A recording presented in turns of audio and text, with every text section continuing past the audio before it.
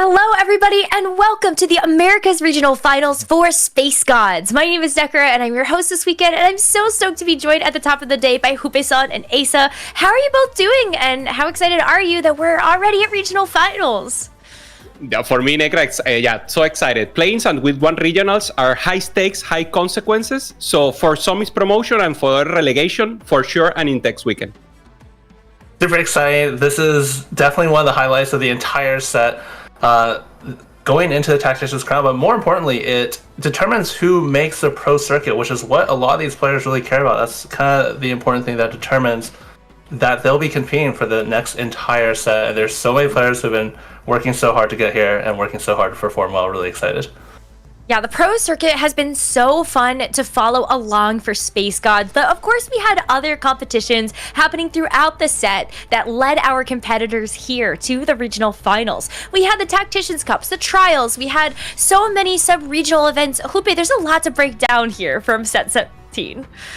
Yeah, I mean, the full amount of tournaments that occur, but actually there was like a merge, right? Trials got together with cups, so it's actually now very easy to know, okay, I'm in tier 2, I need to go for the full 2 weekends of each trials and try to get my placement here to play-ins or to with one directly. And of course, now you can sum points also in trials that give you an additional qualification. So actually the evolution of the competitive roadmap, I love it. And of course, that little guy that I know you love, Nekra, is the one pointing out where we are today. Now we're here. Yeah. It's the regional finals. Asa, this is where it gets so important for our competitors because we've got 16 players that are actually going to be competing today in the play-ins, and you can see them listed on the left side of your screen there. Yeah, absolutely. We have 16 players. 4 of them who were the weakest performers in the TPC have to play through play-ins, and then there's players who qualify through ladder, as well as through qualifier points from those tactician trials who are in the tier 2 circuit coming in. So all of these players, 8 of these 16 players will advance to tomorrow, where they will join the players listed under week 1 to try and make it to week 2. Wow, there are so many incredible players scattered all throughout this graphic. We'll see our week 2 players, the strongest from the TFT Pro Circuit, maintain their roles for the next set, as well as see if they can fight their way to that Tactician's Crown. But all of this action taking place across 2 weekends means that we get a chance to watch a lot of TFT. So for today, it's going to be 7 games. It's actually a really fun, fresh format change where these 7 games today are going to determine those top 8 players. And it's going to work like this. You got 5 games. We're going to make a sandwich cut, as we like to call it. So the top 4 immediately get to advance to tomorrow, and the bottom 4 will be eliminated. And then the final 8 players are going to battle it out across 2 more games to determine the final 4 that will make it to tomorrow. So there's a lot to play for, a lot of action to cover, and so it's really exciting to be able to dive into these players a little bit deeper. The stars of our show today for the play-ins. We've got to start out, I think, with our underdogs, right? Because this is where heroes are made, and I love being able to talk about our competitors that are either coming in as new faces to our circuit, or maybe they just don't have quite the competitive experience to really back up their name yet. And so for me, we've got to look at Super Pino and Silencer. These are going to be the 2 players that hopefully they can make a mark in TFT starting today. Yeah, they want to have the option, the chance to advance to TPC. For Tuperpino, this is a guy that is an OG for TFT. Playing since set 1, always been grinding. Regional finals, only won in Inborn Fables. And then he took L'Oreal Legends off because he moved to Chile to be with his girlfriend that he met her while playing TFT. So a lot of lore for him. And for Superpino, this is a chance. He really, the plan is just to get to, obviously, TPT Pro Circuit, and if possible, of course, go to Tactician Crown. Silencer is, I gotta say, the biggest underdog coming into the play-ins. He has only been Grandmaster in the last 6 sets he's been played in, which is actually wild. But in this set, he's been able to dedicate more time to TFT. He's had twice as many games as the other sets. I think he's obviously still a big underdog, competing on such a big stage for the first time, but we'll see if he is able to leverage that extra time into TFT. And we saw other players like Marcel P, for example, where he was struggling, and then once he committed to spending more time on TFT, he started doing extremely well. I love we get a chance to see that happen for some of our competitors. And even though maybe you only hit Grandmaster on the ladder, doesn't mean that you also can't perform, since being a part of a tournament does play very different to your ladder experience. But while these two players may be our underdogs, Super Pino and Silencer, there are a couple of competitors that are truly standing in their way. Some of the most battle-tested titans that I honestly cannot believe I'm saying are even as a part of this play-ins process. Yeah, starting off with Grea. We did a small pool here with our caster and the analyst desk, and everyone was like, Grea. So I hope there's no caster curse here. Of course, the pedigree of this player. Started off playing TFT for fun, then was coach. He was coaching Team Liquid, coach even with ASA in the TFT coaching project. And after, he was like, okay, I'll play.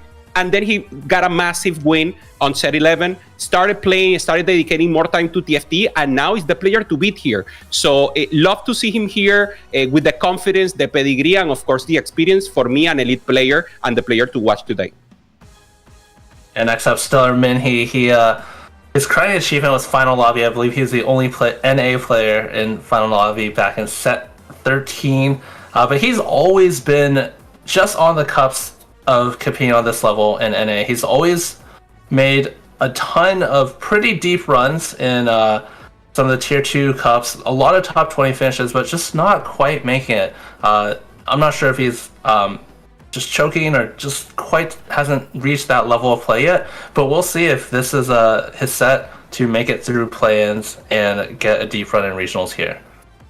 We got to talk about this Brazilian Storm, though, too. They are here. They are ready. All 4 of these competitors from Brazil, Lucas, Babzura, Quinta, Ego, they've all been to a Tactician's crown before. So not only have they proven themselves within the regional finals, but they've also proven themselves on the global stage. But, Jupe, it's kind of incredible when you take a look at just the 4 of them grouped together. Brazil, they always have that magic. Yeah, totally. Lucas for sure the favorite. And if we put together Babzera and Ego, that's 3 Tactician crowns and 11 regional finals. So for sure, the Brazilian store will be present today. I cannot wait to see all of these competitors for sure. Quinta's kind of like the not as much history as the other 3, but he been doing extremely well recently. Not so much this set, which is why he's in play-ins, but last set and the one before did quite well, and I think he definitely has the opportunity to show what he's got in regionals. I think making a final lobby of a regional finals is a huge statement to make and something amazing to tack onto your TFT resume. So Quinta, I hope, can really show us that alongside the rest of our competitors. But I gotta say, it doesn't get any easier when you take a look at some of the other competitors we have competing today in the play-ins. Dare I say this is the most stacked play-ins day we have ever had, because you say that every set. I know. Every set you say the same. I feel like it's becoming a meme at this point, but like it's also true, because take a look at this. You've got Kyun, Philip, Basso Skills. They are also competing today, and may I remind you all that half of these competitors will make it to tomorrow. Half of them will be eliminated. Their journey will end at the end of today. And like, I could not imagine Kyun, Philip, or Basso going out today. I mean, you better believe it, because that's part of the reason why these guys are in tier 2 or in play-ins to begin with. There's a lot of high variance. It's only 7 games. Anyone could be eliminated today, but I gotta say, like, I think Kyun, to me, is the big favorite here. Kyun has always been very, very close to the top. He hasn't quite made a Tactician's crown yet, but he's been so close so many times. He's gotten tons of top 8 finishes in final lobbies and so many different events. So really hoping Kyun is able to make it to tomorrow. Yeah, totally. I want to talk a little about Philip. I met him when he was starting with Milala and Weishan, that famous story group. Also, Bosso was there. And Weishan got the breakthrough, and Philip was so close in Cyber City, 2 spots away. But after that, he won a cup, and now is a player you fear. You don't want to have Philip. He always goes for maybe a niche comp. He's always present. He's always tempoing. He can find a 3-star forecast quickly into the game. So, I mean, it is a player also to beat. And as you said, Necra, one of the most stacked planes we've ever had. or the most. Yeah, I mean, it's going to be a really hard fought day, and Basu Skills is also a player that is not going to make it any easier. While he's also looking to chase his first Tactician's Crown appearance, this is a player that has been a part of the pro circuit since it started in KO Coliseum. But today, during this set, it's going to be the first time that he actually tries to maintain a spot starting in the play-ins. He's made it to week 1 or week 2 before, so this is going to be a really big test of strength for him. Can he make it through maybe potentially 7 volatile games today, and then also fight his way back through the rest of week 1? All 3 of them, I think they really do have a great shot in order to do so, but you put all these players together and it is going to be a super tough day of competition. But I think before we get into things, Hupe-san, Asa, we gotta say and try to encourage the people to maybe come join our pros that are here. Maybe it could be you at the next regional finals. Please scan the QR code, get your compete card, go check out competetft.com and see what is available for you to kickstart your TFT journey. I mean, both of you have competed in some of the cups, the trials, and these high levels of competitions. So what can you say to our viewers that are hoping maybe they might be here one day? I believe TFT is one of the most accessible esports there is. It's not easy to get there, but it's possible. You need to really be there, maybe have a study group, try hard. In my case, when I was high challenger, that it was too much of a challenge for me to be there. I was able to get to cups, I was able to compete and have a chance, also go to open or something like that. So it's difficult. It's not easy at all, but it's possible. And having that possibility that in other games, even if you're very good, you don't have a chance, I feel it's amazing. So get your card, get your compete card, and go for it. Maybe try for a set fully deep, and maybe you can go full pro player and advance to TPC. Yeah, I completely agree with Hupa-san. Every set, it's reset every 4 months, and you don't need to find a team. It's a solo competition, so every single person has the opportunity to compete. It is very, very challenging to make it to this level, though. It's really shown in the players who have made it here have been working so hard for this for so long. But everyone can do it, and check out Compete TFT. And I think another good thing to do is to join the America's Esports Discord, and then you can play in sub-regional events that can qualify you directly to the Tactician trials as well. And other community cups to just get that competition in for players who may not be as experienced in TFT. It's a super great way to get your feet wet, and I know I have really enjoyed competing at the sub-regional tournament, so I hope we get a chance to see you there and maybe even see you on this stage at some point in your TFT future. But that is going to be us from the mainstream, but make sure that you're also checking out the rest of our amazing co-streamers that are going to be following along the action throughout this weekend and next weekend. We've got a couple different languages for you as well across different continents, so make sure that you check out all of these amazing people as well as your favorite players, because a lot of them are also streaming their perspectives, so you can go cheer them on. I'm so excited that we get a chance to have all of this different coverage, because it means that you got your bases. You can follow our main broadcast, or you can also follow an alternative lobby that's also getting coverage. So we just hope that you're here to enjoy TFT, especially on its birthday. Happy birthday, TFT! This is so cool. We get to do competition today. Yeah, I mean, for the TFT again, and I was hearing that also Dish Soap, so double birthday today. Happy birthday, Dish Soap. A game that has changed the lives of so many people. I mean, just joy, and I hope is well, now with the change of engine of the tech change, the hope for TFT is for the future. So actually, there's a big bet on Riot for TFT. So I feel this birthday will be a lot more with this change to Unreal Engine. Absolutely, it's hard to believe we've been playing TFT for years now. It still feels so new. I think part of it is just how many new sets we have all the time, 3 a year now. So very, very exciting. Always ways to keep things interesting, but we are ready to go and get our play-in started for the regional finals for the Americas for Space Gods. And so that's going to do it for myself and Hupe-san and Asa for now, but we're going to throw things over to our first casters to kick things off. We've got Sealy coming back to the broadcast, and for the first time ever, can you all please give it up for Sub-Zero Arc? Thank you so much, Necro, for inviting us to TFT's birthday party. It's so fun to be invited and a part of this great celebration and joined alongside Sub-Zero Arc. Thank you for joining us. So glad to have you. Yeah, I am absolutely so excited to be here. I mean, regionals is the top of all competition in our region, and especially play-ins is the place where, I mean, some stories, the storylines for new players who are up and coming get made, and also other players sadly have their stories end here. So excited to get into all of that and do my first ever real official cast. So very hyped. Yeah, well, we're really glad to have you and super excited to see all the storylines that'll be formed this weekend. But I have to ask you, can we get a Sub-Zero Arc like YouTube intro for this tournament? Can I get one real quick? What's up, guys? Sub-Zero Arc here, back for my first ever pro TFT cast. That's what I was looking for. Now we're here. Now we've arrived. I love watching your videos, so I'm excited to break down the action with you today. It is going to be a chock-full day because we have 7 games to get through before we determine who moves on into week 1. And this is a new change this set. It was 6 games in the play-ins, so 4 games and then a cut and then 2 games. And this time we have 5 games before that. And I think this is a big difference because it starts to, break down that variance just a little bit.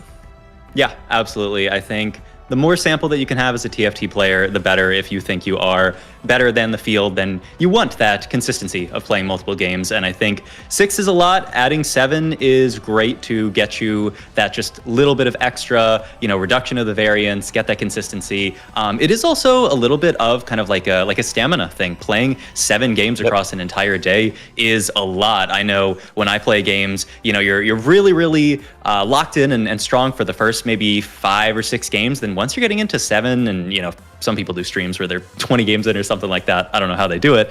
But around game 7, you start to get quite fatigued. So we'll see how all of these players hold it up getting into that game 7. Me personally, I just think it's a ploy to get us to say 6-7 as much as possible. But, for the players' sake, we'll believe it's to limit the variance. But we see our first lobby on screen here. Lobby 1, Bosso Skills ready. Quinta, Ego, Silencer, Kyun, Jukyu, and Koala all entering for their very first game. And Sub-Zero Arc, what stands out to you the most for this first lobby? I mean, this is a lobby that has a ton of kind of variance. You have sort of like the new guard in here and Silencer trying to, really put his name on the map here. And then you have more of kind of like the old guard of, Kyun, he's been here for a long time. Bosso, this TPC mainstay here. So we've got a nice mix of old and new here. And I'm really excited to see kind of like the clash between these types of styles and see who comes out on top. I think one thing for this first lobby specifically is that all 4 of our TPC members that qualified into play-ins are in this first lobby, which means that, hey, these are the guys that are in the best of the best. They made it to this tier, and now they have to fight back and see if they can get to the point where, hey, I'm not going to get relegated. I'm going to maintain my tier 1 spot and really prove that I actually do belong here, even though I had a few rough tournaments this set.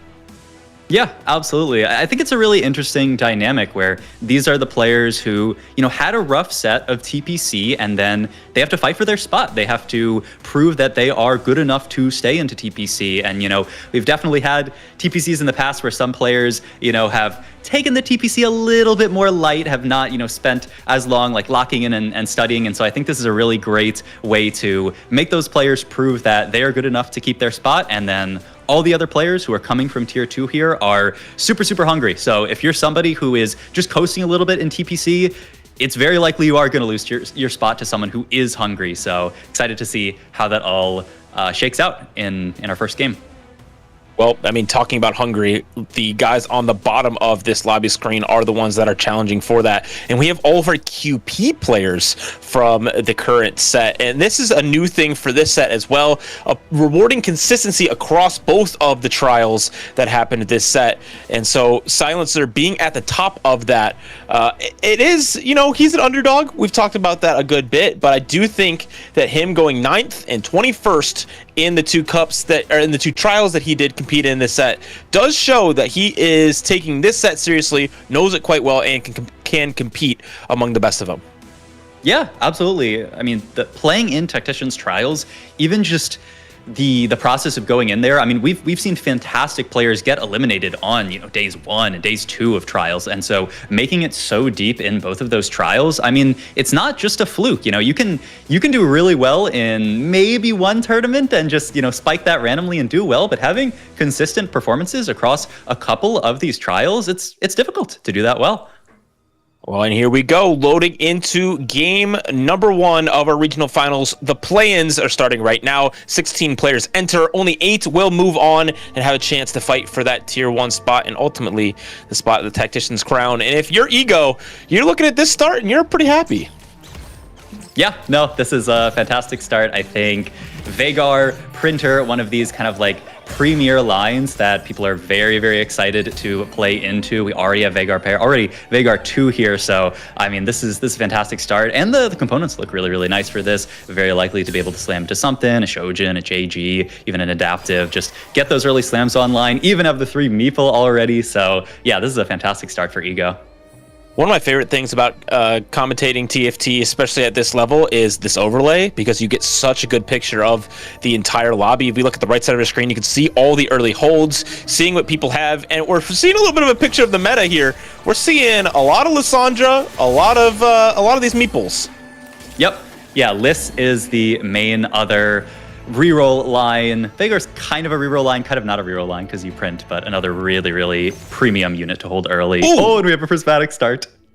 Okay, prismatic start means that this will have a lot of variance to get us started here in our game number 1. Exalted Adventure, I've heard, is an insta-click for so many. Yep, I love this augment. Let's see, we get Zoe. Okay, waiting to pick up Milio. It's a lot of good potential third options here. And Akali. Okay, I mean, it's a little...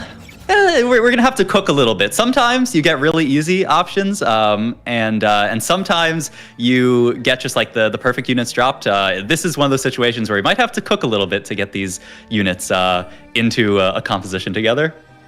The good news is our gods for this game are Varus and Echo. So Varus often can help these reroll comps and give you duplicators that you need. Greya did take the Tactician's Kitchen and got Primordian right off rips. This is great for Econ and also Direction. The Primordian is a great way to start right now, especially if you can get into Jinx. You can even reroll it if you want. And so I'm sure he's happy to see that. Yep, for sure. I mean, he's got these 2 Jinxes on bench here. I think very likely that this is going to be a Jinx Primordian reroll setup here. Primordian doesn't have sort of like the highest cap of all these other emblems. You can't get to these like prismatic traits or anything like that, but really nice to have this 3 Primordian start here with it. So definitely not bad. And the extra unit slot that you're going to get from this augment as well, pretty solid to allow you to just fit in anything on this board, extra challengers, extra Nova units. There's a lot of units that you want to slot in on this board. So actually a pretty solid start with a kind of an interesting emblem. Well, Babzera already has 5 units on his board, getting that Tactician's crown here early, and that is what his sights are set on. Babzera, I just checked his ladder stats. This guy is just, you can believe this, 2,400 LP on the Brazilian ladder right now. So this guy is warmed up, ready to roll, and has been absolutely dominating ladder. Yeah, one of these players who I think just an absolute ladder demon in his region, so can definitely be confident going into this. Already got off the expected unexpectedness, the Fawn here, which is insane here. 5 units to start with. The only thing you do have to be careful when you are starting the game with an extra unit slot is this taxes your econ. You have to spend more gold to put more units onto your board. So we got to be a little bit careful here that we're making our econ threshold still. We're still making 10 here, which is really good. And we have this Gnar pair to start with. The IE already slammed here. This is very likely to just be a Printer Gnar game, and that's another fantastic line to play into. Ego playing around Deadlier Caps, stacking infinite AP like this is League of Legends on this Veigar, trying to cap out really high. We know that this is really powerful, being able to print at 7 meeple, but you see that the econ is a little bit rough here because we want to continue to push the tempo and kill as many units as possible because that's how you get that AP. Yep, one of these spots here where we really need to keep our streak. If we end up dropping our streak at any point, it's going to get a little bit scary for our econ. We do have the 4 Vegars already, so already on the way to kind of every single Vagar that you pick up on your way to that 7 Meeple Vagar printer is 1 round less that you are going to need to wait to get to your Vagar 3, which is really, really nice. So a pretty good spot here, and yeah, even going to sell off there to make the 10 gold just because we need to prioritize econ in this spot.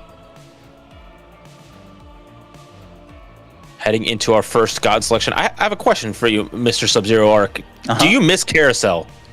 I do a bit. I do. Like a lot of other players, I miss the kind of like everyone kind of coming together here. You get to see them here, but you don't get to see as much of like the, oh, I'm like interacting by like stealing somebody's item off Carousel. So I'm excited for the return of Carousel in future sets. But I mean, I do think this god selection is very cool as well. You just like to bully people. That's what I'm learning. You just like to steal what other people need. You know, where you know, you can just take the blessings here and just go on and get what you need. But also, there's a little bit of that, you know, difference in counterplay because you can't quite steal a component that somebody else needs. But also, it's easier to get what you need because you have a little bit more options to work with. So it's a very unique. I love that they're giving this a try, and I'm curious if it's going to come back or not. I have no idea. Yeah, well, we will see. I think definitely it's a place where the TFT team can innovate a lot if they want to. So we'll see down the road if that's something that's going to happen. So Qual here also has deadlier caps in this spot here. So this augment did get buffed this patch. So definitely something that a lot of people are saying. You know, it gives us access to a death cap. Ooh, this board also has a Meeple emblem. What I'm noticing so far is a lot of people, and we talked about how popular this Meeple line is. A lot of people, we already know, guaranteed, I think we have at least a Vagar player, at least a Gnar player. This Meeple emblem here, very, very good odds that Meeple is going to be very contested in the late game. And Silencer trying to play around Timebreaker to get some rerolls. And, you know, Milio's one of the units that he's looking to 3-star. So I'm curious where he's going to actually end up because it is, you know, maybe not the easiest. Do I see that in the top right that Ego has 7 Vigars already? We're not even printing. He just has that? Oh my god, yeah, where did he may have taken the Varus boon that gives you an extra unit and taken multiple Vagars off Carousel, but yeah, I mean 7 already, he might hit 3-star before he even gets to 7 Meeple. It's also going to be kind of annoying for anyone else who is thinking about playing into Meeple here. It's going to make it harder for them to you know, potentially find Vagars and print them. So yeah, going to be quite annoying for other people. And also on the 100 streak, right, if we can 5 streak and almost be at Vagar 3, I mean we could even think about rolling next stage just to hit our Vagar 3.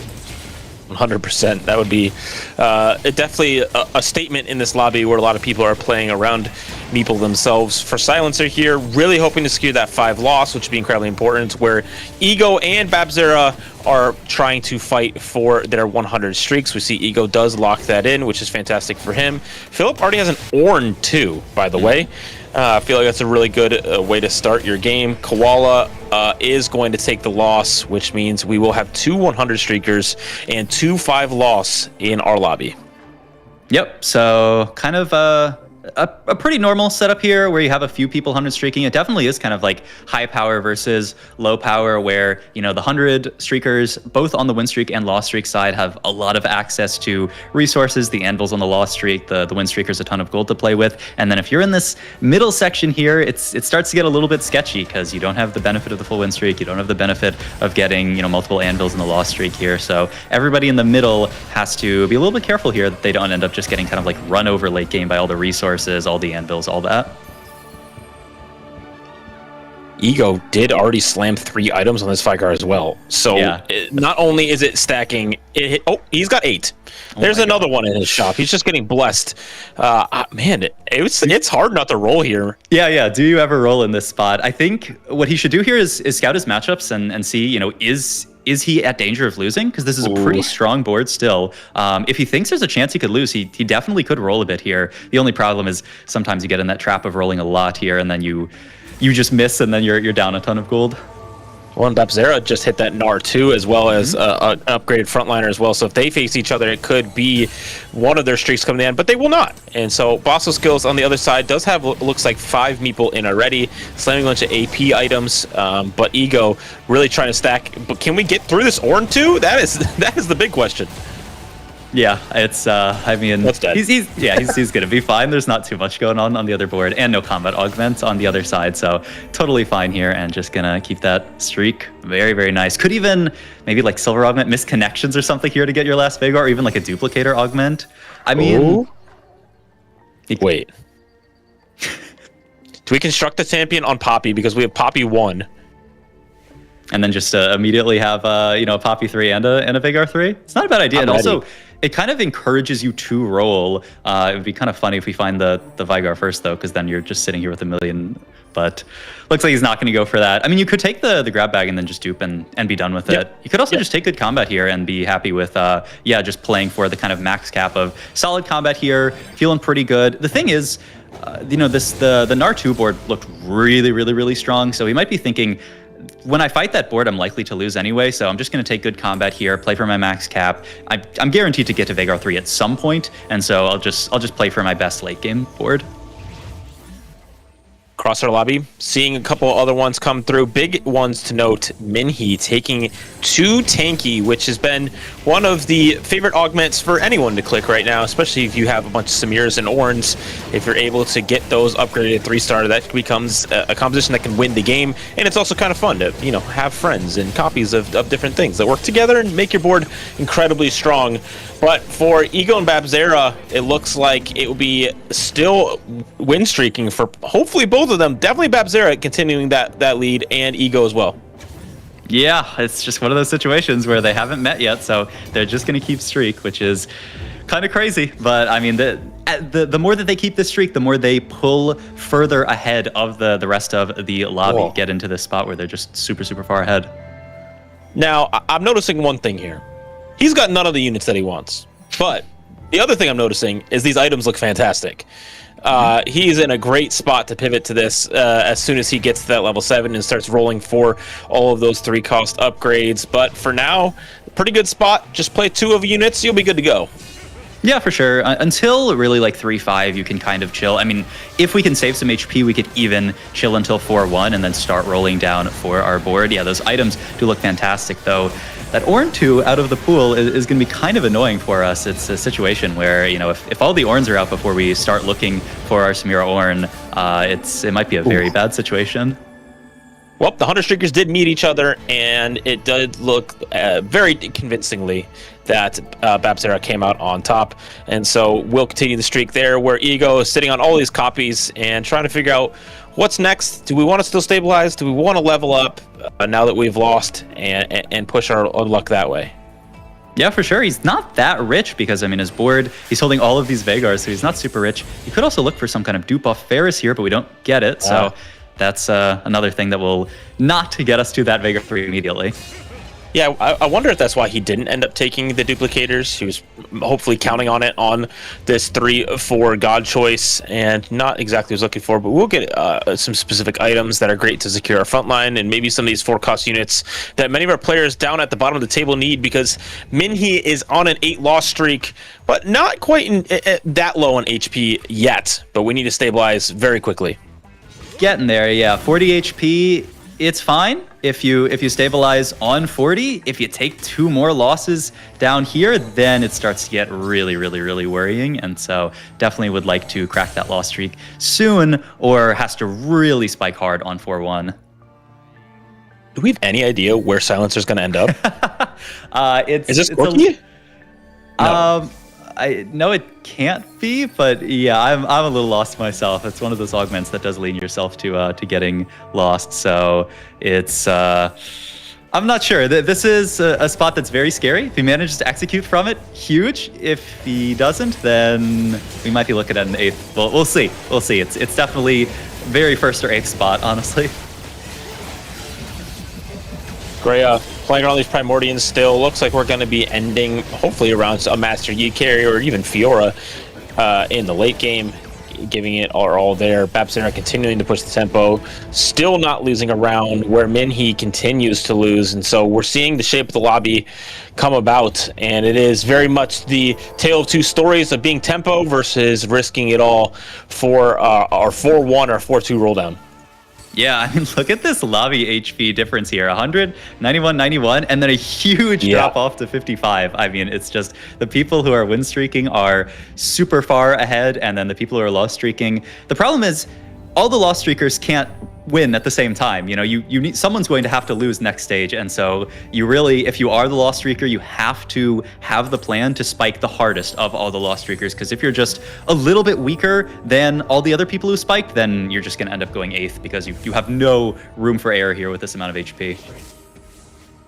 Qual on the other side was our other dead leader, Caps player, not re-rolling though. They're just taking that and moving on. It looks like they might be playing around the mech. They're holding some of those units on bench, or maybe even Voyagers in the late game. You see a lot of Voyager flex these days, playing around either Nami or Karma, or whatever else can fit into that backline that we get upgraded. So curious to see where we end up.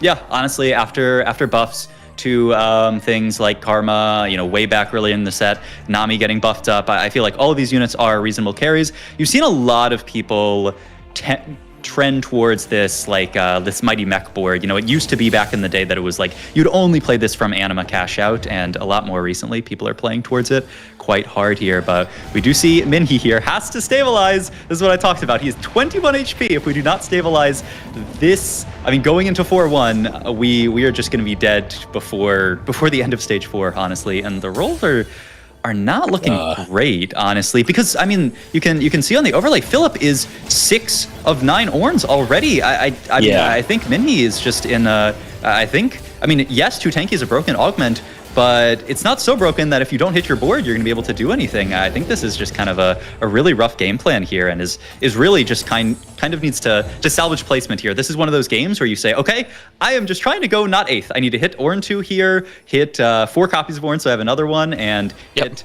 whatever I can in this spot here, and just try to salvage any placement that I can in this spot, because it's looking pretty rough here. Still only 2 Orns. We really need a frontline upgrade, and we're not hitting it anytime soon, because Philip has 8 of them. And so, and a bunch of Samirs as well. So they are directly contesting each other. They're also friends. So they're also on the same team in 4v4. So I don't think we've got good team synergy happening right now, even though they did qualify for EWC. Yeah, this is not what I do to my friends, but I get it. It's TFT. You gotta do what you can do here. I mean, it's just impossible to contest somebody who has Pris ticket, right? There's so much rolling that Philip can do, and there's just it's impossible to reach the amount of units that they're going to reach. So I feel like this is a very, very rough spot. The upside is 2 tanky is a lot of combat. So like I said, if we can just get to even like, you know, the Orn 2, we have the Orn 2 here, and we have the 4 copies, you might be able to coast and get like a 6th or something just with that combat power there, but we're never going to be able to have that high cap. Well, here we go for our final augment choice of the game. We see a booster pack from Minhee to give that extra gold that he needs. It is not the units that he's looking for, though, even though we do have a Blitzcrank and a shiny Aatrox. So, you know, sometimes we high roll. Yep, he got that. I'm pretty sure Philip also got a Blitzcrank from his augment, which is just this. I feel like this happens to everyone. When I look over at someone's board, they always, you know, find the exact 5 cost that they need. They find it on level 8 or something like that. And yep, both Space Groove boards have the Blitzcrank online, which is a huge upgrade onto this board. I mean, Philip's got a pretty nice spot here, who also has the Shen. So pretty happy, though. Really trying to find the Orn 3 and just has not found it just yet, because I mean, there's 4 copies out. It's still not super easy to hit. Well, we did hit on this board. Silencer finally hit his Exalted Adventure, and that is a lot of HP on this Gragas in the front line. But the damage I'm very interested to see in this board, because maybe we're going to be going towards like a 5 Nova board. But right now we're kind of just cooking. Yeah, this is quite the cook. This is not a board you're going to see on TFT Academy or anything like that. We just made this up on the spot here. I mean, Milio is a unit that a few patches ago he received some buffs, so he's actually, I a decent carry, definitely not like this 2 cost that people are playing towards as reroll very often, but one that can definitely do some work. You would really like to get to a 4 Fate Weaver. I just don't know if it can exactly fit onto the board, but we will see here. And yep, Philip has that Ornn 3 onto the board, so he should be quite strong here. The only scary thing about this board is we don't have any real combat augments. We didn't, our first augment's econ, our last augment's econ and items, and then our middle augment. Interestingly enough, it ended up becoming a brawler spat for this Ornn. I think a lot of people would look towards getting like a Space Groove emblem here, getting a 7 Space Groove, but actually just threw this brawler spat onto the Ornn here as just a solid enough item onto him. Yeah, and it also can't get the Radiant upgrade, which I think is an important part of just like controlling what your Ornn is going to have in these matchups. But it is a very interesting spot because hitting the Samira is going to be nearly impossible for both of them. There's so many copies out of the pool, and so getting that final upgrade specifically for Minhee, who needs it desperately to get that 2 tanky really online, it is not going to be easy to find the Ornn either. But an important win for Philip here. It is going to be dicey for both of these players. We'll see. I mean, there could be dupes from Varus. We'll see. Nope, no dupe from Varus, so we're not going to get that, added ability to hit. What I will say is, for Philip, his contester is on 8 HP. So you just have to live until Minhee eventually loses, which seems pretty likely at some point. The sooner the better for Philip. And then you can just collect that Samira 3 and then hit your max cap. So that's what Philip's going to be looking for. And then Minhee, once again, is just going to be trying to hold on for dear life every single fight. There's nobody else who's that low here. Bosso at 29 HP would be the person that you would hope could somehow take that 8th place instead of you. But we'll see. We'll see if it's doable. And Bosso is flexible, so he's continuing to scale up throughout our fights. We're now 2 off here for both of our players that have Samira. And so, we do find... Okay, we sell it instantly, but, it would have been an interesting addition to add this Jhin to the board, but we need to upgrade to level up in order to get that on the board. Yeah, in the spot in level 7, you really, ideally are just getting the 2 tanky on both the Samira and the Ornn here. You could think about adding the Jhin to this board if you feel like you really need more damage, but that second Samira, it's a good CC, it's another Space Curve unit, it's very, very solid for you. And we're up against Greya's board, who did end up going the Jinx reroll route, made it to pretty much everything here in this spot here, with the only downside is we're not quite 3-item Jinx yet. Really need to get some damage onto this Jinx here, but even so, this Jinx unit is a beast, so it might be enough on her own. Oh man, not being able to take down that Rek'Sai in the front line easily. And the Blitzcrank trying its best to get through there, but it will not. Minhee will drop out in 8th place. And he's a player this set that has a 3.44 average in his Tier 2 competition. And so for him to drop out here is definitely a shock. But we'll go back next game. We have 5 games before our first cut, and so he'll be looking to bounce back. For Bosso skills here, flexible being the choice. I'm sorry, this is hard commit for Bosso, and so he is playing these meeples and playing on Karma, which is very interesting. Yeah, this is another quite a cook here where we are playing Karma Sona duo carry. You've seen actually a lot of people recently kind of do this idea where you can play around a meeple frontline in Shepherd. The usual unit that you link through is Bard, because you're always playing Bard on these Shepherd style boards. You can pretty easily get Meepsy and then the Rammus onto your board as well and just play through that really, really nicely. This is kind of one of those situations where, maybe some of the units that we were looking for were taken, so we end up just finding a Karma 2, playing around with these AP items, and it's one of those situations where you see this board and you say, ooh, this looks really, really cool, but a little bit scary looking at his HP. Sometimes the boards that look really, really cool are the boards that end up bot 4ing, though. He's going to win this fight against Philip, which is actually a huge win for him here. I think with the curve that Meeple has being quite tanky, and also with the combat augment with best friends, I think there's a good chance for this Karma to ramp up enough, and now we have more tank items to go with it. And so, we saw in the last fight, you got the backline access coming through because of the way that Karma's casts work, and we're able to get to something like a Samira in the backline. And so maybe he can turn it around, but no one is cooking as much as Silencer is. He has these units upgraded. He's looking to level up and put in 5 Nova, it does look like, which is much better on this patch. Yeah, for sure. A lot of the Nova options getting buffed up. Even we don't have anyone playing it this game, but you've seen more people playing towards like a vertical Nova, like Kindred carry, things like that. There is even an, in my opinion, forbidden reroll comp, which is this Aatrox Caitlyn, which I don't know if we'll see today. I am a bit of a hater on it, but we'll see. Maybe someone will play it today. It'll be interesting. This is an interesting spot as well from Philip here, who never really, he made that early Gunblade in LW and then never managed to actually get to some last items onto Samira here. So just an LW sitting on the Samira 3. Upside is that we have the Nami 2 with these carry items, and we have the Blitzcrank as well as dual carry. So we'll kind of be okay here, but it feels awkward that we did all this work to get to a Samira 3 that's sitting here with one item. Really would like to live long enough to make it to Carousel and get some extra items here. Only so much you can do in this spot, though. I think this Nami is much more powerful on this patch with the buffs that came in late in the patch, and so we're going to see it very often as the common AP flex carry. And this Gragas, though, just does not want to die. Oh my god, the Nami clutches at the end. Philip jumps out of his chair. I mean, that was such a close fight.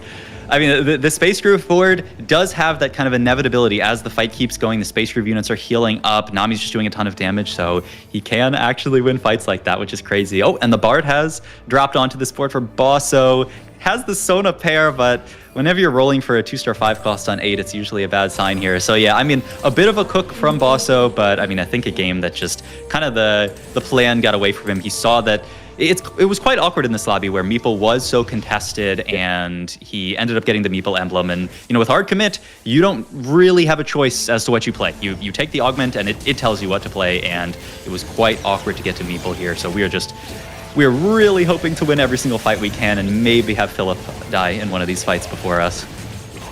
I will say the trick web does look good towards the end of this game. It looks beautiful. It does, but that doesn't always equal combat strength here, as we're seeing the front line did fall down very, very early to this Melio with the Radiant Giant Slayer, and Bosso will be slayed down in 7th place. For Philip, does lose as well.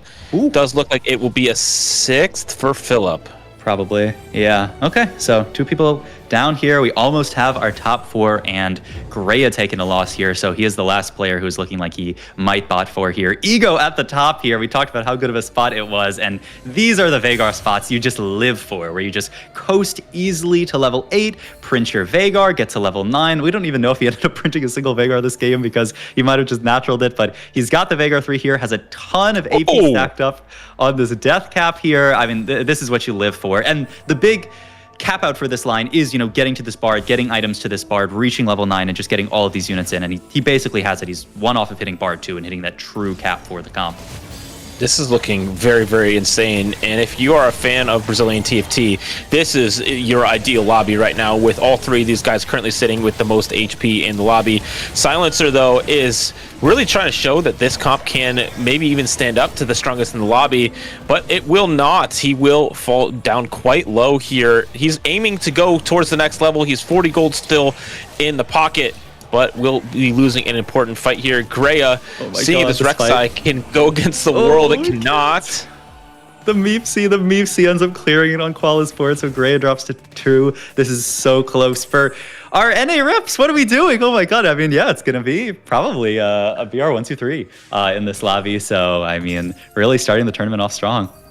I would like to say 6, 7, 8 all study together, and I'm pretty sure that when you have the same read, sometimes you can test each other and just hold hands, and that's exactly what happened here for Philip, Bosso, and Minhee. So we'll see if they can bounce back in the next game. But Silencer not able to quite get to level 9 yet, so we are sitting here with almost 50 gold, maybe saving it for next game. Yep, this is one of those situations where there's not that much as far as upgrades, so you just have to hope that you can win this fight. And we have quite a fight here on both sides here. Both players just trying to hang on to their last life. Man, Greya is now wrapped by the Rammus on the left side. That Veigar is doing an incredible amount of damage. And on the right side, we're seeing Silencer getting taken down as well by the Jinx and friends. But who took a bigger loss here? Yeah, both lost here, so it's just going to come down to HP. Looks like Silencer. Yep, Silencer. Top 4. I mean, that is quite a top 4 out of Silencer. Those were some very strange units to get, and managing to cook and get that top 4, I mean, shout out to him. That was a crazy game. I mean, that was impressive. I'm not going to lie to you. It was a good way to start for Silencer, who is, an underdog. And oftentimes when you're an underdog and you're put in awkward spots, it's hard to execute. And he did. Getting that top 4 is definitely a cause for celebration, but not as much as if you're a Brazilian fan, because it will be the 1, 2, 3. But now it's all about who comes out on top, whose caps are deadlier, I think will be the solution to this lobby. Yeah, for sure. I mean, Ego in an amazing spot here. We are seeing Koala take this pretty bad loss here. Yeah, I mean, it's just this. I mean, look at this lobby HP domination here. 55 HP and then a loss there from 54, but still combined prior to that round, over 100 HP sitting in the top 2. So it is just domination from this top 2 here. Also, the 2, I think it was 7 streakers being 1, 2 in this lobby, really showing that playing from behind, unless you have Anima in, is not ideal right now, especially early on, while we're still trying to figure out what is best in this tournament meta. Being able to play from ahead, having the extra resources, having the extra HP to work with is going to make a huge difference. Yeah, it turns out winning games in TFT tends to be pretty good, and if you just never lose a fight, then it's hard to lose it all. So great work from both of these players. The question is just who can cap out higher. This Veigar board with this infinitely scaling death cap here, 121 AP on it, which is crazy. Though this Xayah board also does cap out really, really nicely if you can get to things like the Jhin 2. Yeah, both of these boards, and yep, there is the Jhin 2. So both of these boards do cap quite highly here. It's not, I think, a lobby that's going to be obviously won by one dominating player. It's really going to come down to these last few fights, especially positioning-wise versus these sniper boards trying to deny the sniper value as much as possible. We have the Rammus there sitting in front of the Xayah and the Jhin here, just trying to deny as much of that value as possible. And we have great items for our backliners for BapZera, and all of these upgrades now come through. We're seeing that Blitzcrank really pay off, being able to knock that Rammus into the backline on the other side, but the Veigar being up all this time is going to mean so much damage is coming through, and the healing is keeping him alive, but it will be now a fight one for BapZera. We're seeing the amount of damage that comes through the duo carries, and as long as we can take down that Veigar, we'll get the round win. Yep, absolutely. You really got to watch for this Blitzcrank on this board, because if he punches your main tank, especially on these sniper style boards, I mean, that's so much extra sniper value. At the end of that fight there, they were basically getting the full sniper value firing from across the entire board at that enemy board there. And also, other big positioning thing to look for here is the Nunu, trying to make it so Nunu does not get a big ult off across your entire board and just stun basically everybody. So hopefully we can avoid that here. It's a decent setup here. You can see Ego actually has a couple units that Victor there up in the middle to try to kind of bait this Nunu ball away from the corner there. And yeah, it does end up successfully baiting the ball away, though. Is that going to be enough to swing the fight? We'll see. Yeah, does dodge both of them. And you see that this is the highest level of TFT, because we see stuff like that come through. The Veigar maybe getting one more cast off, but it will not be enough. Ego's going to have to figure it out here. We do have 50 gold and probably still 2 lives left based on what we just lost that last round. So we got time to figure it out. We are level 10 now. We do get that Ross on the board to add a bunch of resistances and attack speed. Here still has that unit in the middle to try to bait the Nunu ball here. Does have the Rammus kind of on the opposite side here, so it's pretty likely that BapZera can kind of use the Xayah, yeah, just clear this entire left side first here and then get a lot of sniper value. Good CC there, though. It does look like this level 10 might be swinging the fight here. I mean, the Veigar's doing a ton of damage. The extra front line is there, and yeah, it's going to be the win here for Ego. Here's the big thing that's happening right now, is Ego was our 32nd TPC representative, meaning that they were dead last. They did not win a single game in the TPC this set, and yet they're starting off their plans and looking like they might be able to do it right now, where BapZera, more of the new school of Brazil, where Ego represents the old school Brazilian Storm. They're fighting against one another to see who will come out on top in this game one. A fantastic start for Brazil, but Ego, he needs this one. For sure. It's also that old school versus new school, kind of like TPC versus, tier 2 challenging, trying to come in here. So we will see who ends up winning. I mean, Ego won last time, and that level 10 is a big spike here. So see if that's enough to win this fight as well. Keep an eye on the new cast to see where that snowball goes, and it will go towards the Vygar. Knocking it up is not going to be a winning recipe, but if we can get the second cast off, it will be a big news for Babzera, able to get a big cast off as well. But the Vygar staying up for as long as possible, now sniping onto the backline. The Jhin almost taking it down, but we'll have another fight going on to 6-6 here. And if Babzera wins this next one, are we going to see stage 7? Yeah, I mean, we will. It's so funny because I don't know when the last player died here, but it's legit just these two sitting here for like almost the entire stage 6 just because they had so much HP to play with. So just a 1v1 game at the end here, and all it's about is these positioning swaps. How can you cap your board? We did have the level 10 come in here for Babzera, so is that going to be enough to finally swing this fight? We will see going into this final one. The fake swap for Babzera, able to move him back onto the Stargazer Hexes. We see a swap from Ego. The Vygar is not on the same side as the carries for Babzera, but again, these new snowballs now going to the left again, so Vygar not getting stunned this time. The Blitzcrank TG is quite good though, and that could be the difference for Babzera in this fight. We're continuing to ramp up. The Zaya gets a big cast in, but the front line is standing strong for Ego. The Vygar cast coming through, and it will be the first win of the set for Ego in our first game of the play-ins. Wow, huge game. I mean, had a fantastic early game, just kept up that streak for a really long time. I mean, was a pretty ideal situation to play into for this Vagar printer, and showing the power of this line. One of the lines that I think is at the top of people's tier list, something that everybody's looking to play. And when you get that good spot for it, keep up your streak, reach the max cap, you can win games with it. So shout out to Ego for a beautiful game one. Deadlier caps. I'm going to click that augment more often. That's what I learned this game. That looked fantastic. And also what didn't look fantastic is contesting each other and playing the same lines. So we'll learn throughout the day. We'll see what we can do. But that is just the first game of our day. We'll be going to a quick break and go to the analyst desk to break down all the action you just saw.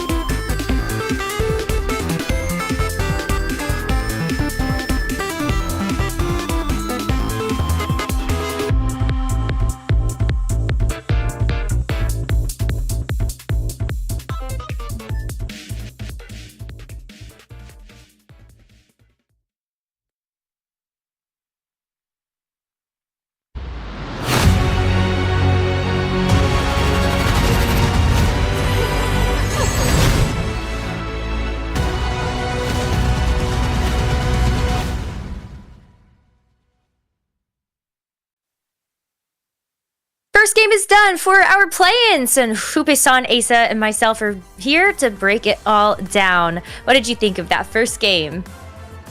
For me, it was cool. I mean, Samira a little overdeveloped. We were expecting seeing Samira to tank it. We weren't thinking about being contested, but it was good because everyone had a game plan. And of course, maybe if you didn't get like a good out, you have to fight for that middle placement. So to start, for me, amazing. Yeah, it's a really exciting finish between Ego and Babzera, who both had amazing starts to the game. Ego going the Veigar printer with the Deadlier Caps, which was just buffed this patch, and then getting 2 extra copies from the first Space God of Veigar, already having 8 going to stage 3, and then Babzera. I think he didn't even print one. Tactician's crown. He didn't even print one. It was just like natural Necra. Yeah, but Sarah, what you mentioned, Asa, crazy that we thought he was going to go for the Nar and then immediately pivot the board in one turn and went for this Saya, getting the Jhin and showing us Necra other options within the meta to expand a little the possibilities. I mean, he realized he was just so far ahead that he didn't need to stay on the meeple line, especially when it was contested. Yeah. You can see, you know, Koala was using a lot of those pieces. Ego, of course, was already chasing that Veigar from the beginning of the game. I felt like, okay, well, fine. I have the gold. May as well just go fast. And still getting second place either way. It feels super good to see both of our Brazilian players start off with 1 and 2. But I feel like this is kind of interesting because, you know, we didn't get a chance to talk about this at the beginning of the day, but we did have a couple of meta changes that did happen, and just some updates that came with the new patch, and of course a couple patches ago, one of which is like we saw Morgana actually get changed to a 4 cost, and we saw Morgana as one of the pieces on Babzera's board for even a brief moment. But there have been a lot of other cool changes too that have affected what we have seen so far in the game. Yeah, Babzera looking for ways to counter a little Ego, and obviously with that Morgana together with the Dragon's Claw was a total counter to the Veigar, and in the end that made a little of the change and the possibilities. And now we're seeing, I mean, the huge contested here on the Samira, and in the end they went holding hands there on the bottom placement.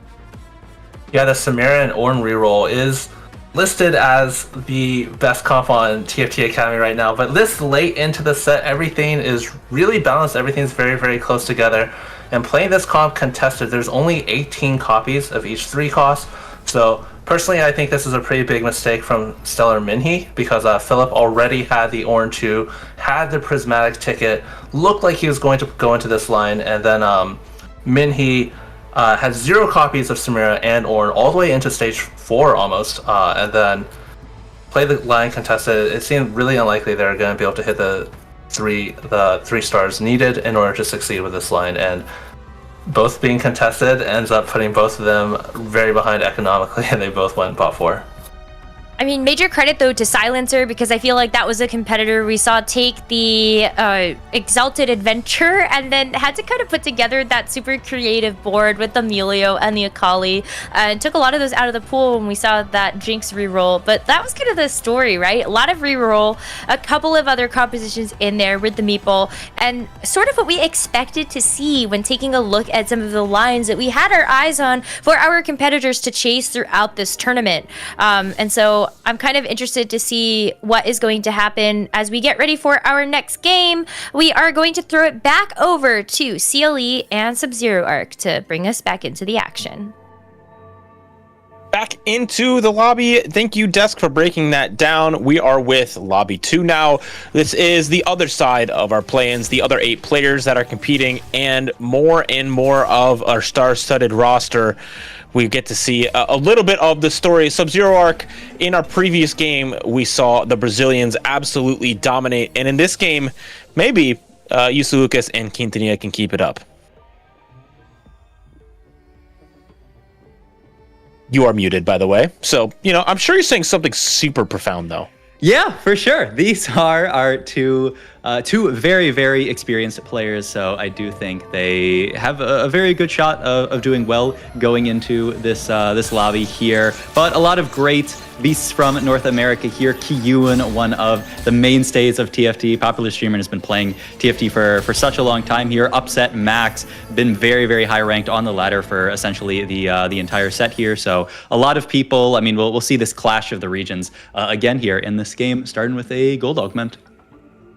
Gold augments mean there isn't a ton of direction unless you get something like spreading roots, like we're seeing Quinta pick up on the right side of our screen. We do know that last time around, Ready are the best storyline from our previous regional finals. Did take that first game win. Another one of our TPC members really showing up and showing that they deserve that tier 1 spot early on. Yeah, absolutely. I mean, just looking at the gold augments that we have here, a lot of interesting stuff here. So yeah, Ready here has that birthday reunion. This augment was actually... It's a question whether this augment was actually buffed or nerfed going into this patch, because they added 3 gold to it, but delayed the 2-star 2 cost that you get from it until level 5. A lot of players saying you can use this to just take the plus 3 gold, push level 5 really, really quickly, and be incredibly strong. The Quinta Neil here with this Brawler plus Space Groove emblem. These are both fantastic here to play into vertical Space Groove. Kiyun has the Conduit emblem, which is really interesting. I've seen this one capped very, very highly. And then Legion of Threes for Lucas here, though it does look like we are getting a bit of a pause here. Yep, a little bit of a pause to fix. It looks like we can see in the bottom left a bugged overlay on the game, so they need to reconnect to fix that. So that'll be fixed here shortly, but I think that these augment choices are often what can tell you a ton about the game, because I think there's a lot of wisdom to choosing your line early so that you don't get contested, so that you have a clear game plan and can keep that HP high. And I think Yusa Lucas, specifically getting that Legion of Threes, very curious what emblem they got to go along with that, but 3-cost reroll, if you can get it online, can absolutely win lobbies. Yeah, absolutely. It'll be interesting to see what I wish we could pan over to Lucas's board here to see what emblem he actually got off of that, because it really makes an impact on what you're playing. Sometimes you do drop off the idea entirely of playing 3 costs, and you just play straight up, for say like a Brawler emblem into a Master Yi line, or you can, play more of that 3-cost style here. The other ones that we didn't talk about here, Jukyu, just a solid Cluttered Mind. This is just a fantastic, in general, econ augment, very likely to play into fast level 8. Jungle Book has the Gargoyle Stoneplate augment, so could play this into an Ornn and just have a super big Ornn. You're going to play for some kind of giant tank here. Could be the Ornn, could be the Mighty Mech, maybe even a Cho'Gath if we have that early, but it'll be interesting to see where all of these gold augments go as we get further into the game. Lucas's emblem was a Vanguard emblem, so a little bit awkward there because there's not too many 3 costs that work in that line, but I'm sure we can figure it out. So we got a few of those on the board right now. Specifically playing around that Leona and that Alawi as your main tank will be a good solution for this. LeBlanc did receive a buff. I know it is a good bit better, but I'm curious to see how it'll perform here at the regional stage. Yeah, absolutely. You can either use this to play into more like vertical Vanguard, 6 Vanguard, and have a huge front line there. You could even, a board that does have some 3 costs on it is the Space Groove reroll board, and then use the Vanguard emblem onto Ornn, get a beefed up Ornn with that emblem, and then also have a lot of 3 costs. We'll see what he wants to play for there, especially because this is, as we saw in last game, a lot of people looking to play the Space Groove line, so hopefully we don't have another contested Space Groove game, but we will see as we get further in. Ready, previous game winner, having a strong start to this one already as well. This is a fantastic start. Obviously not quite having 3 Primordian in, so not farming econ. We're just missing that one little Briar here to get our comp kind of rounded out. 2-star of this Mordekaiser for Kiyun. I'm very interested. This one gives a Mordekaiser, correct? I believe I've not even taken this augment, but I believe so, since they buffed it here. So yeah, it does give you the Zoe and the Mordekaiser here. Yep. So yeah, pretty solid start here for Kiyun with the Mord 2. Yeah, I'm wondering if that gives the direction is, hey, I have a pair of these Mordekaisers. If I click this, I have a strong start and direction. So might as well make it work. I do think that playing around this Aurelian Soul is something we've seen new on the patch. We've not seen it yet here at the Americas Regional Finals, but I know we will. You can play it from an Anima spot, probably preferably, but I do think that you can play it straight up in this Conduit line, and it should be an interesting line to follow along. Yep. All right. As we go into carousel here, Ari, Yasuo. Okay, so the Cosmic Hex is something that's going to bolster some of these, people who want to play reroll lines even further. Anyone who's thinking of playing reroll can pick this up, get a huge tank here, especially think about people who have, like that Gargoyle Stone Plate that's going to scale up with all this HP here. And yeah, you can see the majority of the lobby already locking in on Cosmic Hex, and then a few other people who are not looking to play reroll, who don't have their units yet, are just, going to grab the extra econ from Ari and be happy with that.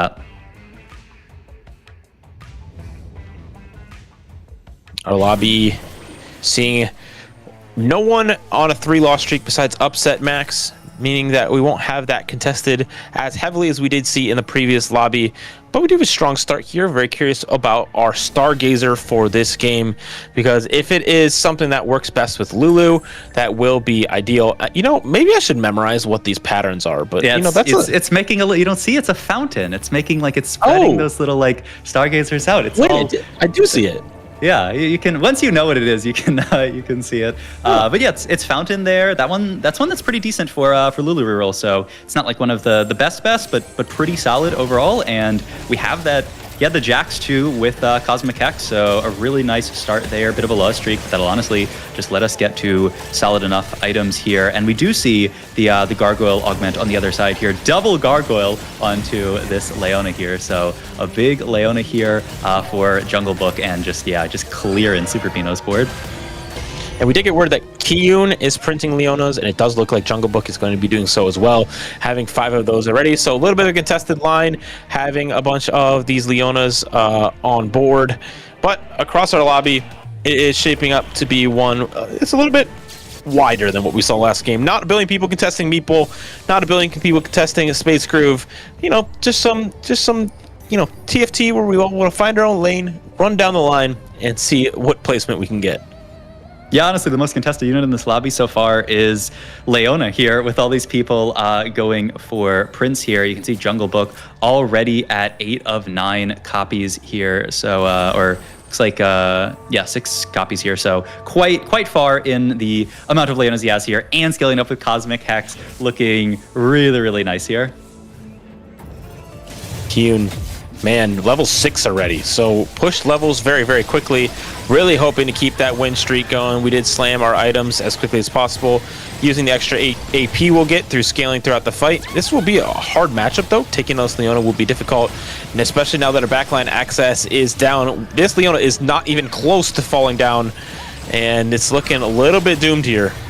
Yeah, this is really scary. I think Kiyun is just going to straight up lose this fight, and level 6 into lose tends to not be what you want to do. I will say, on the upside, he's sitting on 20 gold, so it's not like he completely killed his econ here to do this super aggro level, so it's not horrible, but definitely not what he was hoping for. Really wanted to just push the win streak here with the level 6, so not ideal, but it's okay.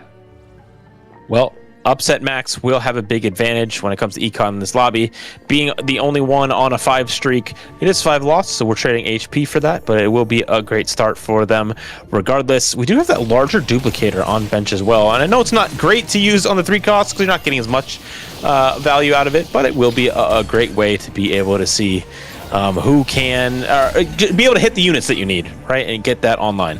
Yep, exactly. It's not technically, optimal to use it onto a 3 cost, but if it's your 8th Lulu that you're hitting, I mean, the amount of gold that you are saving in that spot, the amount of gold that you then do not have to roll to hit that is incredibly valuable. So that's very likely going to be what we're going to see here. And 3 item Lulu already is pretty nice. Just would like to get some items for this Jax. Would be pretty happy to take some extra items off Augment here, or even some extra econ, just because this is going to be relatively expensive board as we get onto level 7. Look for our 3-star 3 costs here. There's a lot going on, and we also need to stop our loss streak at some point, right? For now, 5 loss, making a lot of gold, getting all of our item anvils pretty good, but if we continue to loss streak this stage, then you get in that scary spot where we saw last game, where you're dropping down to 20 HP, 30 HP, and then you need to win basically every single fight, or you are gonna go 8th. 100%. able to get a good cast off here and kill some units. That's the good thing is that Lulu can get to some of these weaker units and do enough damage, especially if you can crit to save the amount of HP while still losing. But we'll be continuing the loss streak nonetheless. But I do think this 3-2 augment will be huge to determine what the rest of this stage 3 will look like. Yep, you can either look for some kind of econ here to give you that gold to hit your board, or if you're taking combat here, then you are basically banking on the fact that you're going to hit maybe like a Lulu 2-on-6 and then use the combat power of that to be strong for this stage. So we'll see what we get here. Certainly late game specialist and the restart mission not very accessible for us. He thought about I respect that he thought for a second about late game specialist is like, oh, could I fast 9 here? But just gonna take the components here. Like we talked about, components are really valuable in this spot to start getting to some Jax items, because you have a Jax 2 that's getting sealed up with Cosmic X. You'd really like to itemize him in this spot here. And it looks like we did immediately find the Gargoyle Stone Plate, which is one of his best items, especially if he's going to be our mega tank in the front line. Ready, having some interesting items slammed. I know he's probably just doing this to try and keep HP high, playing around group hug as well, but going to be a little bit of an awkward situation here. We do have good upgrades. We're a little bit ahead of tempo as far as level goes, and so he is really hoping to turn this 2-loss streak around and now start winning and saving the HP so he can get to level 9. Yeah, this is one of those awkward spots where you take Birthday Reunion, but you don't actually win streak that hard. He's middle of the pack here, and yeah, like you said, on a 2-loss streak, so really would like to pick up a win here, because if you aren't win streaking, it's very, very difficult to go fast 9. You need either some kind of like super strong econ augment on 4-2 as your bailout, or some kind of incredible econ trait. And he's got the 3 Primordian in, but without a win streak this stage, his fast 9 dreams are going to be dead. And if you're taking Birthday Reunion and not going fast 9, it's really rough. Upside is he's pretty rich right now, already 50 gold on level 7, so he's on good tempo, and we are in Ahri as one of our gods, so it's very possible that we can just, you know, take some more gold from Ahri, take some XP from Ahri, and then end up in a spot where, you know, we then have enough gold to reach level 9. Well, someone else that's either fast 8 or fast 9 is Jukyu. He is healthy. He's at the top of this lobby on the 6th win streak, and now has 3 Timebreaker in, alongside Cluttered Mind, alongside being 60 gold level 7. He is rich. He's ahead of tempo. He's high HP, and he doesn't really have any super clear direction, it does look like. There's nothing that's really convincing me to one line or the other, so that means, hey, let's see what 5 costs we can get and see how we can cap out our board and win this lobby. Yeah, usually in a spot like this, if you're kind of curious about, okay, like what is Jukyu even playing, you can kind of take a look at the bench and see what units he's holding. But honestly, I mean, he's not holding a lot of units for a lot of these 4-cost lines. He's holding things like Rost and Akali, and with the Aatrox, he could play very nicely into like a Nova Fast 9 line, and especially, I think after this fight, you can really just commit in your mind to Fast 9. He's 94 HP, a ton of gold. Ooh, this is going to be an interesting choice here, because Cryogenic Hex, one of the best hexes to get out of Yasuo. It's kind of funny, though, because all of the players who earlier took the HP Hex are going to be in the spot where they either have to take 2 frontline hexes and then move their unit out of the Cosmic Hex and put it into the Cryo Hex, or are just going to have to not take the hexes. But yeah, you can see everybody, almost everybody, excited to take Cryogenic Hex here. And it does have some synergy, right? You scale up all this HP on the first hex and then move it to Cryogenic Hex and have all of this extra tankiness. Oh my god, and talking about fast 9, by the way. What is this? What is this? That's a decent shop for Jukyu for sure. The Vex and the Bard in shop. So I think, and I mean, honestly, Morgana's a pretty good hit here as well. So I think if there was any doubt about if he was going fast 9 before, it is completely gone now. He's 100% fast 9 in the spot. If you're an old head in TFT like me, you know who Jukyu is. He's somebody that qualified to the Tactician's Crown back in set 9, where he won the regional finals. But he's not really competed since set 13. It's been a while, and now he's back on the regional finals stage in high rolling. So, you know, clearly he's doing something right. I'm excited to see him compete this weekend.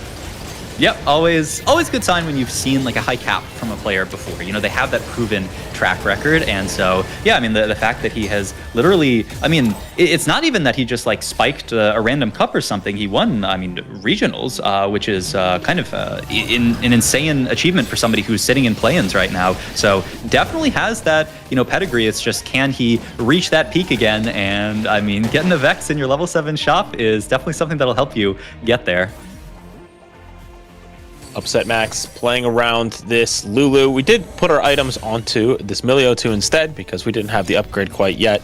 Makes a ton of sense just to stabilize in the mid game, but he's kind of the opposite story of, hey, he's been grinding tier 2 for a very long time. He's a good player, has shown that he has flashes, but has never really reached the top of the top.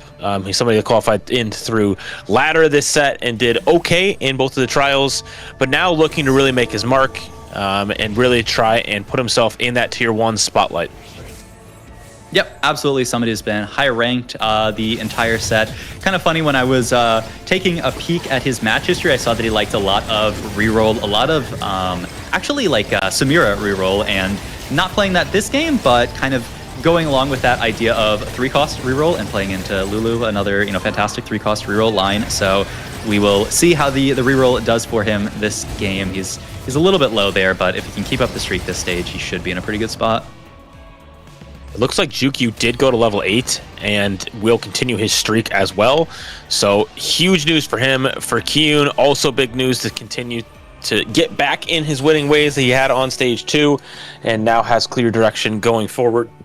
For Jukyu, though, it is... what a setup. Now we have this Vex. We didn't take the Bard with us. Yep. But, we have now clear direction because we already have the unit. So, we can't complain.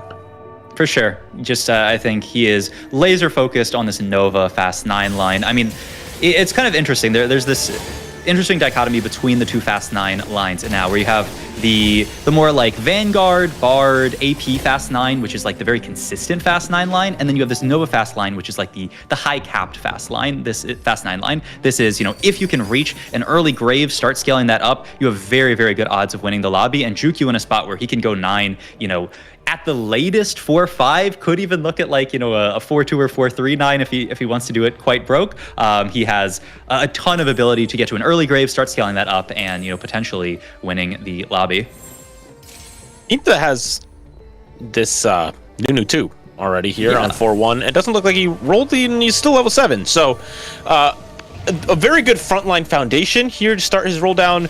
We'll definitely be playing around Nami as we see some of these item slams come through. A little bit awkward being able to not really slam that final item unless we want to play around Samira as well. But, quick pause coming through here as we head into our stage 4. And there's a lot to talk about. Yeah, honestly, we could just sit here. Wish we could have seen Augment before the pause came through, but honestly, yeah, I mean, we can sit here and talk about a lot here. Yeah, I mean, that Space Groove spot, or I would say Space Groove spot, but it's really just like a Nunu 2 spot. It's kind of funny because he doesn't actually have a lot of the Space Groove units that he would normally want to play towards, but you can definitely just slot Nunu in onto that board, be pretty happy about it. So you never feel bad about finding just a random 2-star 4-cost frontliner on that kind of board. So pretty good spot there. I mean, just going back to the Jukyu spot, I mean, the main question for him is going to be, when do I push level 9? When do I, maximize the ability of me to stay strong? We're probably going to lose our streak sometime stage 4 just because we are going Fast 9. But when do I push level in order to save as much HP as possible? It'll be interesting to see. Could be 4-5, could be later even 5-1 if he wants to truly greed it. And then for the other players, it's knowing that Jukyu's in this lobby, knowing that he is going to cap so highly, how can I efficiently cap my board? How can I efficiently spike so that I am not just getting cleared late game by Jukyu? For somebody like Upset Max on that Lulu reroll, it's going to be, okay, when do we full send it to try to, hit our upgrades and put ourselves in a spot where we can actually like win as many of these fights as possible during stage 4? I think one of the things that'll be interesting to keep our eye on as we load back into 4-2 specifically is the people that are contesting each other. And that would be specifically the two players at the lowest HP, Quintanilla and Super Pino, both trying to play around that Nami specifically. And so it's going to be interesting to see which one of them will hit, which one of them will be able to stabilize around those units, because we know Nami is a great carry here on this new patch, but it will be a bit hard to hit in the current state of the lobby. Yeah, I mean, one of the things that is great about having a regionals meta that is so diverse, where we're at this point in the set where it's actually quite balanced. There's all these different lines that you can play towards. It means that you can play all of these different lines. You can play almost all of the 4 costs, a ton of different reroll lines. It's all viable, which is amazing. What this does mean, though, is that when you are contested, it feels really, really bad. If everybody else in the lobby is playing an uncontested line, like we saw last game, and you were sitting playing contested reroll, or maybe this game you're sitting contested looking for this Nami, feels really, really rough because everybody hits their carry, and then you're stuck on 1 star, and that's a recipe for disaster. It sure is. And we do see Reddy being able to stabilize a little bit here, but still taking a loss. Level 8. Still 40 gold, and so he is aiming level 9, but it's looking like it's going to be risky. It's a sketchy level 9. Yeah, definitely one where he'd hope to get some kind of econ augment here to catapult him straight to level 9, or maybe like a 4 or 5 level 9 here. Speaking of 5 costs here, Quinta was really, hoping to hit that Blitzcrank out of this, but does get the Graves. It's probably too much of a cook. I've seen some cool Space Graves setups, and we do have, potentially stuff like Shojin that could go onto the more caster-oriented Graves. Probably not going to happen. Probably too much of a cook, but if you can get there, it's very, very solid. We had incredible cooks last game. I could see it happening. It is 4-2, so we get the time to scale up. But the items, maybe they could work. We do have... Nah, it's not great. Let's not do that. We can leave that one in the kitchen and not bring that out. If we look at the right side of the screen, while we're in this pause, we do see some of the augment choices that came through. Obviously, we see the one for Quinta, but Super Pino also took one that gives some 5 costs. So curious to see if they were able to get the Blitzcrank, if they were able to get some other pieces that they were looking for. But Jungle Book also taking some more generic combat, where Jukyu is looking to make that big pivot and remake all of his items. And so, hey, we got some direction for a lot of our players, and I'm very curious to see where some of these boards will end up, because there is flexibility still in this game. Yeah, absolutely. We have a pretty good diversity of kind of like strategies here. We have, the fast 9 ideas from people like Jukyu and Reddy. We have a lot of people stabilizing on 4 cause here. Actually, a pretty low reroll lobby. We have Upset Max, and that might be it here actually as a player who's like playing for a true like reroll carry here. So pretty interesting. But overall, a lot of different types of boards spiking at different levels, which makes it quite interesting. These players need to spike efficiently, or they're going to end up in spots where they just cannot reach their max cap. Upset Max being in one of those spots here where he's hit all of his board, but needs a little bit more time to actually truly hit his 3 stars. Kiyun in another spot here where he sent it but hasn't actually found many big upgrades here, is still stuck on the Zoe 2 and the Victor 2 as his main carries here. Isn't anywhere close to ASOL in this spot here. Doesn't really have 4 cost frontline. So he has great combat augments, right? Triple combat augment for Kiyun, but he needs to find the units to back it up. The upside is we have Ari in Carousel here, so maybe that can be what gives him the econ, the push that he needs to hit the rest of his upgrades. Cybernetic Implant is fascinating, especially with conduits, because you get more mana from mana sources, and so it kind of does compound on each other. So if there was a setup for this to be really good, he is close to that. Super Pino's board, we do see the Blitzcrank coming through from the Gilded Steel, which is exactly what he was looking for, but we're lacking upgrades. We have one of them, and it is an important one, but the front line has all 1 stars. Yep. You have the exact 5 costs that you want here. You have the Blitzcrank and the Shen as well, which is, the best Bastion to play on this board. Okay. And we do finally find the Ornn here, so we've made it there. It cost us a lot of gold, but the upside is this board should be quite strong here. We have the Nami 2 with great items here, really just waiting to get to eventually a last Ornn item here so he can be quite tanky. And the early Blitzcrank, we talked about it last game. Early Blitz in this line is just so fantastic. He just does so much work, so much damage, CC, allowing you to access 5 space here without having to play a lot of dead units. He's just so good on this board. Well, on the other side, we see a player getting destroyed, but that's on purpose. We are 91 gold, level 8, looking to go level 9. Is he thinking me on 4-5, or he could possibly greed towards 5-1 for a massive roll down, but I would imagine we would want to save the HP as much as possible, so we could see a giant roll down. Upset Max, though, is on top of the lobby now on that win streak. Our final god choice of the game, the Stun Storm Hex coming through, or that Ari. Lots of players going towards the left to try and stabilize their boards now, or maybe some of our players are playing for higher cap, going for the Yasuo Hex. Yeah, I mean, Stun Hex is so powerful as a way to cap your board if you can play it onto units like Jin that hit the entire board. Blitzcrank, another fantastic unit for our Space Roof players, where you can just throw it onto him, and when he punches a unit into the air, sometimes he hits the entire board and just stuns everybody. So very, very, very high cap. But some players don't really have the luxury of playing high cap. They just need these rolls to complete their board. And that's what a lot of the people who are going to be taking the rerolls are going to be doing, is just saying, okay, I need to hit as many rolls as possible. And Ready as well, going 9 here. So we definitely see Ready rolling down here. We'll see later if Jukyu is going here as well. Ready, like we talked about, has a little bit more of that sketchy 9. Got some econ from his last augment here. Has not found a Vex yet. He does have the Jin as kind of a replacement here. So pretty decent, all things considered, and does have the Graves here. It's just we really need to win these fights here. And the big scary thing is our HP. We are sitting on 25 HP. We had to sack these fights so that we made it to 4 or 5 here. And if we lose a single one of these next few fights, our game is going to start to look really, really sketchy.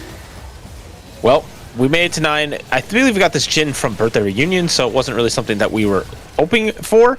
But hey, he does have his AD scale off his attack speed, and we're getting a lot of it from these items. And it looks like we'll be able to nearly squeak out a win here for Ready. So this win is huge. Being able to stabilize and stay at 2 lives is exactly what he's looking for. Now he can look to refine this board and figure out what is his best ins and see if we can get more of the units that we prefer. We saw another Graves and shop right there, so maybe that's enough direction. Yep, every single win for Ready is 99? Yeah, Hello? interesting that so Jukyu ended up kind of like delaying his 9. He's going 9 here, has a lot more gold to work with, obviously. And is going to find the Vex too, which is fantastic. And also, interestingly, finds the Jin too, who can just sit on this board for a little while. The only annoyance here for Jukyu is that Ready already went 9, so these units like Graves, like Shen, like Fiora are already being taken out. So yeah, we end up actually not really hitting all of our upgrades here. The big thing is we do have the Vex 2 and the 2-star front line. That is one of the things that is the most important to get to in this line, is just some kind of 2-star frontliner. Back in the day, everyone used to play for Nunu, but the more like new school version is you can play for Morgana, you can play for Tahm Kench, a lot of different versions that you can play of this line here. And the Morgana, with the recent buffs, are actually a pretty solid tank onto this board here. Ian on the other side, though, does now have that Asol 2 online. A triple Gargoyles Leona that has been scaling throughout the game is solid on the other side. And also the stuns coming through. You see the amount of damage in the top right of our screen being pretty immense. We will see our final items come through for our players. Instant take for Jukyu to be able to complete our Graves items. Yep, yeah, getting to, your best possible Graves items, things like, Quicksilver, so important on Graves. Giant Slayer, fantastic onto the Vex as well. We're still sitting on 50 gold, by the way. We need to roll the rest of this down and hit some of the rest of our upgrades. But once again, it's pretty annoying that Ready is holding on to so many copies, makes it harder for us to hit some of these units. Interesting as well, he was holding on to some extra Vexes there for a second. The idea being, I'm going to try to deny them from Ready so that Ready can't reach Vex 2. Did end up selling one off just for gold. Does hit the Graves 2 here, which is really, really, really big. So we are most of the way there in this spot here. And someone who's not quite there is Lucas. We talked about how awkward that Vanguard spat was going to be and never really quite got to a strong enough board here. With the Legion of 3s, you'd like to play into 3 costs, but just couldn't find a path towards it. So is stuck carrying an Asol 1 here. Once again, the contested problem, right? Kiyun has already taken 3 Asols out of the pool, so we are just not able to hit Asol 2. And yeah, the spot, it's looking like an 8th. Hopefully we can win a fight here. But Jukyu is the number 1 person who did not want to fight in this spot here. So it is probably curtains for Lucas here. That is definitely the problem if you're playing on your back foot here with low HP, is that there are 2 of these players that are kind of the final boss in the lobby, and you rotate straight into one to start stage 5, and that will be back-to-back 8th places for Lucas to start our play-ins. This Brazilian legend who has done so much for the Brazilian scene, has qualified for the Tactician's crown 4 times, is now struggling to start the tournament. There is still room to make the comeback. If you can make it through that first cut, we can make it back in, but it is looking like it is an uphill battle for Lucas. Yep, absolutely. It's it's never over in tournaments like this. You can always turn around in TFT, but does mean that going into game 3, he's going to be playing first or 8th. He has to be playing for those top 2s because, I mean, starting with an 8th is just really, really, really hard to come back. Quinta, another player who is looking to try to salvage a placement here, had those really, really nice emblems and has finally made it to that Space Groove Ribbon, but really was just not able to win a lot of fights last stage. Also, because all these people are holding Blitzcranks, it's hard to hit, and just Jukyu is the Grim Reaper here trying to kill everybody off here. We'll see. Quinta's board's at least stronger than the last one. Can he get through some of these units? If you can't beat Jukyu now, you're never going to beat him because he is just upgrading Graves every single round. And yeah, it's closer, but it is going to be a loss for Quinta as well here. Well, as we continue to watch the Jukyu highlight reel, we're seeing many of these players drop out. Kiyun now dropping down in the danger zone with this composition. We're going to be pivoting a little bit. It does look like we don't have the Aurelion Soul 2 until right now. Somebody else has Aurelion Soul 2, though. Yeah. I'm not quite sure who it was we saw take down a board, but it wasn't Kiyun. Yeah, no, I thought it was Kiyun because he was, guaranteed to be playing into ASOL. But yeah, we just find it now, which we did see him ASOL 1 at the start of last stage, which was the awkward thing, and still here he can't even. Oh, this is another rough spot where he does not have enough gold to make the ASOL. Nothing that we can really do here. You can't even downgrade the Mordekaiser because he has all these Cosmic Hex stacks on him, and this is our main tank, so it just feels really, really rough here. And we're gonna rotate into the other Fast 9 player in Ready here. At least for our sake, Reddy hasn't made it to the Vex yet, but I still don't know if that's enough of a saving grace. I mean, our carries are just so much weaker than even just the Jin 2 here, so that's going to be lost for Q. And at least he's alive, but once again, looking at like lobby HPs, I think Kyun might have to just resign himself to a 6th here. There's almost no path for him. Maybe Jungle Book dropping down now could gift him that 6th, and he could take a 5th, which he would be very, very happy with in this spot. We are going to be able to see at least this board with the Aurelion Soul 2, which is a huge spike. That damage dealer will be incredibly important. But Jungle Book was the one that we saw with the Leonas and this Aurelion Soul 2 player on this. This is a very unique board. This is not one, again, you'll see on all the guide sites, and it's just AP Flex. We're flexing around these Vanguards. We're figuring it out. Kiyun now hoping that this is enough to figure it out for this next matchup.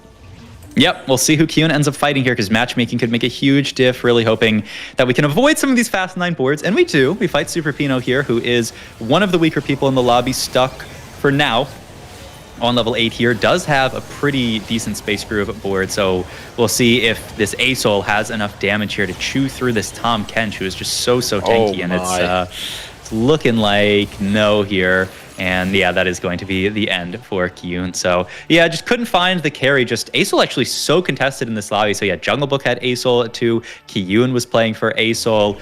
Lucas was also trying to play for it. It's just so many people in this lobby trying to play for ASOL that it was just really, really rough. And especially when you take, an augment at 2-1 that says, hey, you must play conduits. Feels really awkward when you get contested. Sometimes you just throw up your hands and say, well, there's nothing I could do. I mean, I had to play towards conduits this game, but that's one of those things where, maybe we could have picked a different line at 2-1 with a different augment and ended up in a spot where we weren't so contested. Our previous game, we did see Brazil go 1-2-3. It was fantastic. In this game, we see Brazil go 7-8, but it's not just that. It's that Kiyun, Quinta, and Lucas went 6-7-8 last game too. Now they both repeated once again, all three of them, the same position in the second game, which I don't know if I've seen in competitive TFT. It's pretty unique, but also it's not great for any of them. Not having a great start to the day for specifically some of these players we put as Brazilian favorites in this tournament. Upset Max on the other side, one of these up-and-comers hoping to get into Tier 1, has this Lulu online, and we're seeing the power come through here, taking out Jungle Book, knocking them down in 5th place. Yep, pretty solid board there at this point for Upset Max. Also the lobby leader in HP right now, which is pretty good, especially when you know that there are all these players out here playing Fast 9 that are, going to Grim Reaper style go through and kill off all the other players. Pretty nice to be sitting here pretty with all this HP, and even if you don't cap out all these Fast 9 boards, you're at least going to be strong enough to play, into a solid top 4, probably a top 3 from this spot, maybe even a top 2, honestly, as the game goes on. We do have the Storm Storm Hex onto the Lulu, which is so powerful because she just has that backline access. Sometimes she casts and just hits a backliner, stuns them, and then you can just win a fight after that. Only thing that we are lacking on this board is the Maokai 3 just was able to get to a 3-star. Jax is our front line, and then 3-starred backliners in the Lulu and the Milio here. So not quite max cap for this board, but enough that we can be pretty happy with our placement and probably coast to a top 3 in this spot here. Well, the problem is max cap would be Ready and Jukyu. Level 10 for both of them into stage 6, and they are looking to be the big dogs on top. And they're going to be facing each other while Upset Max and Super Pino battle it out for what we would assume to be 3rd and 4th place in this lobby. Upset Max is quite strong. A lot of these units onto this double Gargoyle Stone Plate Jax that has been ramping up the entire game. But Blitzcrank's onto the back line. Yep. If this Blitzcrank can get a good cast onto this Lulu, it could be disastrous if the damage falls down. Oh, it dies. Oh, okay, we're good. So close to fight here, and oh my god, Nami ult, but the Jax ends up actually clearing off here and can win the fight versus Super Pino and send him in 4th. Yeah, this is the power of this Fountain Stargazer effect, where you're slowly over the course of the fight healing up all of your units, ramping up. Even though there was backline access there, we were able to heal through it and win the fight, which is huge.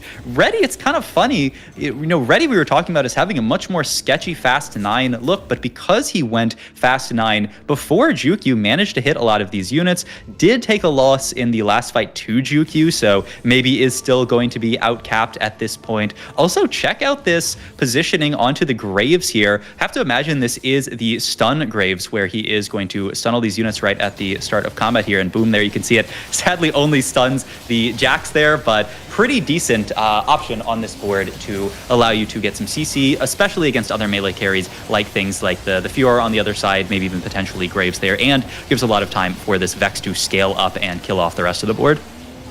And we're going to see if this Lulu can stand up to these Fast 10, Fast 9 boards. And it doesn't look like it is going to be the recipe unless we can kill this Vex right now. The last cast will not come through, so Upset Max will be taking a loss, dropping down the HP totals. And for Ready, we're getting to that spot where this is starting to get all about positioning, all about these TG rolls, all about the little bit of RNG that comes through, especially with group hug positioning, trying to figure out how we can make this work best. But we do know that with the Ari being one of the god choices, that both Ready and Jukyu are getting max value from all the stats that come with it. Yep, for sure. We will see if Ready can handle his fights here. Yeah, you can see this hugely upgraded Graves at this point here. Has all of these tank mods. So this is not like a buckshot damage style Graves that you would go for. And he actually, ends up actually stunning backline. Their stuns. The Vex, is that going to be enough to swing the fight? Because Jukyu's board is very, very strong as well. Jukyu on the other side has that laser ballistics, has this much more carry-oriented Graves, though he might not have enough frontline actually versus this board. This is actually such a close fight here. Can Jukyu clutch it out? And he does in the end. Ready takes a loss here, drops very, very low. Upset Max also lost here, so it's actually possible if Upset Max can hold on for one more fight that he could steal a top 2 in this spot from these very, very capped boards. And we're seeing that Graves is really what makes a big difference. We see the upgrades on the right side, the buckshot, the laser ballistics being the choice for Jukyu. It did 16,000 damage the previous fight. And so the big difference is, hey, yeah, frontline's great, but if I can melt yours before mine falls, that is going to be the recipe for a win. And especially with better Vex items as well, that is the recipe for a first place in this game. Yep, absolutely. I mean, we talked about it. Jukyu's spot was looking so fantastic here. Is going to rotate into Upset Max here, and Upset Max is fighting the real Jukyu here, is not fighting a clone here, which is pretty bad news. Upset Max just has to hope that Ready is fighting Jukyu's clone here and is taking any kind of loss, really. He has that HP advantage here, but he's certainly going to lose this fight and is just really hoping to get a double kill. Unless there's a way. Wait a second. It's so close. Oh my goodness. So close, actually. Really valiant effort there. Yeah. Way closer than I thought it was going to be in that fight. But the Lulu was showing that it has some prowess here, but Ready getting a bunch more gold from this time. Kenshir on stage 6, being able to scale a little bit more. Now dropping out of some units, upgrading to Sona 2, get this mod on board. Maybe that can make the difference. Yes, Sona, a fantastic level 10 addition onto this board. It's just, you have all of these units that so much of your power is concentrated in. If you can get like a mod for Vex, it's amazing. Getting this mod here onto Graves, pretty solid as well. Pretty good items that we rolled onto this Graves as well. Edge of Night plus Shojin here. Get him casting also. This Graves is going to get a big stun here on the entire board. Big upside for Jukyu as he has QSS on his Graves, so he's not going to get stunned by that enemy Graves here. So kind of has the counter for that Graves stun here. We'll see if it's enough in this fight.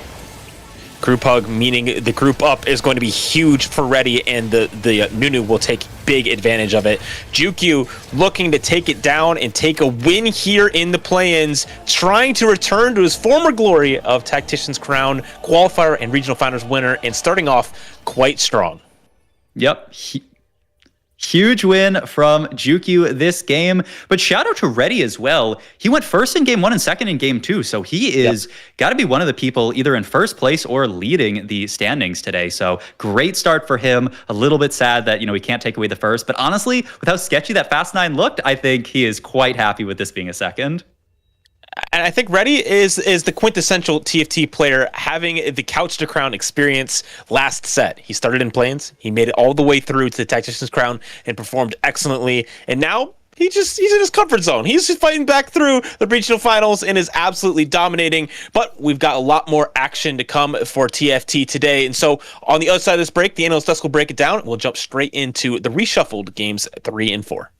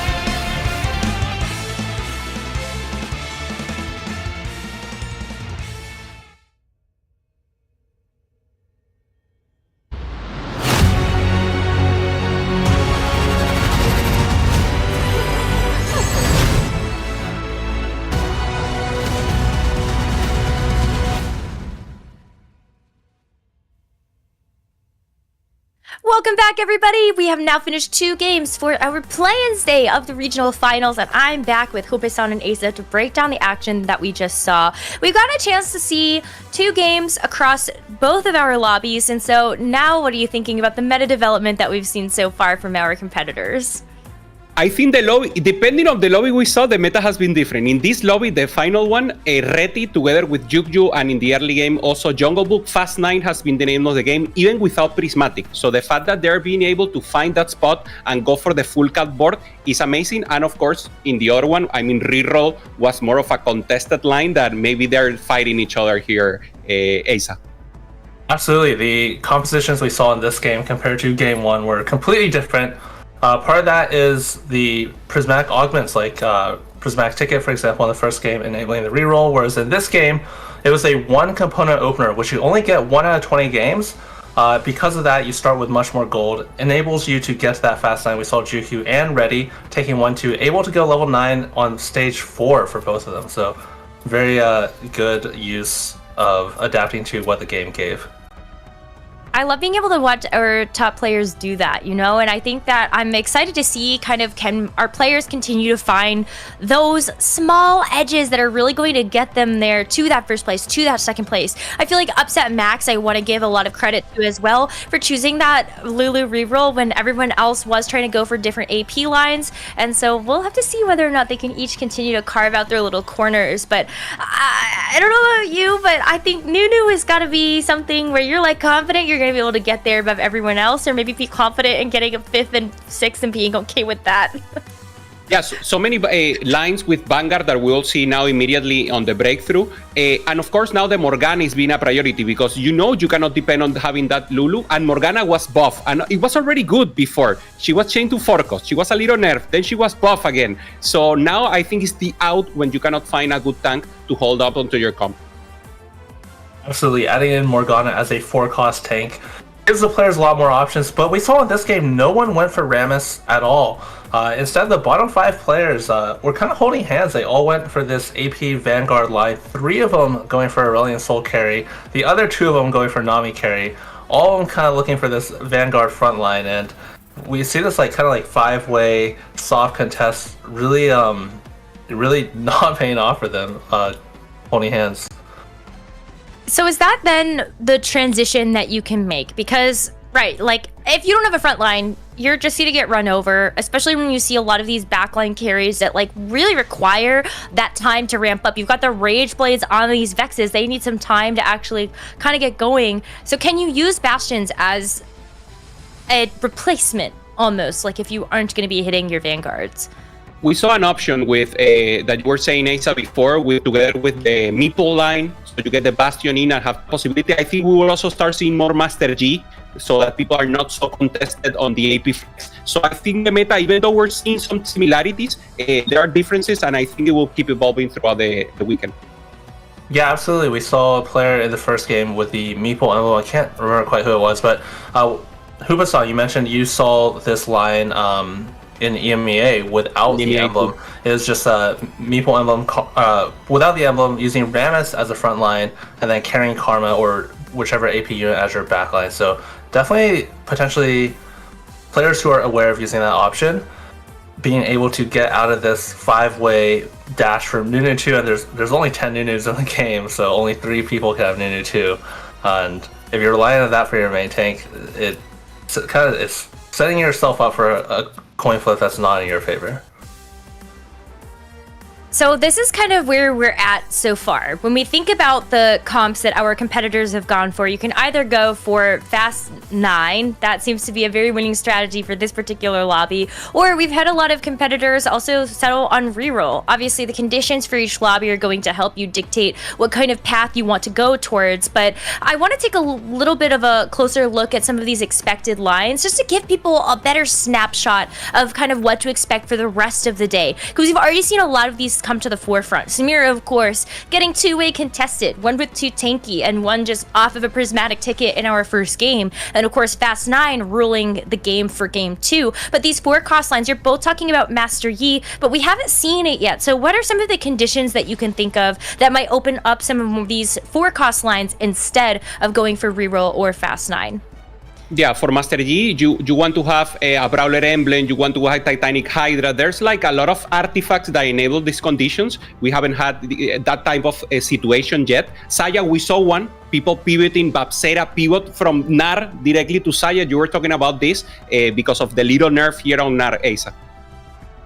Yeah, absolutely. No, Master Yi and Zaya, I just said they're both a little conditional because Master Yi kind of wants the right psionic item and Zaya wants the right Stargazer. But for the reroll compositions, Nar is actually playing more like a standard composition where you just go level 8, similar to a 4-cost comp, and then you'll use a 7 Meeple to get your Nar 3. Samira is we saw this contested in the first game, and I think it was played in the second lobby. The Gray, I believe, won the other lobby that we didn't watch with it.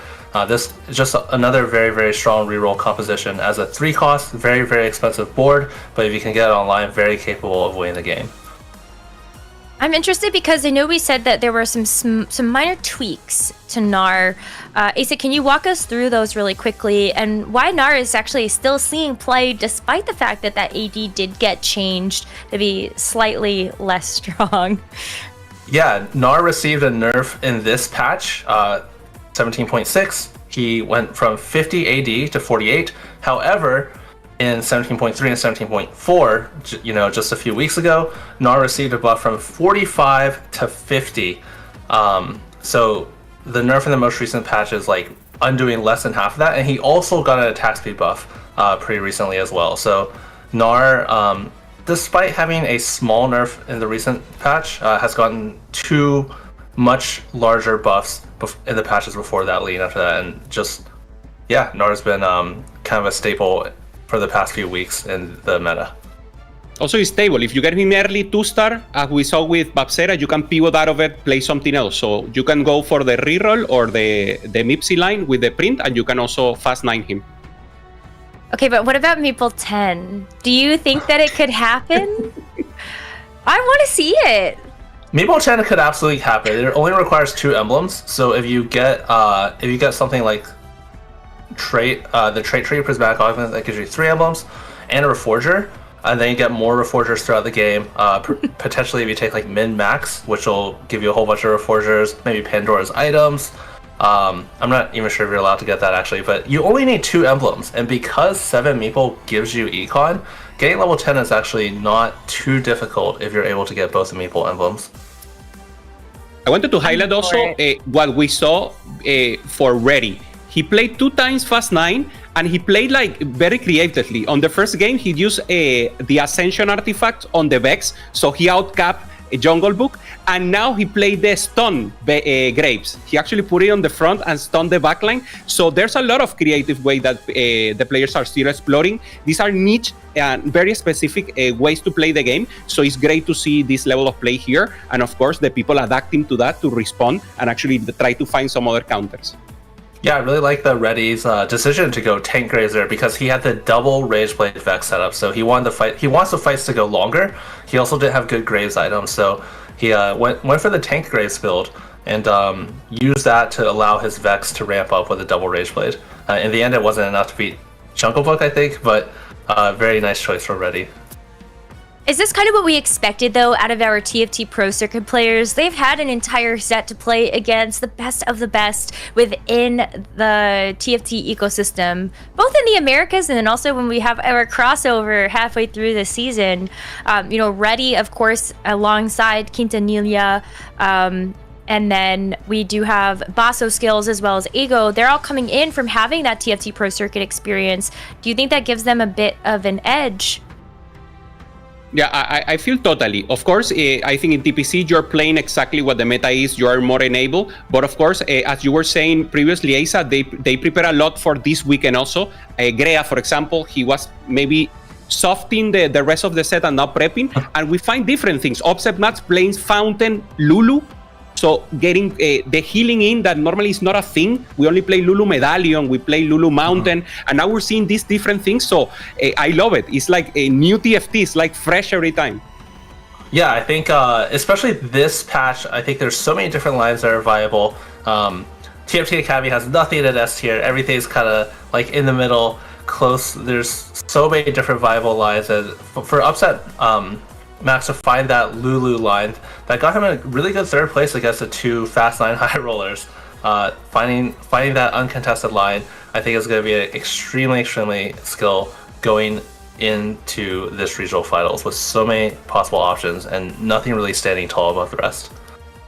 Well, I'm so excited that we have at least been able to hear from all of you this weekend, but of course, some of our competitors that have joined us. We have a special guest that's going to be here for the broadcast for these next couple of games, and so I'm super, super excited to be welcoming Wigwug, one of our competitors from the TFT Pro Circuit who made it to week 2, already knows that he's going to be playing as a part of the TFT Pro Circuit for next set, so he's going to be lending us some insight here. Asa, Hope-san, why don't you introduce Wigwug and we'll get him onto the stream to get ready to go for these next games.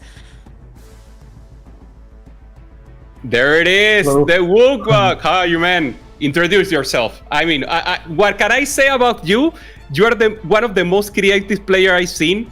You were the creator of the Jinx Velvet with Akali. You played it when no one was playing it. So great to have you here, man. How are you feeling?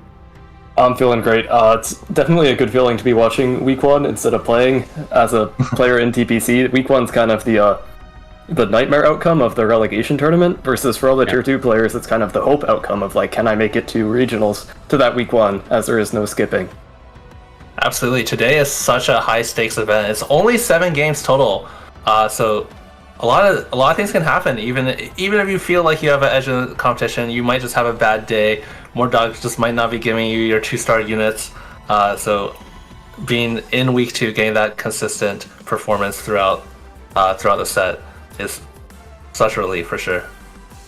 Any comments on explore lines? Maybe Wigwood. We saw Fountain Lulu. We're seeing Serpent also as a possibility. Some lines opening up.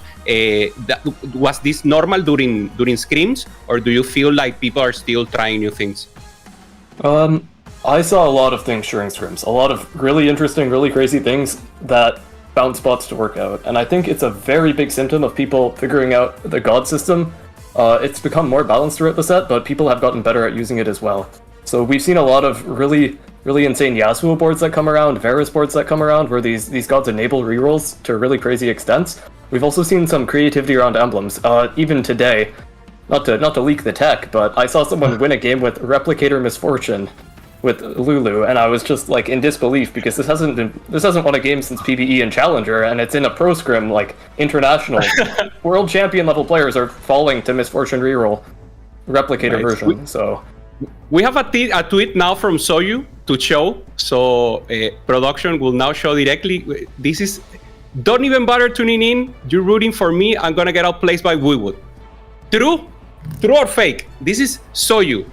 I mean, this is the most recent entry in a chain of interactions we've had. I don't think Soju was very happy to have a newcomer on the block in the pro circuit who is actually doing well in myself, so he kind of took the opportunity to call me out and or blame me on Twitter. So I've had to throw some things back, but this is the most recent one where I think he finally realized that in the end, I'm gonna come out on top. So Yeah. Oh, nice. I will Yeah, it's say actually a compliment, right? He's saying you're gonna outplay him. He's saying you're a beast. Yeah, he has already made worlds. Regarding tier list, because I remember you did the tier list with CLE one set ago, and you put yourself maybe in B tier. Do you feel you're still in B tier? Do you feel you're actually higher now, and why? How's your evolution be? I think I've been bounced up around to A tier. I wasn't sure how I'd fare in TPC. I looked very good in tier 2 and at week 1 regionals, but I did kind of get shut out at week 2 regionals last set. So that kind of tainted my hopes of like how well I can compete against these top players. But having played a full set in TPC, I can say they're not all that different from tier 2. Good to hear that you're confident going into the regionals week 2 this time around. How have you been prepared? Have you changed anything in your prep, the way you've developed as a player compared to last set? I've been in a lot more scrimmages this set. I've been waking up for early morning international scrims as I am Pacific time. So those start at 6 a.m. every day for the past week or so, and that's been something I hadn't done before, of like the lines are more ingrained in my head than they've ever been before, is how it feels now. And I realize this is something that other players have been on in previous sets as well, and I think it's shown in their gameplay, and it will continue to show of the players who put in the work, who play these incredibly competitive scrims and come out on top in the end.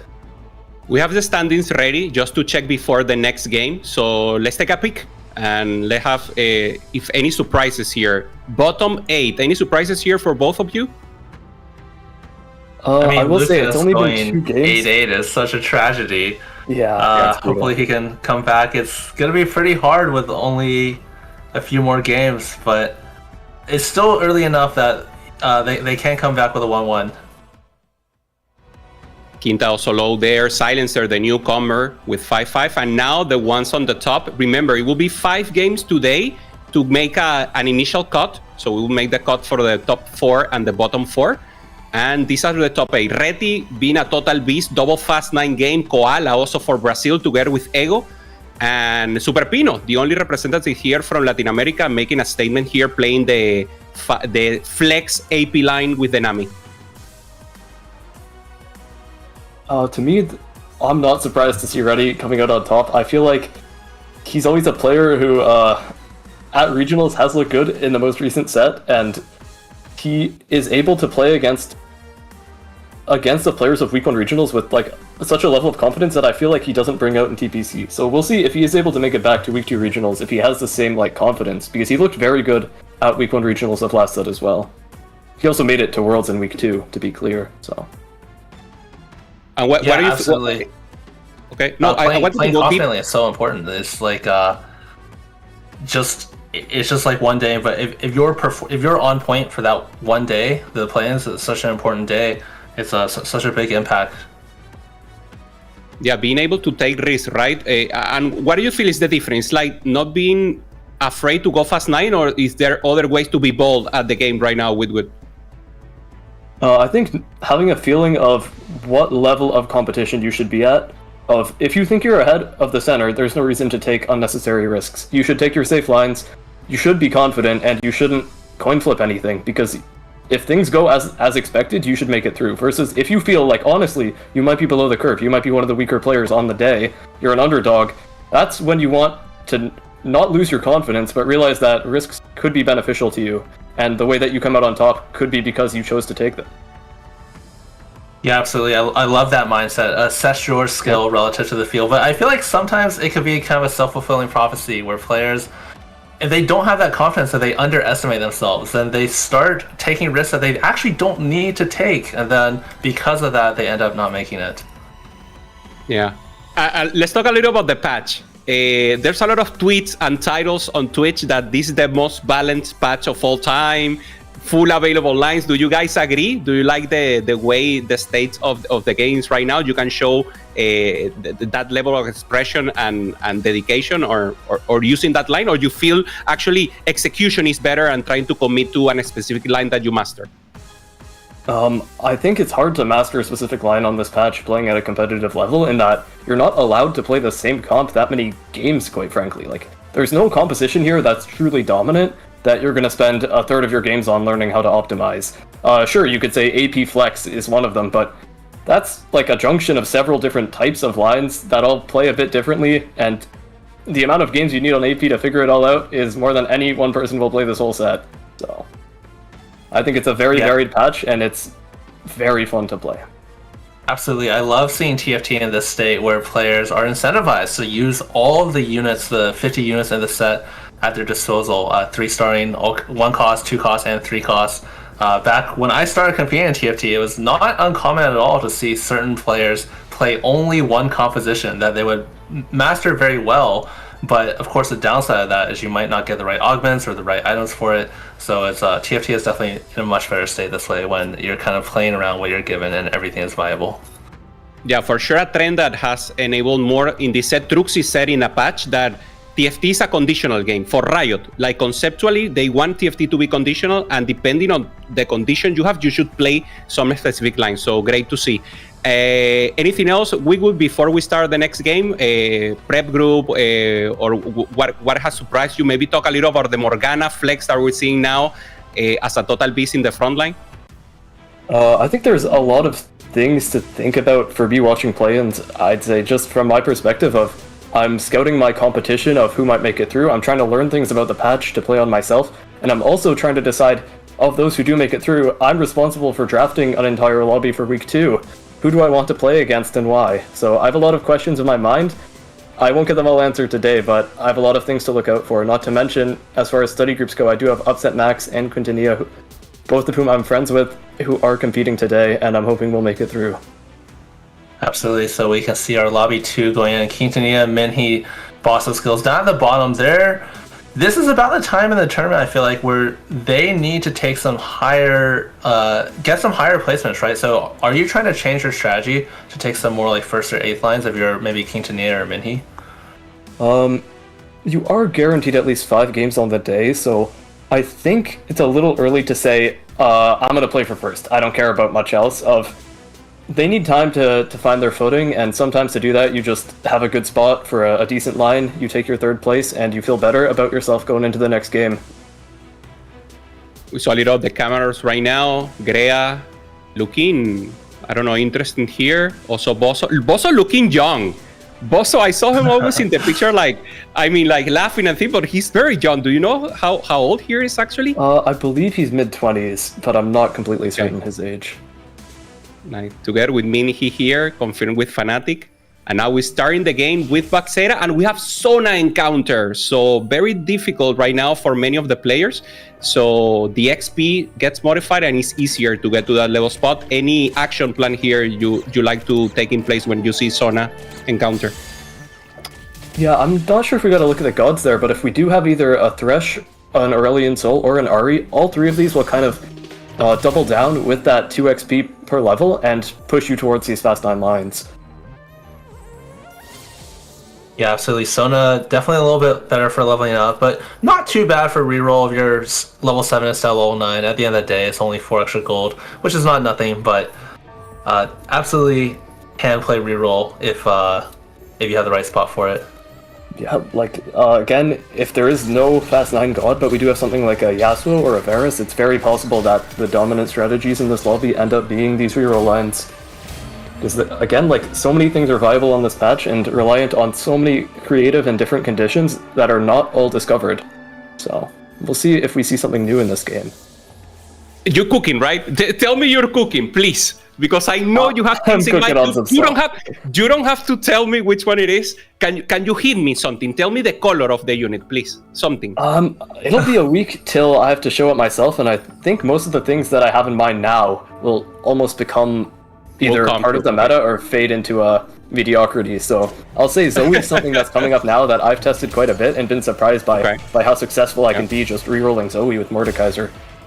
Makes sense. Yeah, we saw a Silencer hit Zoe on Exalted Adventure as one of the 3 options, but he chose not to buy any at all, instead of going for the other 2 options. And we haven't seen a Zoe 3 yet, but we'll love to see that today. And we're going to see Gold Augment starting out here. Triple Econ options for Quintanilla. We'll see which one. I believe of these 3, Savings Account used to be the best, but is now not as strong as it was. Can you tell me a little more about Quintanilla? Because this set, this TPC was not great for him, but I know you consider him a very great player, and he did well last set. Do you feel something changed, maybe adaptability, or simply variance? I haven't talked to him a ton about the difference in set performance, but I believe his ceiling as a player is very high.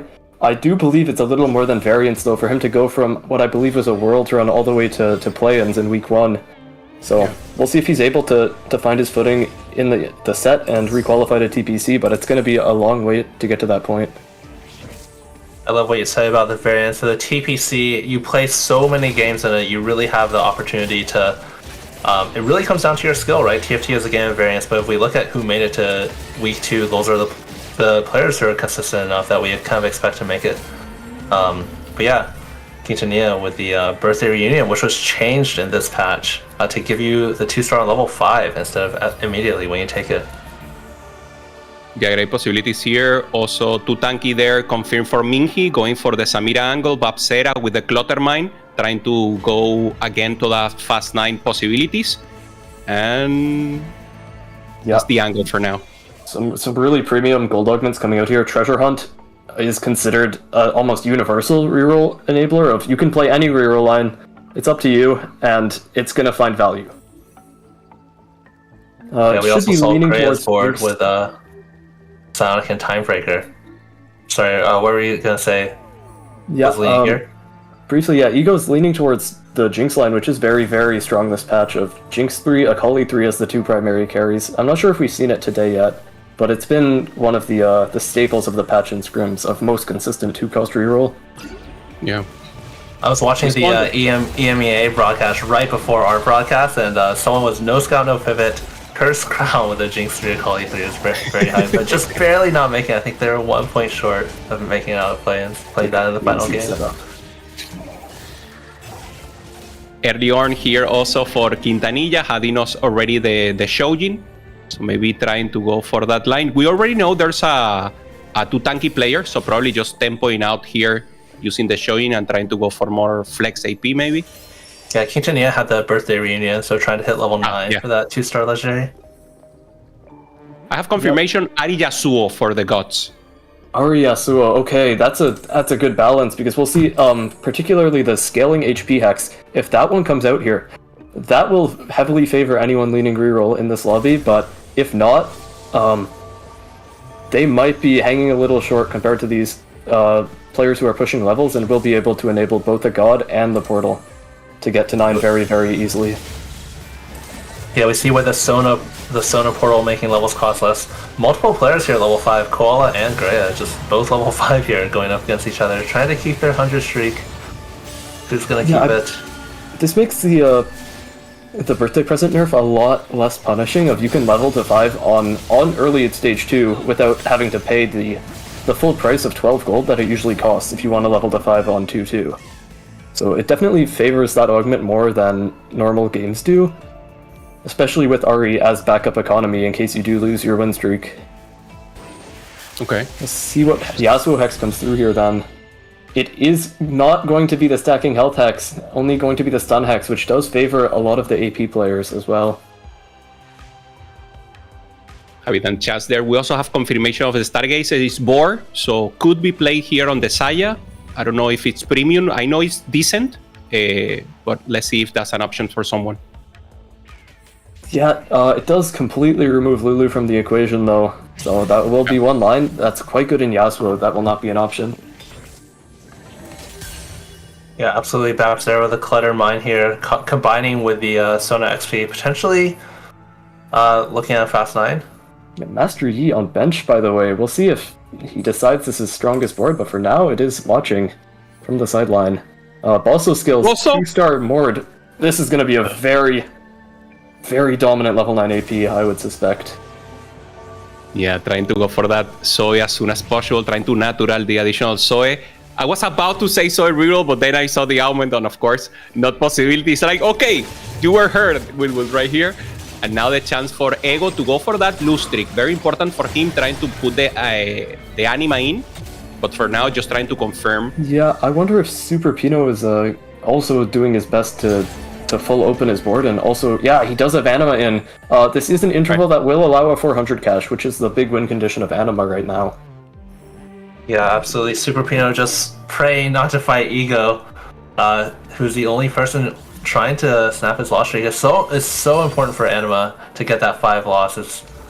He has a Briar too, so he's not going to be able to lose against Ego. Anima doing his best to hide it on bench here, but I think Ego already knows. Yeah. He knows. Yeah, you said 400? Yeah, go, please. Yeah, if I had to bring up one pain point of scrims, it would just be I lose a lot of games, a lot of first places to 400 Anima caches. So that's what Super Pino's going for here. Tried and true win condition of the patch is to lose 10 rounds straight, put in the Anima on the 4th round, I believe, on 2-5. And here he does not get his streak snapped by Ego. So he will be going for that 400. I had a question about the 400. I saw on the MEA broadcast that they were also pushing for 500 as a possibility, and it was, and 400 you have like some outs that are not good. Is 500 it really possible? You need something else, because I know that was a good line that they were looking for. I think go ahead. Sorry. Yeah, for 500 you usually need to be in by like 2-1, or you need to get extra health somewhere. 500 will give you 2 items instead of 1, so it's a much stronger cash out. But 400 is usually enough to still win the game. But yeah, because he got in on 2-5 instead of 2-1, that's usually where your extra 100 will come from. Yeah, we also see the 68 health on the right side, which, when you're only losing 10 rounds, you should still be alright. Definitely won't die, but might go down to 1 life. But if no one else is trying to open on you, no one's trying to snap your loss streak, then you can play a decent board and kill 1 or 2 units per fight, and you end up with quite a bit total saved health that could let you reach 500 sometimes. But in situations like these where Ego forces Super Pino to play as weak a board as possible, it's a lot harder to save health and go for higher caches. Makes total sense. Minheat here just trying to hold dump. Ego also primordial, trying to get that trade treasure hunt as soon as possible. Probably it's waiting until level 6 to start rolling for the Jinx and get the threshold. For now, in a good position. Yep. Will be interesting to see that Jinx reroll that you were talking about earlier. Ego already with Jinx pair, already with Maokai too as well. Kind of surprising to see that. Yeah, I assume that Maokai 2 will be the primary tank for at least the next stage, if not the entire game, as Maokai 2 is not that much weaker than a Rek'Sai 3, which it doesn't look like he's going to be able to go for this game with only 1 copy. Oh, Ego had the opportunity to stack Super Pino's streak here, but didn't really want to sacrifice his own HP to do it. What are your thoughts? Do you think it's correct for Ego to play a weaker board on this round? It's not an easy question to answer. You're pretty happy starting to win here, rolling next turn, and now taking the free win and going into a win streak by rolling 2 tactical boards, but you're also pretty happy taking a 6th loss in order to snap Super Pino and prevent the 400 cache. We'll see if that comes back to bite Ego later. Prismatic now on 3-2. So Why spending here? If you're planning to roll next turn anyways, why spending is a very, very strong pull sometimes. And it looks like this will be one of the spots, yeah. Ego rewarded for not pre-leveling, by the way. Yeah, very good. Good restraint not to do that. Sometimes it's just so tempting to make the math easy on yourself instead of doing it on your head and pumping levels. Yeah, first cache here. This one's always a component, I believe. The one that Ego's looking for here will be the spat from the second cache into Nova Emblem in this line. We'll see if it comes through here. Hits the 50-50. We'll need to find a glove, but we should see that 5 Nova Akali come through, which is something that's been buffed several times now. Misses the glove. any priority for itemization for the comp? Velvet, Jinx, whatever you get? You're really looking for a red buff, Jinx, some big AD item like a Deathblade or Infinity Edge, and from there, it doesn't matter too much. You should get Shred from Nova immediately, if not later on, and you should be able to build some tank items, some Akali items, and figure it out. Interesting. With a 5 Nova, doesn't the Akali already provide the anti-heal so you don't need the red buff? Yeah, it does, but sometimes you aren't able to hit 5 quite on level 6 just yet. I've seen some people try and stuff it in, but it's a little awkward. You have to kind of drop either Bruiser or Belveth or Jinx. Okay.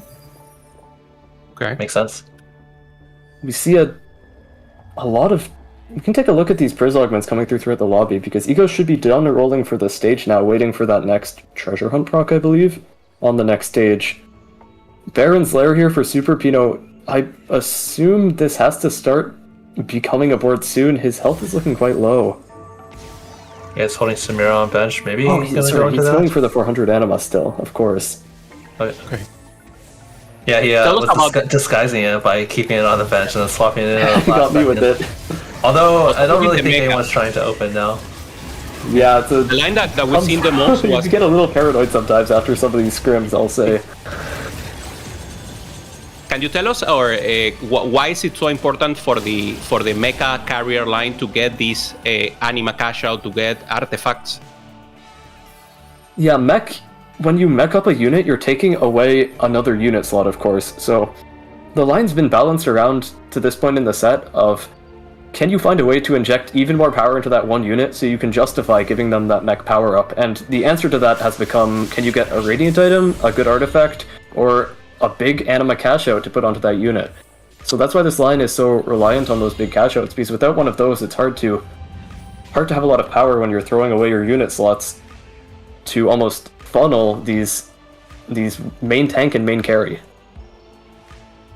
Yeah, we saw Super Pino go ahead and sell off everything except the Mighty Mech on his bench, so probably going to go into that. Does have the Deathblade already made.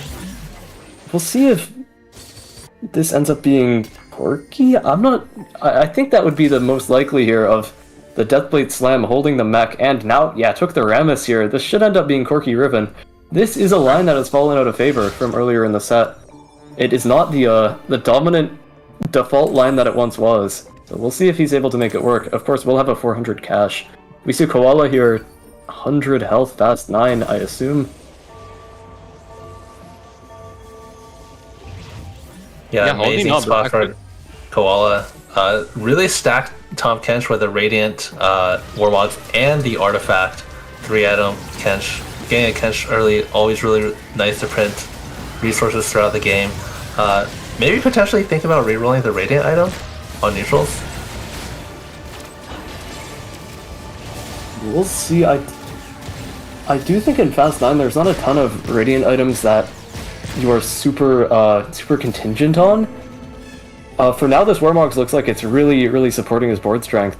So he could change it out later, going for some carry option, but right now, I think all that's on his mind is, can I keep my streak going? Can I give myself the best chance to get to 9 with the most gold possible? Yeah, holding those Nova there to have the possibility of transferring onto a strong board later into the game. We're seeing Bosso there, one off the Leona, and this is bad news because he's up in levels, and we already saw the possibility of this Leona not making it a 3-star naturally. So let's hope for him that he managed to get it as soon as possible. Oh, yeah. Koala might... I'm looking at it a little more. It might be Xayah here. I'm not completely sure. The red buff is not a dead giveaway, but the Infinity Edge is not great for level 9. Not the best Xayah item of all time, of course, but with the red buff and the adaptive helm, it might just be a Xayah lean here from Koala of saying, I have a good spot to play an honest level 8 board, and I can go to 9, try and win out, but I don't need to fast 9 here. I can just play Xayah. Yep. Boar is very good from this sort of high HP, high maneuverability spot. We also did see Babzera in the first game of the day go into Fast 9 Xayah, and I believe they end up barely getting a second instead of a first, but always a viable option as well. The Battle Bunny crossbow, the 400 cash with a free Jinx 3. This is one of the easiest cash outs to play because it gives you almost, instead of giving you an awkward artifact to figure out what to do with, it just gives you the Jinx 3 to hold it.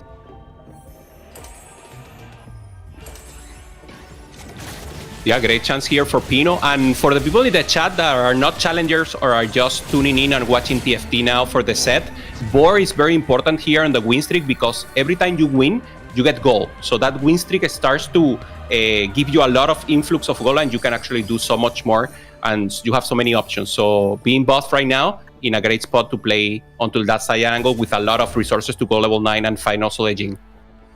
Yeah, Alter almost gives you a false sense of the idea that Xayah has to be a sort of lost streak, low-tempo line, because you have to sit there and stack up those 60 unit deaths or kills. But Boar gives you the full strength up front and farbs you gold on wins, so from this sort of spot, feels a lot stronger than Alter would have. Yeah, we saw Super Pino, because of this Jinx 3, pivoting out of the mech or Corky potential option, and just committing to the Jinx, and I usually go with this Nova Brawler line just because the Kindred, you're going to want Challenger for your Jinx. Kindred and Belveth both kind of have a lot of synergies. There's a lot of Marauders you can play in this line as well with the Belveth Marauder. So Super Pino probably will be super stable with this Anima cash out for a while. Yeah, great line here, I think, from what I've seen of this is a good way to guarantee that you don't have an awkward Jinx stuffed into some mech board or Corky board. Because you can just choose to itemize that Jinx and play for her with her best frontline, her best duo carry. Makes sense. We have gold now for the last augment. Plosive of possibilities here for Koala if he wants to just commit directly. And there it is. He will commit to that level 9, trying to roll here just to stabilize, try to find the immediate strength here, and then naturally get to that level 9. Yeah, sent it here all the way down. Oh, he's going to find the one Jhin. Stun Hex Jhin or Lightning Hex from Yasuo. This stuns the entire board on that fourth shot. Huge hit, yeah. And we'll see if he's able to keep the win streak off this. Definitely a bit aggressive here to go all the way to 0 at 100 health with an Econ Augment ticking on the way to 9. We'll see if he's rewarded for it, because if he keeps streaking, he'll get a lot of that gold back. Yeah, it's definitely a little risky because you're making 5 less gold of interest compared to holding 50. But if you win, you're going to get 4 gold, 3 from streak, 1 from winning, and 1 from the board. So if it ends up being the difference, then he actually makes his money back. Well, he's going up against Minhee here. It's a little funny to see Minhee there with the Space Groove into Baron's Lair, because about 30 minutes ago I was watching Disho chatting a little bit to Frodan, and he was saying he really, really hates Baron's Lair and Space Groove. Like, it's one of his... He sees other people take it, and he's almost like laughing internally of like, that's a terrible pick for that line. We'll see if Minhee's able to pull it off here. It's because of what, base stats versus base stats? Like, you don't get many like amplification, something like that. Yeah, you almost have built-in Baron's Lair into Space Groove, right? You get 5 APAD per second in the groove, and ideally you're keeping your Samira in the groove the entire fight, so you're just almost doubling down on what the trait already does instead of giving it some sort of multiplicative scaling. Yeah, we didn't see what Minhee's... Ego missed Jinx 3 here, by the way. Yeah, just sold... Wow, I wonder if this is what he had in mind. He was not able to find the Jinx and just ended up only Belveth and Kindred 1 here. I'm a little scared for Ego. Yeah, I think with Super Pino cashing out of Jinx 3, it also makes it much harder to hit if he wasn't that close. Oh yeah, because he had to stop rolling and wait. He had to wait for that treasure hunt proc, right? He was not able to bind a lot of copies before that Jinx 3 got taken out of pool. Yeah, he also has Wide Span. He's actually almost like... He's going to be level 9 if he makes it to next stage. Yeah, he's holding for the Maokai 3 because he's going to have to roll another 30 gold on level 8 no matter what. Yeah. Kindred, another of the unit that is looking a lot better this patch. Significant buff, and now is a additional carry in a few comps. Normally in these comps should be Jinx the priority, but of course the Kindred will try to do as much as possible to get him to level 9 and then try to salvage maybe a 5th or a 4th in this spot. Yeah, one of the drawbacks of that wise spending is sometimes if you do low roll, if you miss your copies, they are not coming back. You cannot choose to stay on level 6 for another 10 or 20 rolls, especially when the entire Jinx 3 has been taken out of pool. So I agree with the decision to sell out, but I'm not sure if it's going to be enough to find a top 4.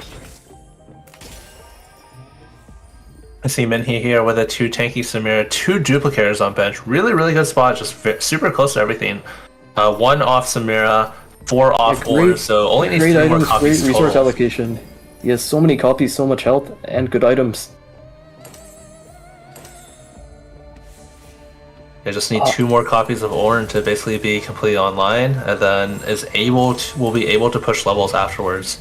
Much different than Minnie's first game of the day, playing 2 tanky, contesting Prismatic Ticket. Ooh, yeah, that sounds nasty.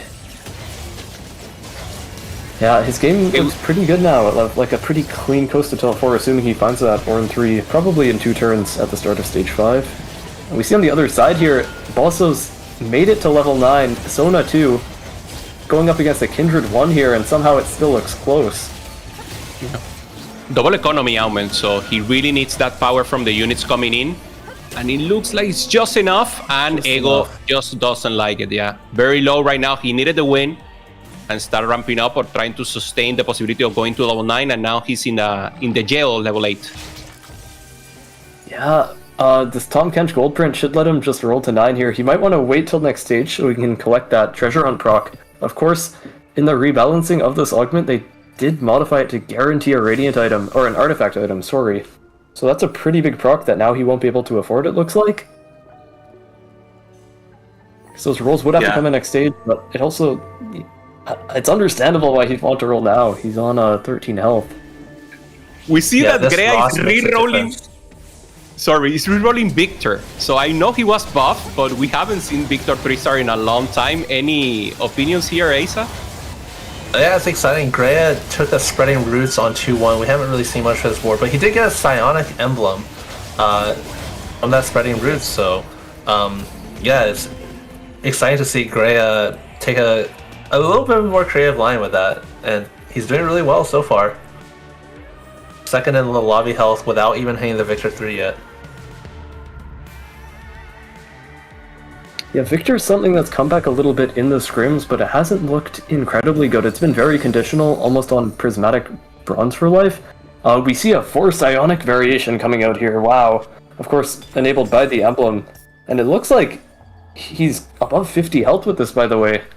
He's been playing a very strong mid-game so far. We'll see if he's able to outcap any decent level 9 or even level 8 boards with the Victor 3 when it does come through. Very far away from the Ilaoi, that is also what you want to go for if you're going to reroll here on level 7. So let's see, he gets a little closer here, rolling a little deep. Okay, more Ilaoi, but still far away. 2 Victors away, no duplicators. Yeah, he's just 1 Victor away now, and I love fitting in Timebreaker here, using the Gragas for the 4 Sonic, and also using Pantheon, using that Timebreaker emblem. Yeah, hits the Victor, abandons the Alawi idea, by the way, says, I don't have the gold for that, I don't have the copies for that, I need to hit now and win these rounds. This is a great choice. We'll see if it's enough to let him top 4 here. I don't think he'll be able to win the game from this spot, but you're not always playing for a first place, and top 4 is above your expected placement, of course, so... 100%. Hey, he's got going both of the Psionic items on the Victor. So now we're that's the same thing, kind of. But we can take a look at the damage graph even. I'm not sure if we are able to pop that out and see, is this Victor putting up numbers, or is he just gonna fade away in this game to a bottom 4? He's going up against a Xayah 1 here and getting held back, it looks like. It's gonna be close. Victor does not have the damage, though. Wow. Only Xayah 1 and Victor not enough, yeah. Gray's got a really strong next end though, with probably the Smoopsy that would give Shepard and Voyager. You have the damage there if you want to see with on the top. On the top right. Yeah, after. Sorry, I didn't notice that of the overlay. A lot of cool things going on. It's new, so thank you to production. We have new assets here to show the damage. That's great. That's like one of my favorite things as a player to keep my eye on, of trying to figure out, is my board good or not.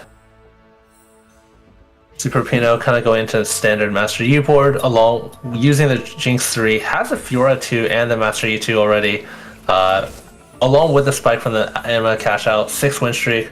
Don't think Super Pino is going to be losing anytime soon. Yeah, I mean, this is the 400 conversion. There's always the open question of what would Super Pino's game look like if Ego, who looks like should be bleeding into a bottom 2 most likely, if Ego had just opened on 3-1, had sacked that round, had snapped the Anima loss streak. Yeah, I think Ego is dead. I'm not completely certain, but yeah, on the right side we see Ego lose a round and go out in 7th here, or 6th. Yeah, Bozo, Aptera, Ego, 3 of them going up here. So tough possibility, Quintanilla holding strong, and as we said, Super Pino just looking huge there with the Master G plus the Jinx 3. Yeah, Bosso having that pretty early Sona 2 with the double Econ augment, but not able to convert it. And Quintanilla also having a Sona 2 with our Vanguard AP line that we saw super contested in our last game. But this time Quintanilla's got the carry, and he has Morgana 2 as a front line. It's a ghost. Against 3 Clone here, does have a Bramble Vest though. Oh, Radiant Bramble's really good pull for Kint here, because it doesn't do much against Osona. Yeah. Okay. Holding strong, already the Tutanki on place. On the other hand, having everything there for Mingy, and on the other hand, Super Pino still wins. And now in a danger position, Greas taking the loss right now. We know he's playing the Victor, so he could start bleeding now. Yeah. Super Pino lost on the right side. Can we pop over to Super Pino, see who took a life of Super Pino here? No more Anima win streak happening. Yeah, surprising to see Pino take a loss. Maybe to Minhee, who's on the 4 streak with a 2 tanky, Samira Ord, but not sure. Oh, yeah, that Radiant Bramble could have popped up here too, and actually been very punishing, right? True. The Battle Bunny crossbow can't even kill the backline. Confirmation from Observer, it was Minhee who won against Pino. Wow, Minhee could kill off Pino here with one more win then. Only 13 health in stage 5 and 6. You're gonna get the mirror here of fighting the clone of that Sona board of Quintanilla's. Yeah, almost some rock, paper, scissors going on then, because it looks like they were all able to beat one of the others and lose to one of the others in that 3-man. Yeah, Minhee with 60 HP should be the boogeyman here, holding strong. Even he losses, he's in a great position to keep holding on.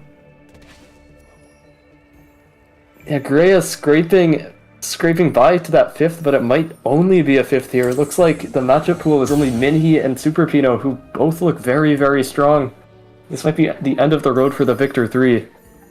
Yeah, I think Grea recognizing his board has no future, so not even trying to go level 8, just rolling for the last copy of Karma, finally finds it, but is it going to be enough against anyone? We'll see. We don't know exactly what his early game spot was. This might be a 5th that he's not terribly unhappy about, honestly, I took the line I was offered, I made my Psionic Emblem not send me bot 3. Fiora in the back line. Immediately. Ooh, Yeah, Fiora brutal. direct. Yeah, Wow. not even close. Was due to the Pike. Pike being on the same side, just give a good angle there for the Fiora. So Grea takes a good 5th, I have to say, there with the Victor 3.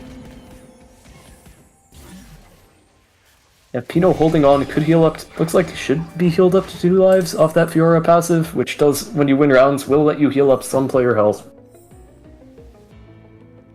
Yeah, Pino being able to get the 3rd item for Mastery here, although because of the Psionic item, Drone Uplink, of course, is an AP item, the Mastery will still not be too strong. That little gap in his board, in that left quarter or so, that's very intentional, by the way. That's something that's become more common, especially in scrims, at the end of the set it's a slight optimization to almost split the enemy's front line, so your melee carries will kill one side of the front line, and then the closest thing to them will be the back line, instead of the other side of the front line. So that's why the Fiora seems so prone to finding her way to the back line, in addition to her dashes, of course. Cool. That's interesting, yeah. Maybe chance, Pino Fiora too. Yeah, there's a couple different versions of positioning I've seen, but they're all kind of the same idea of creating a bit of a gap against opponents where you are able to split part of their front line. Here he opts not to do it. The Ornn will not be parted anyways. Yeah, it's stuck in the middle regardless. So won't be able to get the back line, I assume. He took out the Velvet for the Akali just for the precision. He's winning this time against Minhee, it looks like. And it wasn't even close here for Super Pino being so strong. Now, so many raw damage now together with the Akali and the crit possibilities with precision. Looking strong and with a good chance to take the lobby. Yeah, I think getting the items onto the Fiora made a huge difference in Super Pino's board, and now able to go level 10. Playing an extra challenger for now, but we'll probably upgrade that into something once he gets more gold soon. Yeah, level 10 for Quintanilla coming through here too. It looks like it's just going to be a 1-item Bard, 2-item Bard 1 for now. But that could be enough to flip some fights. We'll see. It will be the Super Pino matchup here, the Battle Bunny Jinx, level 10 as well. This is very scary. It does have the Nunu position to stun the Fiora at least. Super Pino looking strong here, and Quintanilla level 10, but still no Bar 2, lacking a little front line. Also, the Blitzcrank still 1-star. Fiora on the back line. Should be the end here for Quintanilla, and takes a 4th place.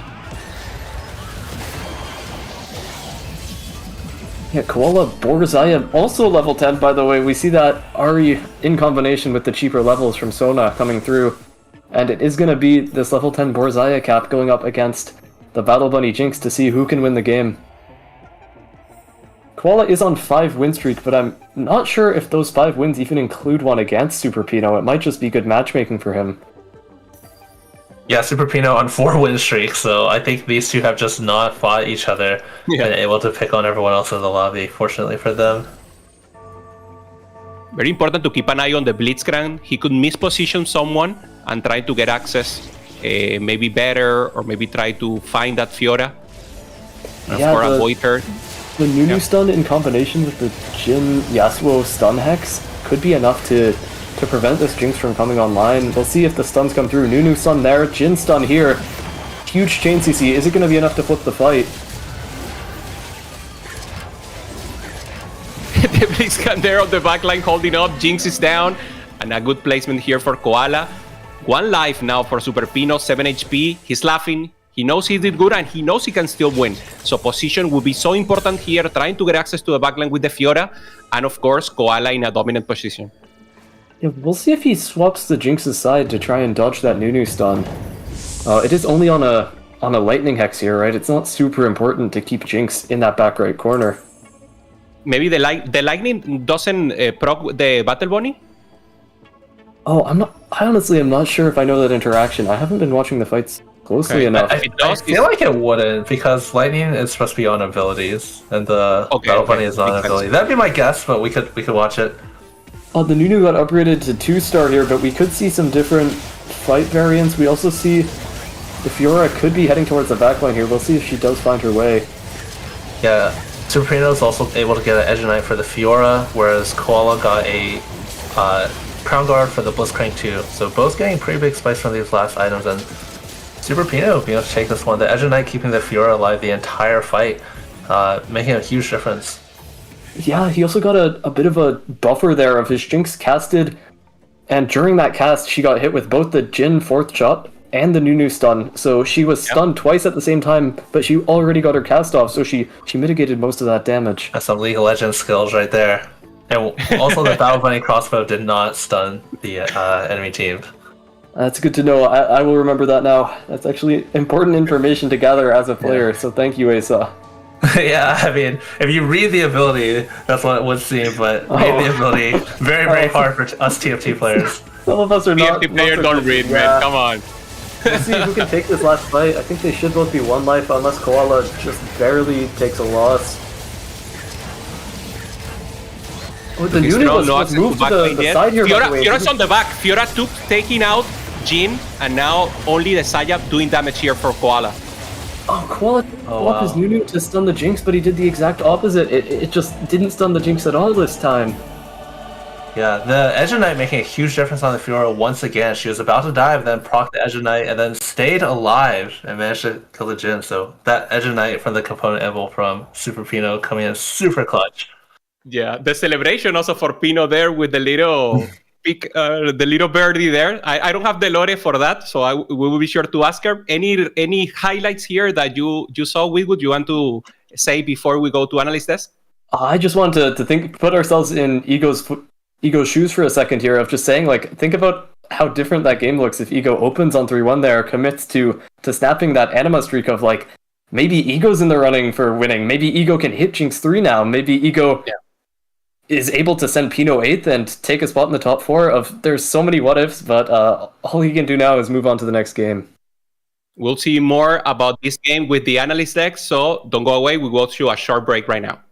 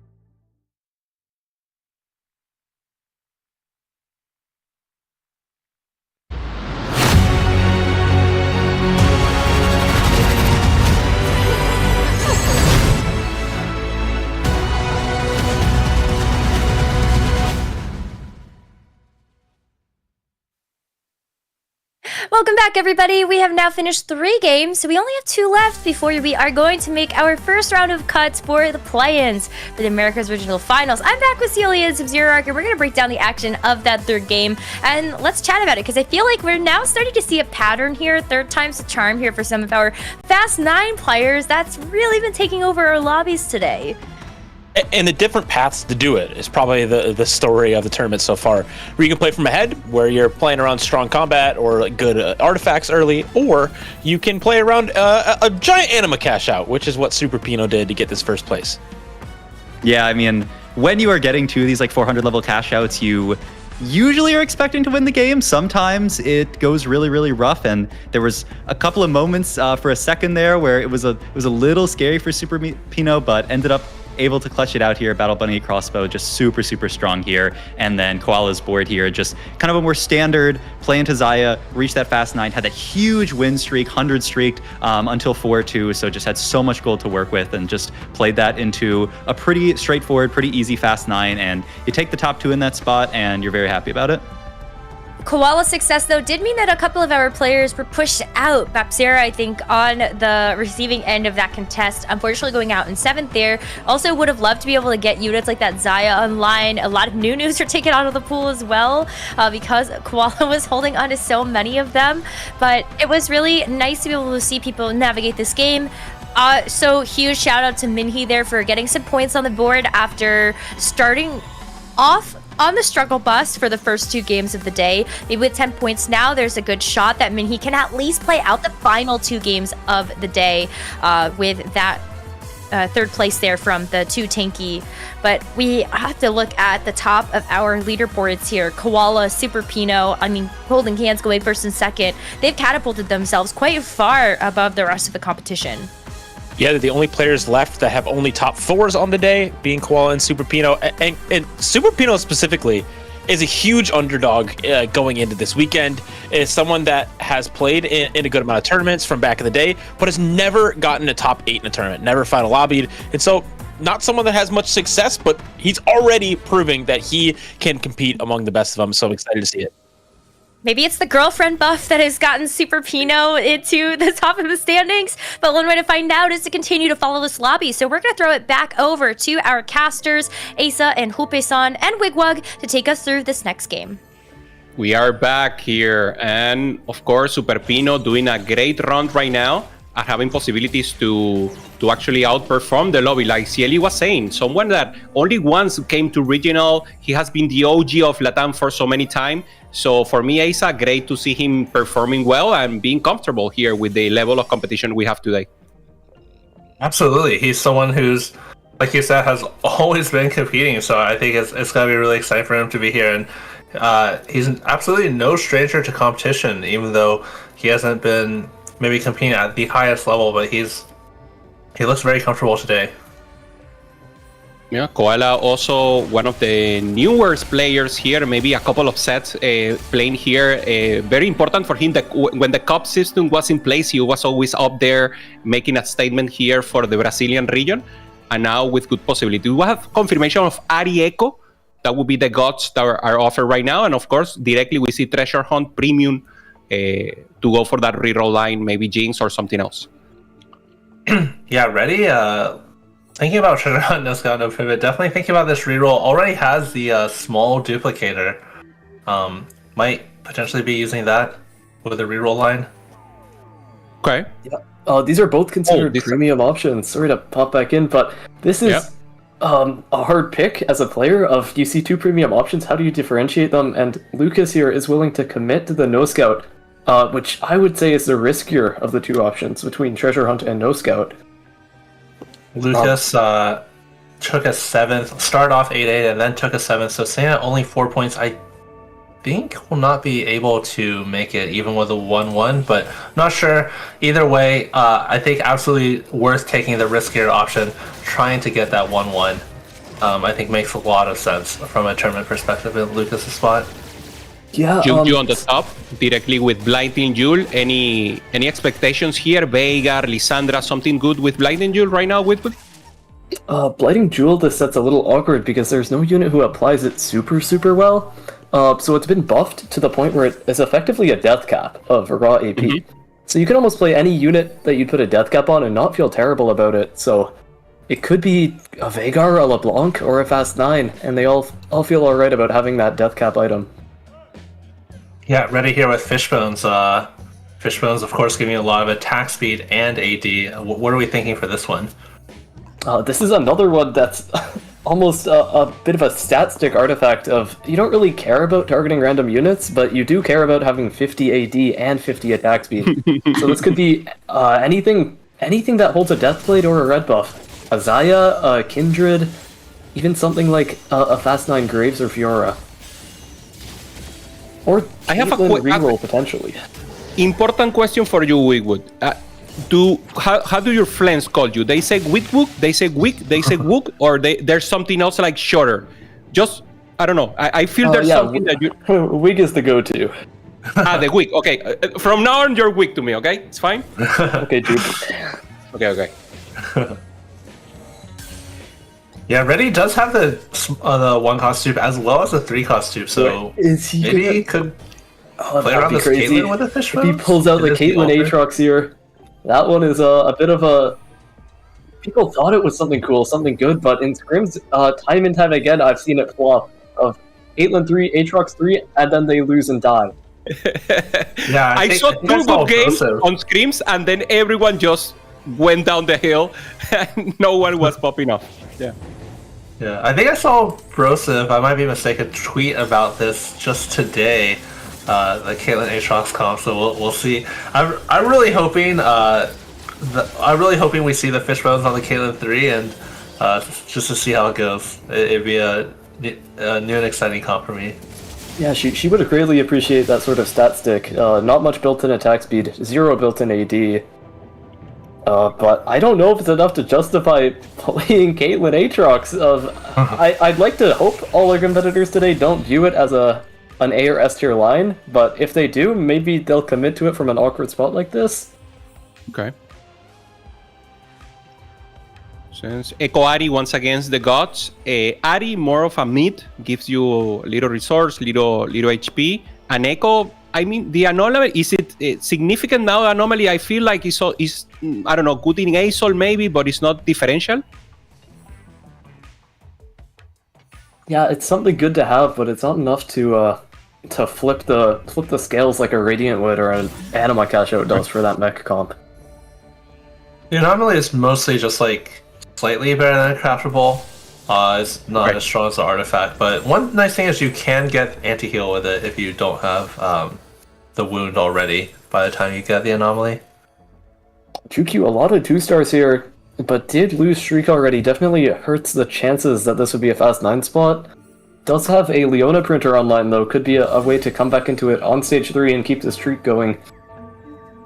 We'll see what he's able to pull off here. I assume the Leona printer here should be on attack with that Diana, definitely the best cause, and the Leona print effect is very consistent as a method to try and go for these fast 9 AP games. Yeah, we haven't seen Leona print do very well today. It's been pretty meta for the past few weeks now, but today we saw Boston Skills hit the Leona 3 and the Sona 2 pretty fast last game, but still wasn't able to win it, and I think we haven't really seen it perform that well today yet. So hopefully for Jukyu, he'll be able to convert this spot. It could be a bit feast or famine, given that a lot of the causes for printing Leona are things that printing more Leonas would help you do, right? Like extending a fight timer, or using more mana, or attacking more times. If you print the Leona 3 sooner, you're able to print a lot more Leonas to both win rounds off Leona 3 and buffer your economy to go to 9. Regretfully, we have confirmation the Arbiter is when Arbiter attacks 3 times, you gain armor and magic resist. Oh, he just has 5 Leonas? Oh, I'm not even going to take credit for that misread, because 5 Leonas naturally is not something you usually see of. That's quite a few. We'll see if he pulls the 3-star off naturally, or rolls for it even then. Earlier we saw Jungle Book with this, had the scaling HP Leona with a Cosmic Hex, committing to the Leona carry, went level 8 with 6 Leonas and then died with 8, so very, very tragic.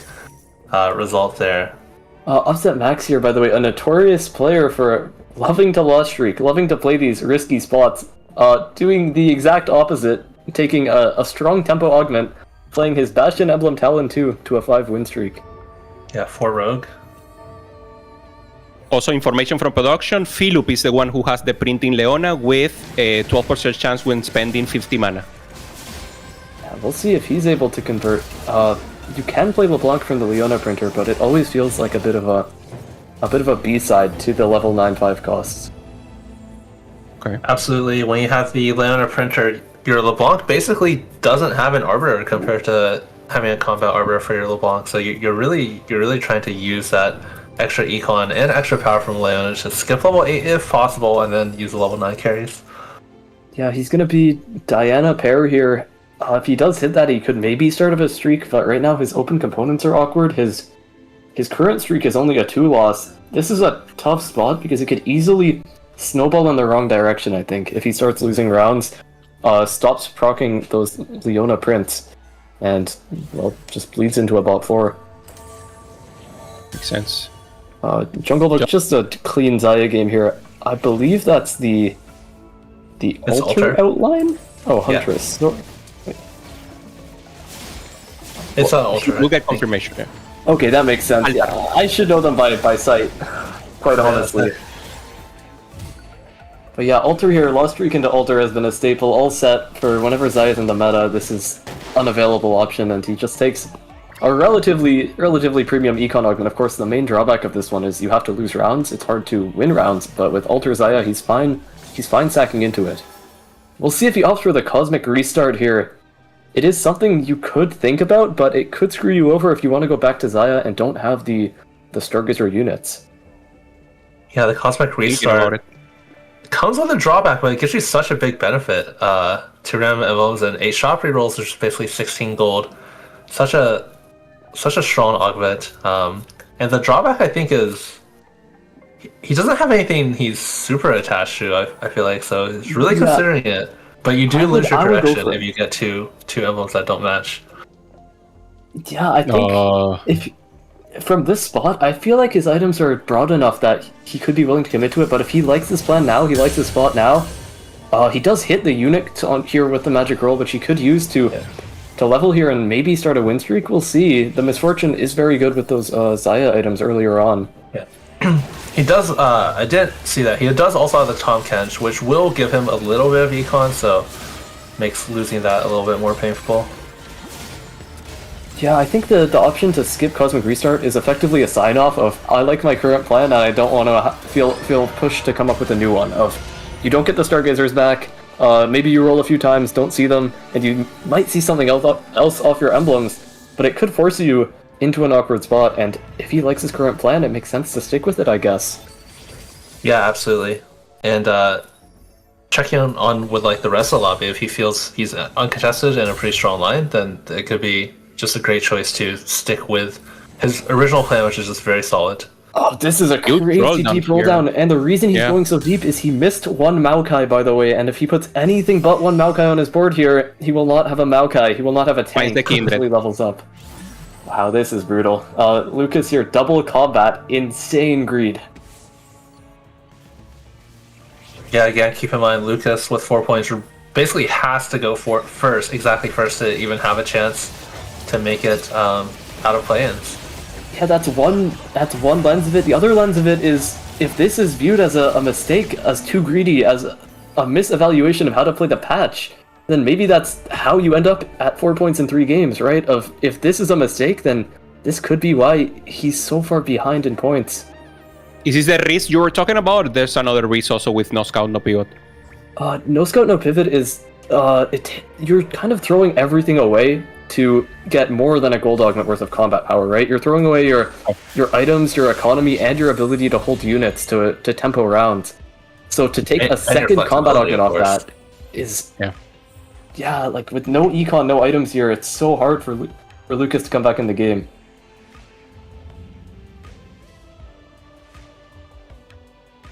Tough now, Morgana being offered here, so good possibilities also to start ramping up the front line, Karma, and other of the units that has been buffed.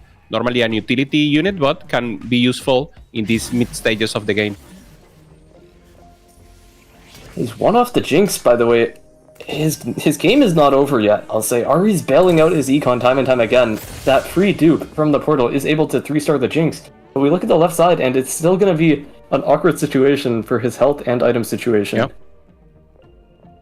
Yeah, no, I'm coming up here for Jukyu, holding a LeBlanc for now. A unit that was buffed, but we haven't seen him much. So just trying to hold up a little. Yeah. He took the double Arbiter augment here. I have not seen this one a ton of times, and I assume there's some creative uses of it. We'll see if he's able to pull one out here once we get confirmation of what both his Arbiter causes are, or I believe he gives 2 outcomes. Yeah, sure, because one of his is Leona print, right? So is he going to go for a Leona 4? I'm not sure. I mean, yeah, it's really interesting to see this augment. I would not have expected it.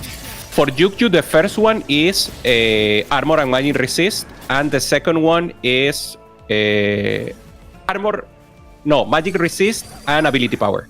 Oh, that's true. He was not the Leona printer. That was my bad. Okay, yeah, so I think with the dupe, he's only 2 off from Leona 3, so he could go double combat 3 Arbiter, which is very exciting. The awkward part is Philip might just print his 3-star Leona on the right side there, and how are you going to find those in shops on level 7, level 8? Now that someone else has taken 9 of them. He only needs 2 more, so it's definitely doable. Yeah, it would be a huge win if you can find it, right? With the double combat, that ability power, not premium for Leona, but the fact that you get to enable a Leona 3 and play a LeBlanc 2 in the backline with double combat Arbiter might be enough for him to push for a top 2.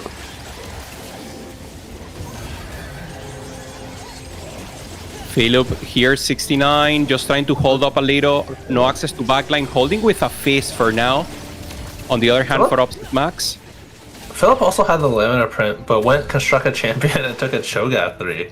I'm a little surprised to see that, because he's, like close to having this 3-star Vanguard already, but then also going for a 3-star Cho'Gath. Yeah, now LeBlanc's here to chuckle at him a little bit. To say, why didn't you just play for Leona? I feel like the print Cho'Gath is something that's really contingent on, can you give it items? Can you give Cho'Gath the early items he needs to farm some stacks?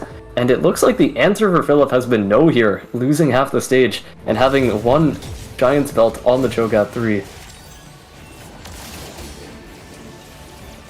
Would you have given him the Juke Gauntlet and the Striker's Trail? Just to try to pop up a little? Not quite. I think if you're going to take the Printa... Maybe mana, no? The champion, you want to go for something that you can itemize, right? Okay. Something that you have items for immediately, that you don't have to wait for. So I would have gone for something like Lysandra there, ideally. We see a really, really quick roll down here from Jungle Book. Pretty healthy for what his 3-2 was looking like. And he does find quite a few copies. Double tank here. Morgana 2, also Tamkens 2. Just trying to grasp what is the best possibility here. Yeah, he went for the real tank items, that being the ones that aren't just mana for Nunu, so he is playing for one of those 2 tanks at least, and he has both options available, so we'll see which one he goes for. It looks like the Tom for now at least.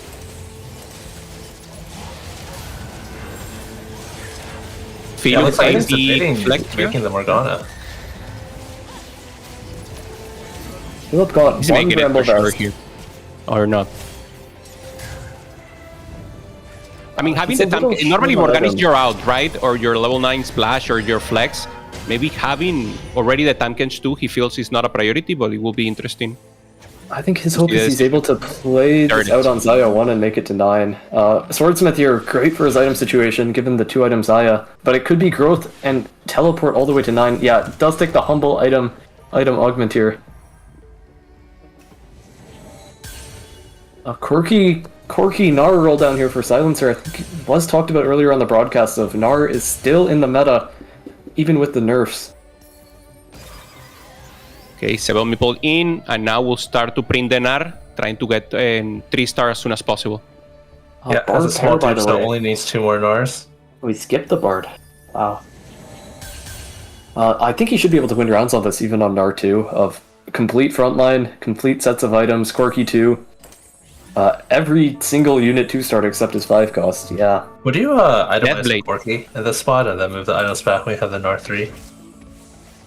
I've seen both things done. I think when you have a full set of valid Corki items, as in you don't have to throw away your Ginsus on a Corki, I think you would go for the Infinity Edge, Last Whisper, and Deathblade here on that 2-star forecast.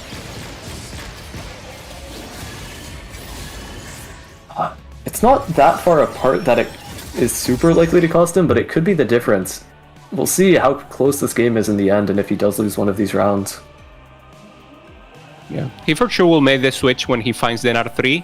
It's interesting for him right now, right? If he changes a little the items to the Corki or maintains, of course the Ginsu is much more useful there on...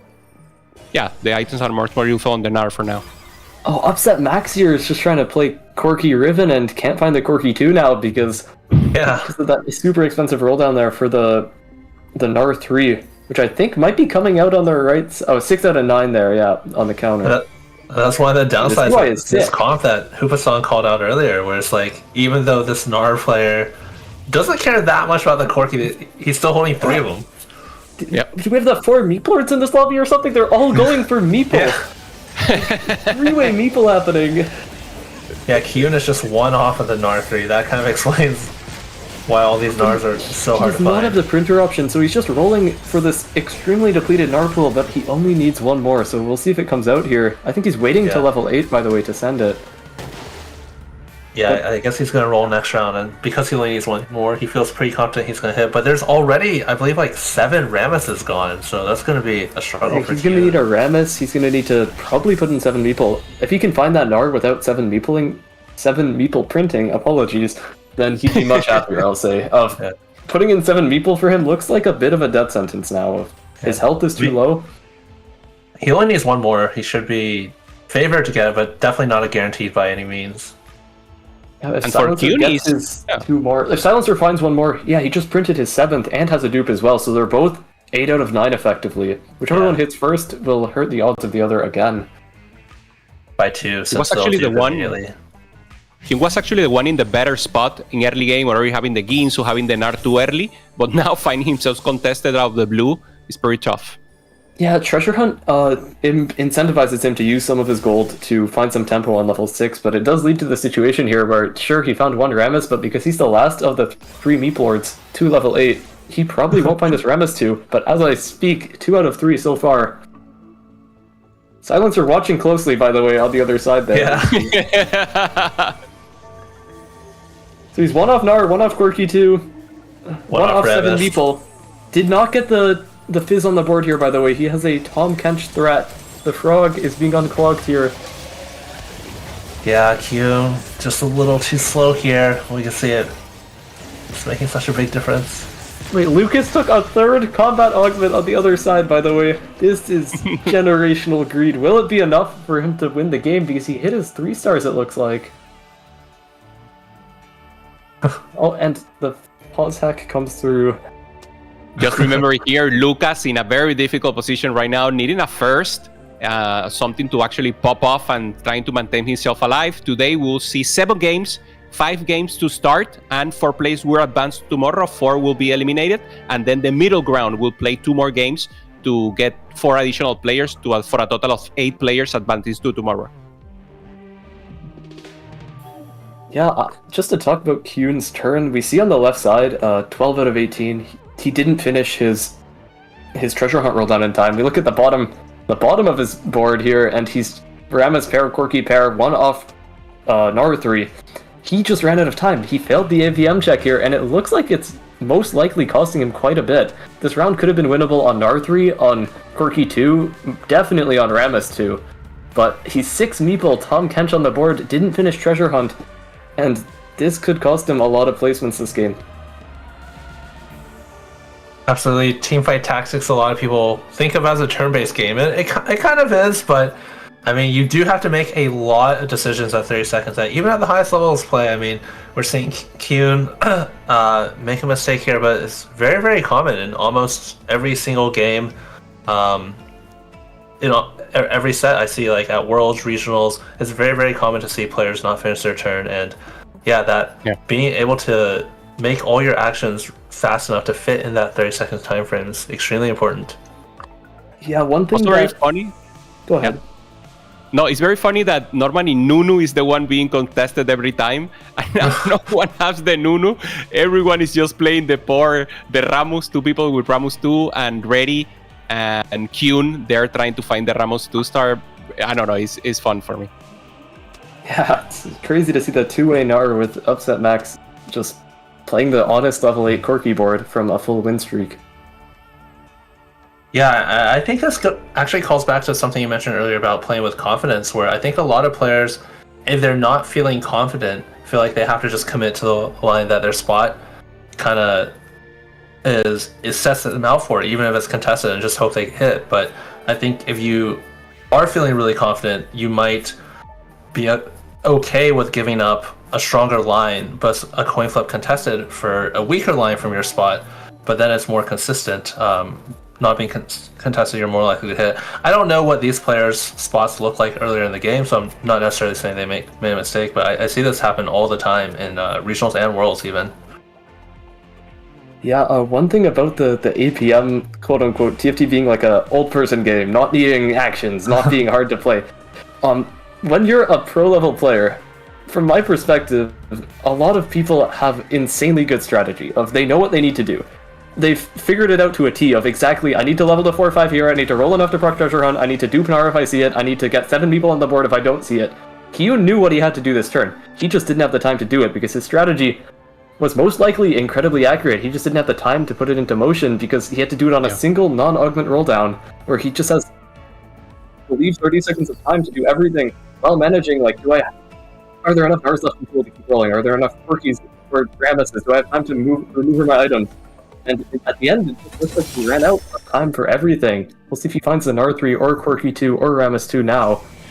Yeah, absolutely. And even doing all that, like you really want to also ideally scout and position on top of that if you have time.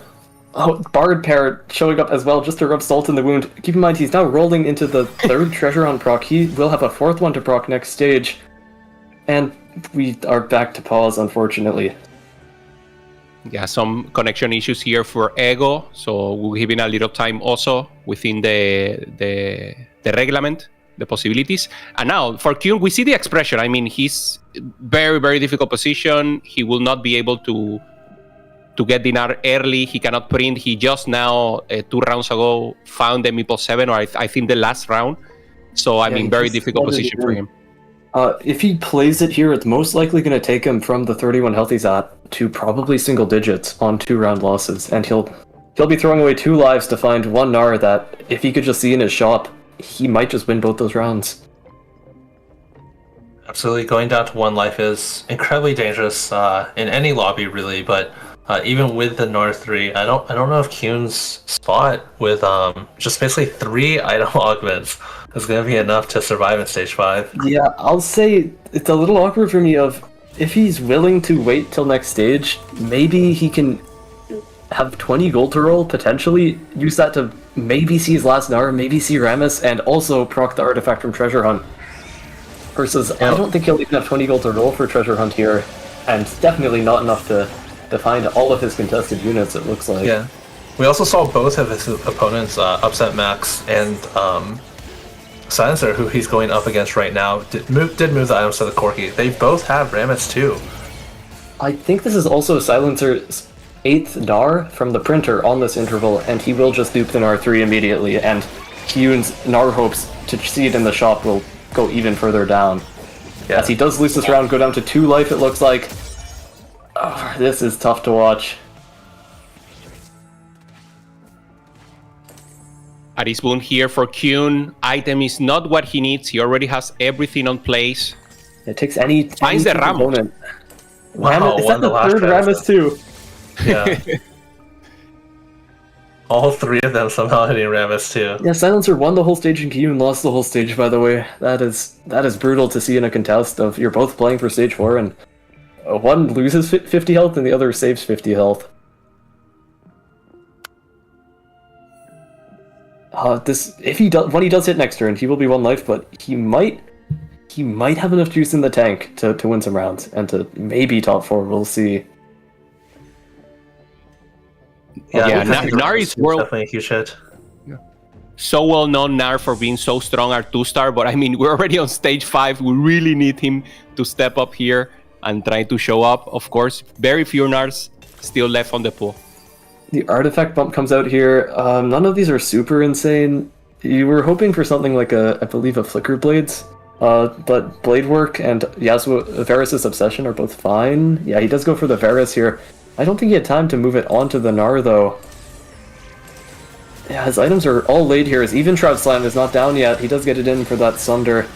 It is just going to be Varus' Obsession onto Bard. If he can scan this round. For the LeBlanc here, makes sense a lot with a lot of procs. So with the additional LeBlanc, so good position here for Yu-Gi-Oh! And as you mentioned, Wick, just trying to get raw damage should be enough here to go against Kyun. Corky's down, and now very, very low. 1 HP away, or 1 life away here for Kyun from elimination. Yeah, we also like once again, Kyun not having the items on at the start would have won that round. So the APM once again coming into play. Yeah, that's brutal. Like, it's so punishing. He doesn't even have the copies to drop out of 7 Meeple here, by the way. He doesn't have, like, the Sniper, the Karma. He finds the Karma here. Maybe he'll try and sell out. Yeah, he does have the option, as you say. 6 Meeple on the board right now. Does he not see the Samira? I assume he doesn't think the 6 Meeple Bard is stronger. Yeah. Oh, I hope this isn't the diff in the fight. That would be a brutal way to end this game. I think it's once again like an APM diff. It's just Kyun is normally a fast player. I think he's just maybe not playing his best today. He noticed. Yeah, he knows. Oh no! His reaction in the bottom right. Well, the next time someone calls TFT a game where you have no APM checks, yeah. If Kyun's in the room, I don't think he'll let that one slide. Oh, that's brutal loss for Kyun. QQ here, yeah, did just play for that 3 Arbiter, threw in the 5 Shepherd variation upon finding the Sona, I assume, but as we mentioned, Ace was not able to find the last copy of Leona for the entire game. 7 out of 9 with the dupe. Yeah, we saw Jungle Book die with 8 Leonas earlier. Is it going to be a repeat for JQ? Drops out 5 Shepherd here after hitting the Nunu too. Yeah, I assume we want the Sterix gauge off of our 1 cost. Okay, another slip. This game is not easy because there's a lot of things to think about. That is what I will say. I've done worse than not remove a Sterix off a 1 cost. Oh yeah, absolutely. I mean, I think it's happened to every TFT player where you just don't finish your turn in time. Yeah, like great crowd control here from the Nunu. Access to backline. LeBlanc trying to hold up, and Philip on the other hand. Okay, it's not the diff. He doesn't lose the round to the Sterix gauge. Doesn't have to kick himself over that one. I will highlight. You mentioned earlier, Asa, the burn from the boon could be a good pull, and that's exactly what we see here on the Zoe. Wow, GQ getting probably will go for another tank item here.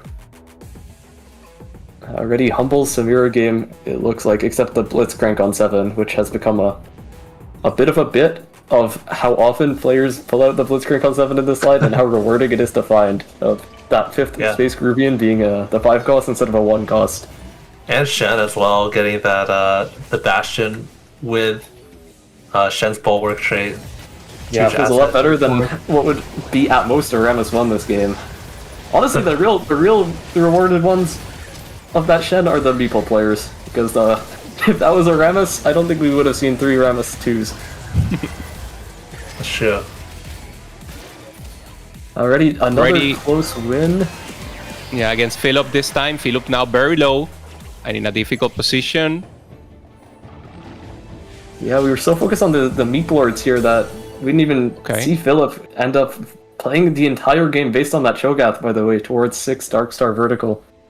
That's true, yeah. I guess, I think Philip was already in a spot to get the Leona 3, so I think Philip, he must have just really wanted to get into this line and was thinking like Constructed Companion to Cho'Gath was, had a good spot for it. Yeah, he have the Jhin too. Saved a lot of health in Stage 4 and made it to this level 9 variation in Stage 5, which does give the 6 Darkstar, of course. Yeah.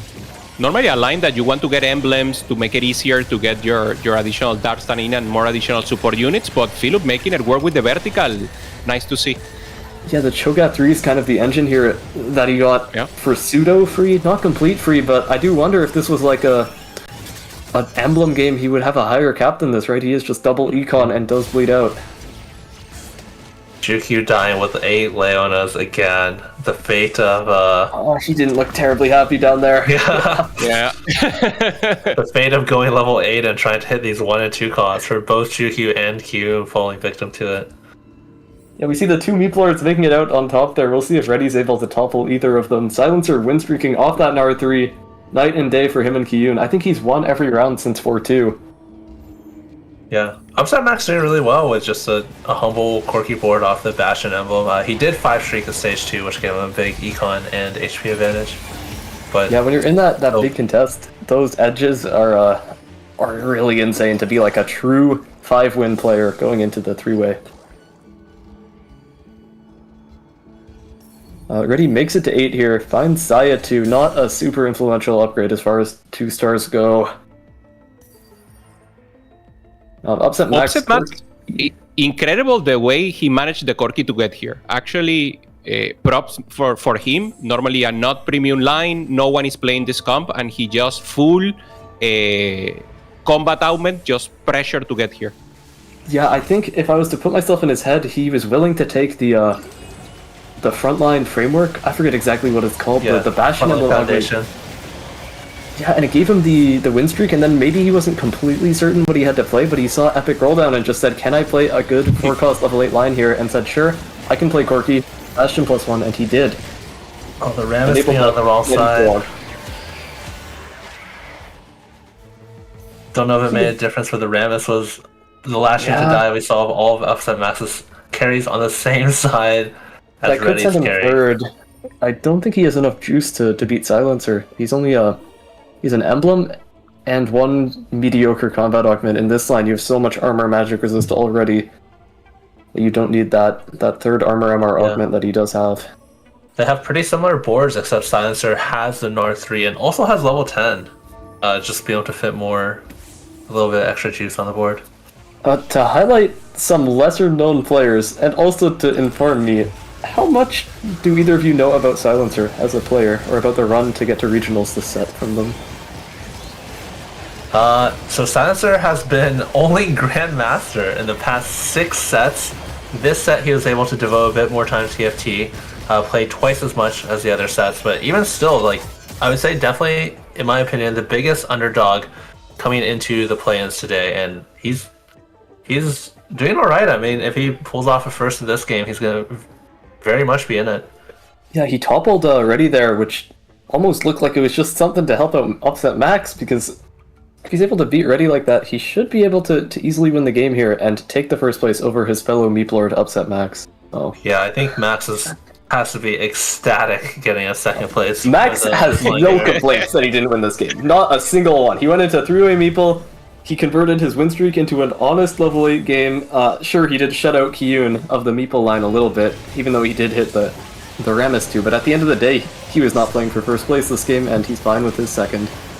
Yeah, that's the face of a guy who says, tell me where I sign. I'm totally agreeing with his second place. Now going up against Silencer with a huge cap board where with the Nar, ramping up, finds the Jin, finds the Corki, and the win. Right now for Silencer, the newcomer, Grandmaster taking the win, and Upset Max also very happy with the top 2. I do believe that's the end of my run here with you guys, so that was a great time to hang out and see these games from... I'm sure someone from one of them will make it to TPC, and I will be up against them in week 2. So I'll keep an eye out. I hope Kiyun can come back from that brutal Meeple contest. It was great having you, Wigwood. So we will go to a short break, and we have another guest that is friend with Wigwood. So we will not spoil right now, but be attent, analyst decks, and then we will continue with the star guest that we have right now. See you. You guys have a lot to learn from him, so thank you for having me, and you were both great. Both great to have around. Thank you.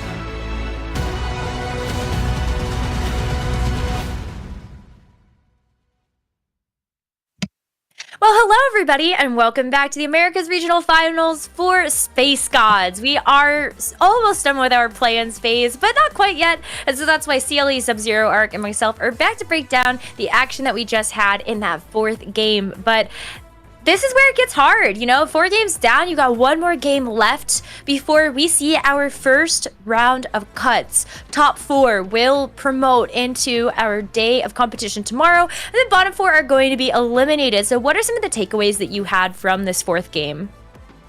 I think there's a lot to take away from this game, but I really do think that contesting each other continues to be maybe not the best idea, and we keep seeing it over and over again that these players really want to play these lines, but it's because they're good. So it works out for some people, and for others not so much.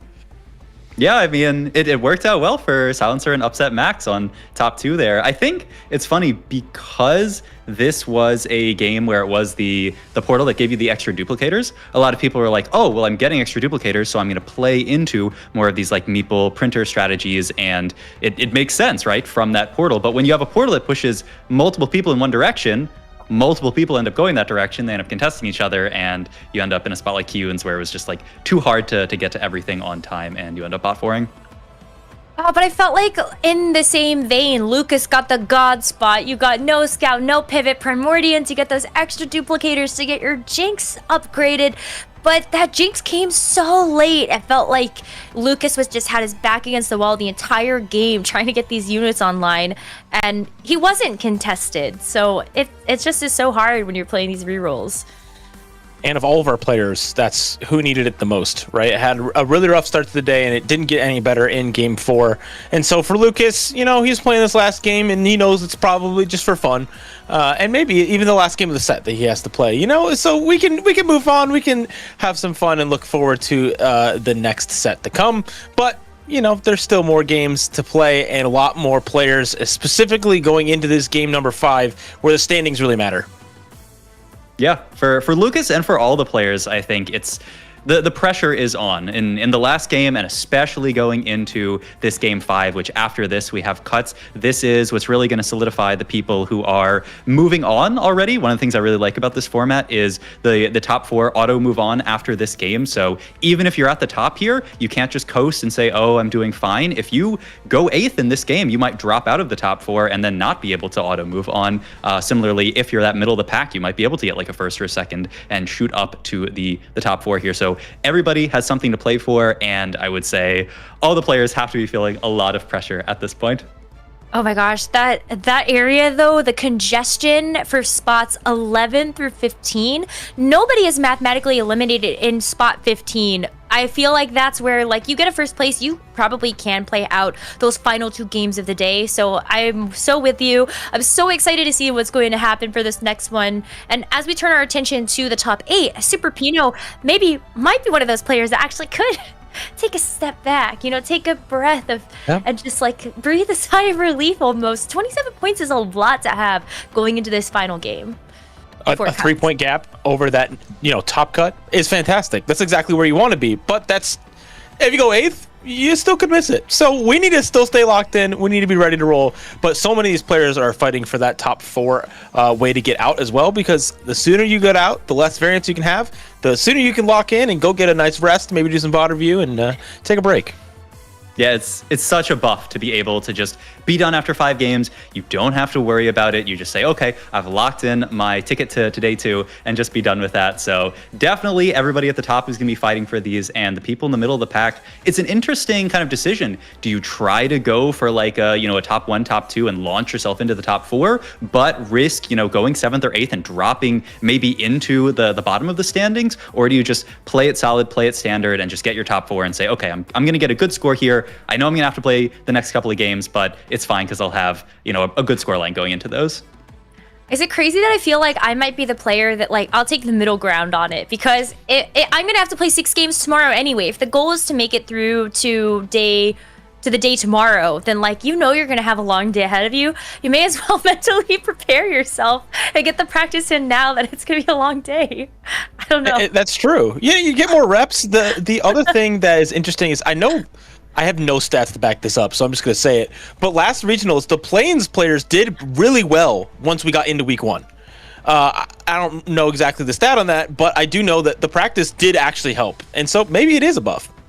Yeah, there is value in it. It's basically like these are the best scrims that you are going to get because they're not scrims, they're like real games. But like after getting through all these games, you're playing with some of the best players in your region and getting really good practice in. So it's kind of funny the people that are potentially the people that are going to play tomorrow, they're going in more raw, less practice than the people who get all these games to play today. So there's definitely some value in just getting those reps in, being able to play, and also just being used more to playing under pressure and like not having so much of the nerves of like, this is my first game I'm playing in this tournament. As long as it goes well. And I think that's the key, is to make it through and actually get to that next phase. But we do have that final game before the cuts upon us, and so we are going to hand things back over to our casters, Hope-san, CLE, and we are so excited to be welcoming another special guest to our broadcast. We're so lucky to have Broseph be joining us, and so I can't wait to hear from all of you. Please take it away. Thank you so much, Necra. So excited to have Broseph on our show with us. Tier 1 player and locked in for next set as well. Broseph, welcome to the show. Hey everyone, thanks for having me. Feeling real excited. I was like sitting here wanting to speak on the last thing. The two people who made it out of play-ins, which was JRC and Kai Wang, both made it all the way to Worlds in the last set. They made it from play-ins all the way to Worlds, which is a powerful trend to set going into these last 3 games of competition. Hoope's dropping wisdom. I know it, but he's muted. So, it's definitely about these guys. Hoope, what were you saying? Thank you. No, I was saying that it doesn't make sense that actually they could go all the way. It's not what we are supposed to see, but it's amazing that deep romp happens, and it's the beautiful TFT. Broseph, question for you, man. Yes. I want to know, you started with competitive content, maybe more deep, then you made the Broseph theft. I love the short videos that you made. What is the plan now? Are you doing more broad plus focus on coaching TFT? Like, what's your focus on competitive? Tell us a little more about that. Yeah, so I think for a little bit now, I've been kind of both a professional coach and also a competitive player. I had a great season this set, finishing 7th overall in pro points in TPC. I've also done the most time ever coaching in this set, which has been really fun, really rewarding. I've helped a lot of people hit their rank goals and understand the game better, which has been really, really fun. Going forward, I also, as you mentioned, I also make videos on the side. I try to make them as good and accurate as possible, so people know what to play, and hopefully they're entertaining as well. And then moving forward, I'm kind of expanding how much coaching we're doing. I just actually, maybe Asa told the broadcast already or not, but Asa is passing along TFT coaching to us. And me and Upset Max, who is playing right now, in fact, who I'm cheering for, are going to be taking over the site and trying to make it the best thing it can be. Looks like the game's and you left Dowa making the logistics there. Like you're making him work, and you're the guys coaching, right? Yep. He's helping out with a lot of the back end and the website. The website was made by Dehua. Shout out to him. Nice. Shout out okay, Dehua. we start with the game, and we have a Shen encounter. So Prismatic will be the name of the game, at least with good possibilities there on the late game. Yep. Looking at some of these spots, with Shen. So this is a gold opener for sure, I believe. He elects to just sell his 3 costs. I think you can take one of 2 strategies. What the strategy I like to do more so on this patch is trying to just like hold everything. There's always a decision between, do I hold a lot of stuff? Do I not hold a lot of stuff? And I have found that especially if you like playing reroll comps, you want to have as many things at your disposal as possible. So he elects to sell the smear. I think I would more so hold here. At this point, he's just waiting for his augment to tell him what he's supposed to play more so here. Also, I wish we could see his camera. Quint is a funny guy, nice guy. One of the things in this lobby specifically to take a look at as we get our first prismatic augments is about the risk that many of our players need to take. We're on board with Quentin right now, who's at 10 points, which is 2 points below the cutoff for the bot 4. So we need to be playing for a top 2. And so what augment can get us there? Maybe it's Curse Crown, not this time, but it would have been fun. Goes for the flexible. Yeah, I'd say so looking at his position here, flexible is definitely the one that has the most chance to be able to place very highly. He also has a reforger, which makes flexible much, much better. I think people are of the opinion that flexible is like kind of a risky augment, but if you live long enough to get to a really good board, you're quite likely to do well. And the Reforger helps out a lot because you're basically turning into you're able to have usually you have like 2 or 3 useful emblems up to maybe 3 or 4, which can make a big difference in your game. For Bozo here, an awkward position because he gets the Twisted Fate, but actually this is a comp that you want to get a lot of 3-stars, so it would be very uncomfortable for him to play it. You want additional resources also if you want to go into this line. So I don't know. Let's see what he managed to do from this spot. Do we know the Stargazer of this game? Is it Boar? It is Medallion. Yeah, I was looking at the shape. It is that Medallion on the corner. So it is a good start for that. We did farm a gold here early, which is a good EV for this Twisted Fate. But we have a lot of more 3-stars that we want. But, taking one out of the pool doesn't mean it'll make us more likely to hit. And our god choices for this game are Soraka and Kale as well. So I think for a lot of our players that want to play for the high cap, playing around Soraka specifically, that gives you some stats when you're playing for low HP. It's not a bad game plan. Yeah, one thing you can do on Soraka is, especially if you roll 12 health on stage 4, some people have chosen Forged in Strength, which requires you to be quite low health to cash out all your power. But after you get the power there, you can heal back up and then hopefully collect another life to play on while you're super strong from having cashed out the items. Juki looks like he has Jinx worth the wait, which is pretty good. Jinx is one of the better hits you can get. One thing that I would lean away, or one thing I've noticed is typically I like to lean away from augments that give you very strong units, like Worth the Wait or Build-A-Bud, when there are fewer components in the game. It helps that there's Kale, so you can grab some extra items every time there's a god selection. But just starting with 2 components is kind of rough. Like, I think Jukyu's spot is about as good as it can be. I think he has an even Shroud of Slam if he wants to. He's electing to not level, kind of play it slow to hopefully get some anvils on 2-7 to be able to make a best in slot set of Jinx items is probably the plan. You're probably playing for some kind of comeback if he's not playing his strongest board on 2-1.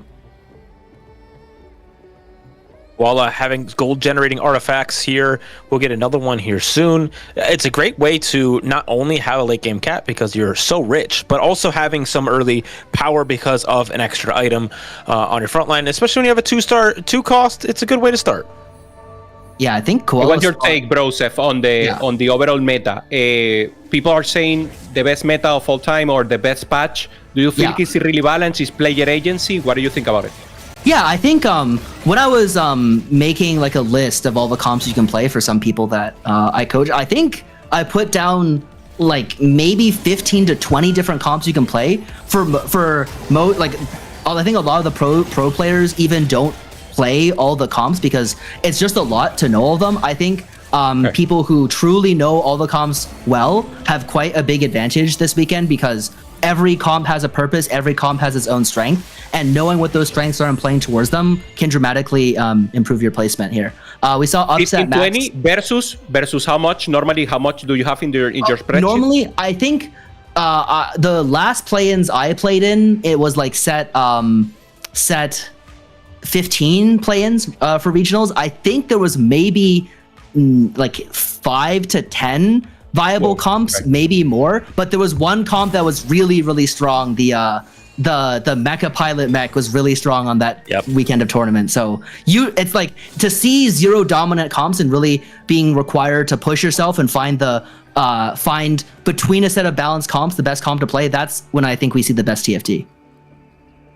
And it will prove to be that. I'm interested to see comp stats and stuff throughout the weekend. I think that's something that always is a little bit telling of the tournament meta, but we are seeing a good balance of reroll and also Fast 9, being able to win games. We're seeing lots of different tempo plays, but also players being able to play anima from behind. There's so many different great options, and it feels really good to see this on display. Yeah, Tanky Samira, that is supposed to be the boogeyman, is balanced. I mean, it's good. You take it, but there is a world where you see Tanky and maybe you don't have the spot and you don't take it. That normally didn't happen on previous patches, so great to see, Yeah, the team's done a great job of this patch tuning down the overpowered augments. I think early learnings last patch was a little bit too strong, too tanky was too strong for sure. And now it's more of a risk. Now if you take 2 tanky and then sell all the units on your board, you're risking taking a bottom placement, which didn't used to be the case, which is good to see. You have to play your spot and play your game well to be able to top 40 even with 2 tanky. Joseph, who in this tournament are you coaching? Are we rooting for people specifically? Obviously, Upset Max is your business partner, but who else are we rooting for because you coach them? In the play-ins, I think I don't know. I personally like to see Q do well. He's been quite an entertaining streamer to watch in the community for a long time.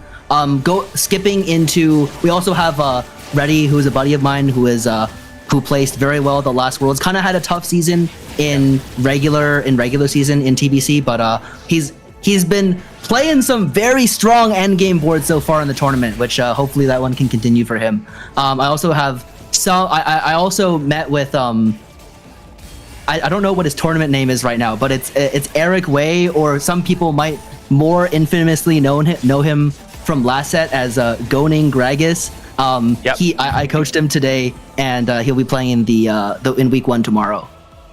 Nice. I believe he's GG9 this weekend. GG9 this weekend. All right, GG9. Yeah. That's a good start. Well, it's a good abbreviation. Yeah.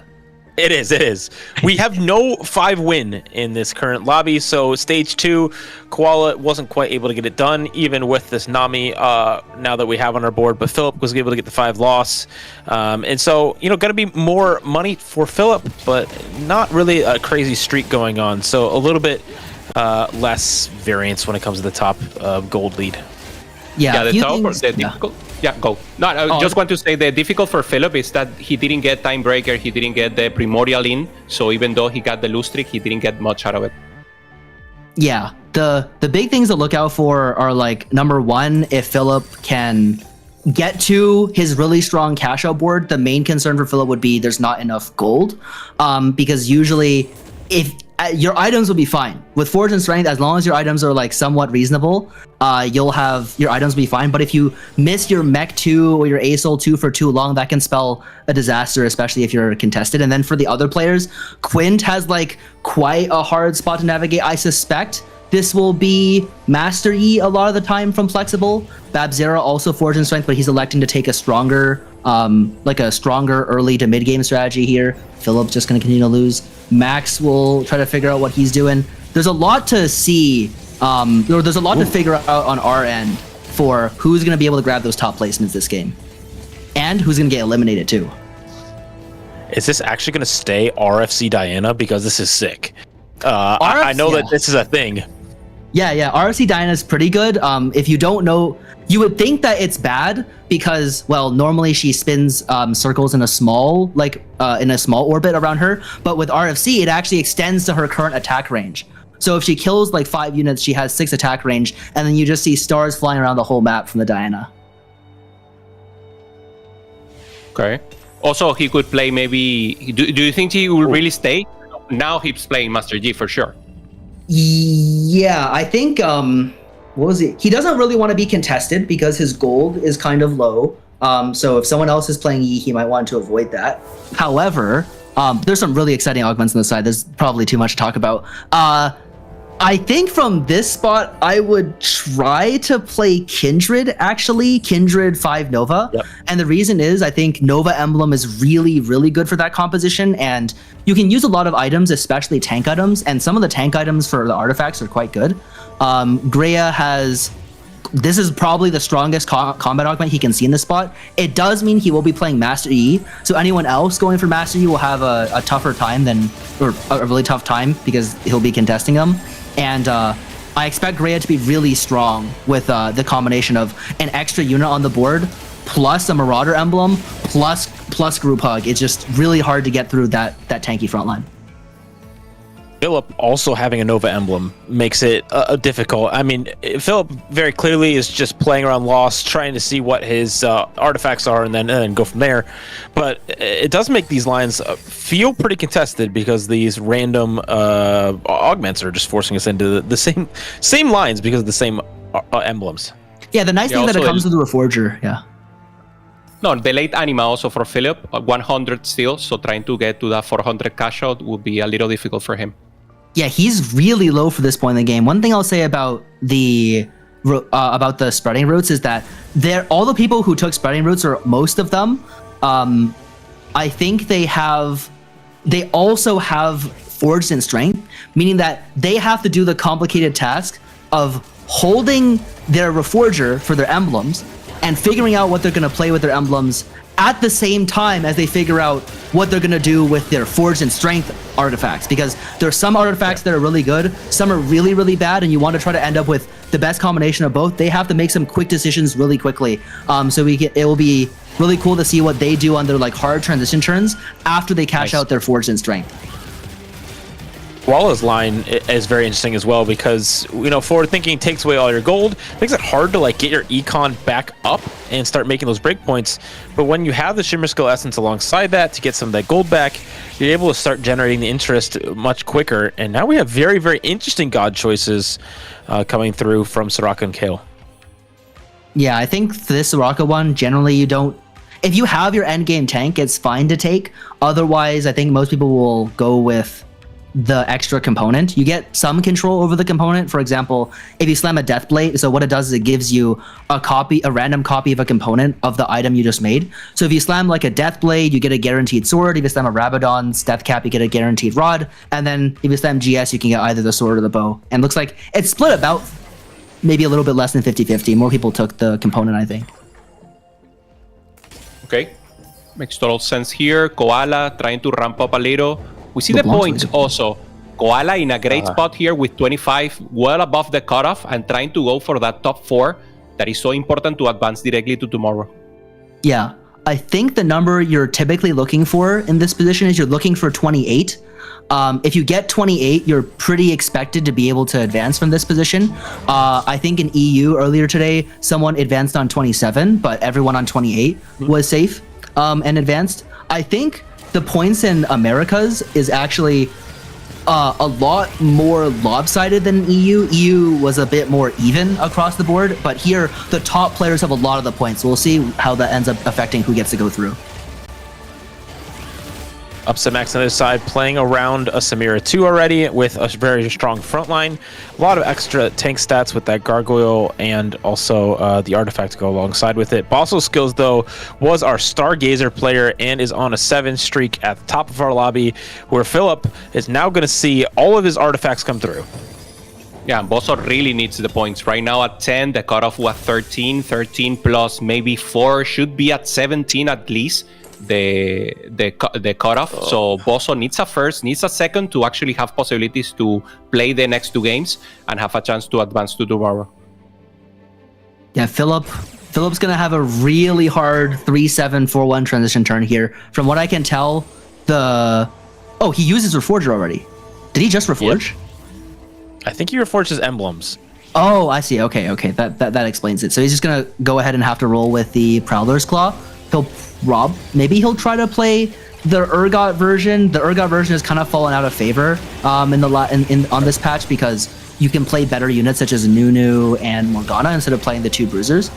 In a position like this where you have a Prowler's Claw and you kind of want to use it, you can go back towards the side of playing the Urgot. He's holding this Master Yi. I'm not sure if he's doing that just to grief or if he's thinking about perhaps playing it on his own board. And we have to keep Anima in as well, right? We need to get kills or take some good losses to get to the spot where it cashes out at 300, but it's going to be so difficult because he won that last round. Is there any shenanigans that we can do with the Eternal Pack, that like with the Lulu, that we make Maokai be the one with the strongest HP? Is there something we can do here, or it's impossible with the mech? In this comp, I think it's impossible to do, because you always want to mech your mech, and it will usually have more health than even Warmog's Morgana, because it gains like 45% extra health from being upgraded to the large mech. So I think it's hard to do. Yeah, I think this will just go on the Karma, and it will be an okay AP item in this position. Also, you notice I think he just took out his Anima. He's like, I'm not going to cash this out. It's okay. Makes sense. He's taking a pretty big risk here on the round. I would imagine you're not very comfortable going down to 1 life, but he's going to go ahead and sack this round. The expectation, I think, is that he'll be able to win most of his matchups. And then, yeah, he's going to beat this guy for sure, which is really, really nice for him. He gets to another Gargoyles and Void Staff, which is real good. I mean, this is going to be a huge turn, right? Like he's gonna have to 2-star everything. I wonder if we're waiting to see something specific on the augment choices. It is prismatic, none gold, and so there's lots of options for what this still could be for our final thing. And we're at 2 lives, so we can roll with it. It's just gonna be a lot of actions to make here at 4-2. Yep. I think a lot of people are gonna have big turns on this turn. I'd be curious to see what Quint is doing with his emblems. We haven't checked it. He has access to a lot of good augments here. Quint has a lot of good emblems for Space Groove, actually. He also gets the econ augment that he desperately needs to see here to get to his Nami 2 before hopefully all the Namis are out of the pool. He's got 2 Bash on the board. Wow, look at his emblem. He has crazy. 2 Reforgers left too. He's got some options here. 10 Space Groove, I'm down. Yeah, you double Reforger, try to get another Space Groove emblem. I think you're for sure holding Brawler and something else. Koala cashes out what? How many lives is he? He's this is a very as well. good setup. Yep. Picks out the Shiv. The item's really quite strong on LeBlanc. It's even stronger on Vex, which he'll probably get to at some point in this game. And I really like this 5 Shepherd version. I think it's the cheaper and more reliable version of this composition, where your front line is less dependent on Nunu and some of these more contested tanks, but instead can stabilize around this Bia and Bayon in the front line to give some extra AP, and also just a good health bar as well to work around. We're seeing Babzera take a big hit there, but he does have invested, and so he is working towards scaling into that late game and doing a big roll down here soon. Yeah, I don't know if Babzera's playing specifically towards Master Yi or even Fast 9. I feel like he might have been offered a spot to go Fast 9. I might be taking it too. Fast 9 is like kind of a hidden... It's kind of a hidden comp that's not super clear you should play in some cases. He's going to go ahead and roll on level 8, I think. I think that's what's happening here. Still, yeah. Yeah, he's just going to roll for Novacom. Yeah. But I think here he had the option of waiting until he cashed out his Fortune Strength and then going level 9 for like your Nova Vex board. There's a lot of situations such as if you have like upward with Anima early, you can actually just go straight to 9 because the Anima item or the Fortune Strength cash out can stabilize you until you get to your actual good board, and then after you hit your board, you just win the game because you have so much power.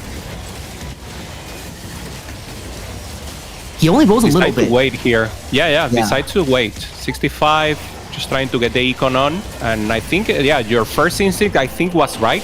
He's thinking about that level 9, but now taking a huge chunk of HP, it would be a very difficult position. Low gold to roll.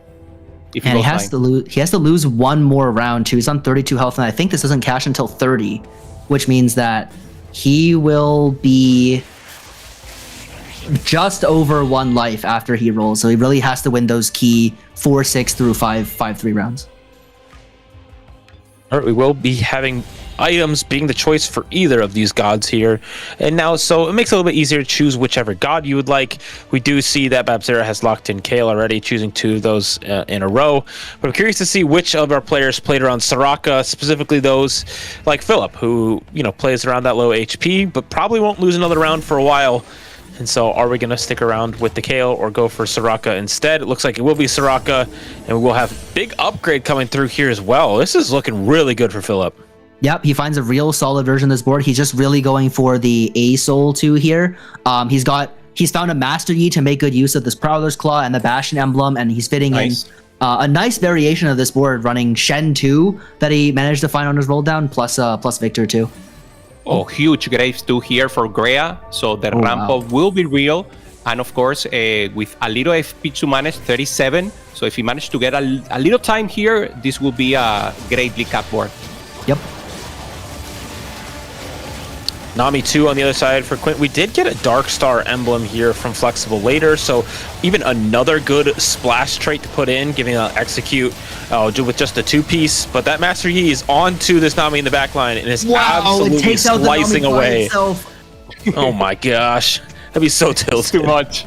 Oh, that's rough. That's rough. Like, these are some of the rounds that Quint's supposed to win. He's on all his 2 stars, I think. He's gotten access to basically all the emblems that are going to matter. He might have a Reforger or 2 left. And now Grea can just kind of freely glow the very, very strong upgrades in this position. He's going Assault Buckshot full, right? Yeah. I think he's going assault, buckshot, and then buckshot, laser, and then the Graves just does ridiculous amounts of damage late game to these wide boards.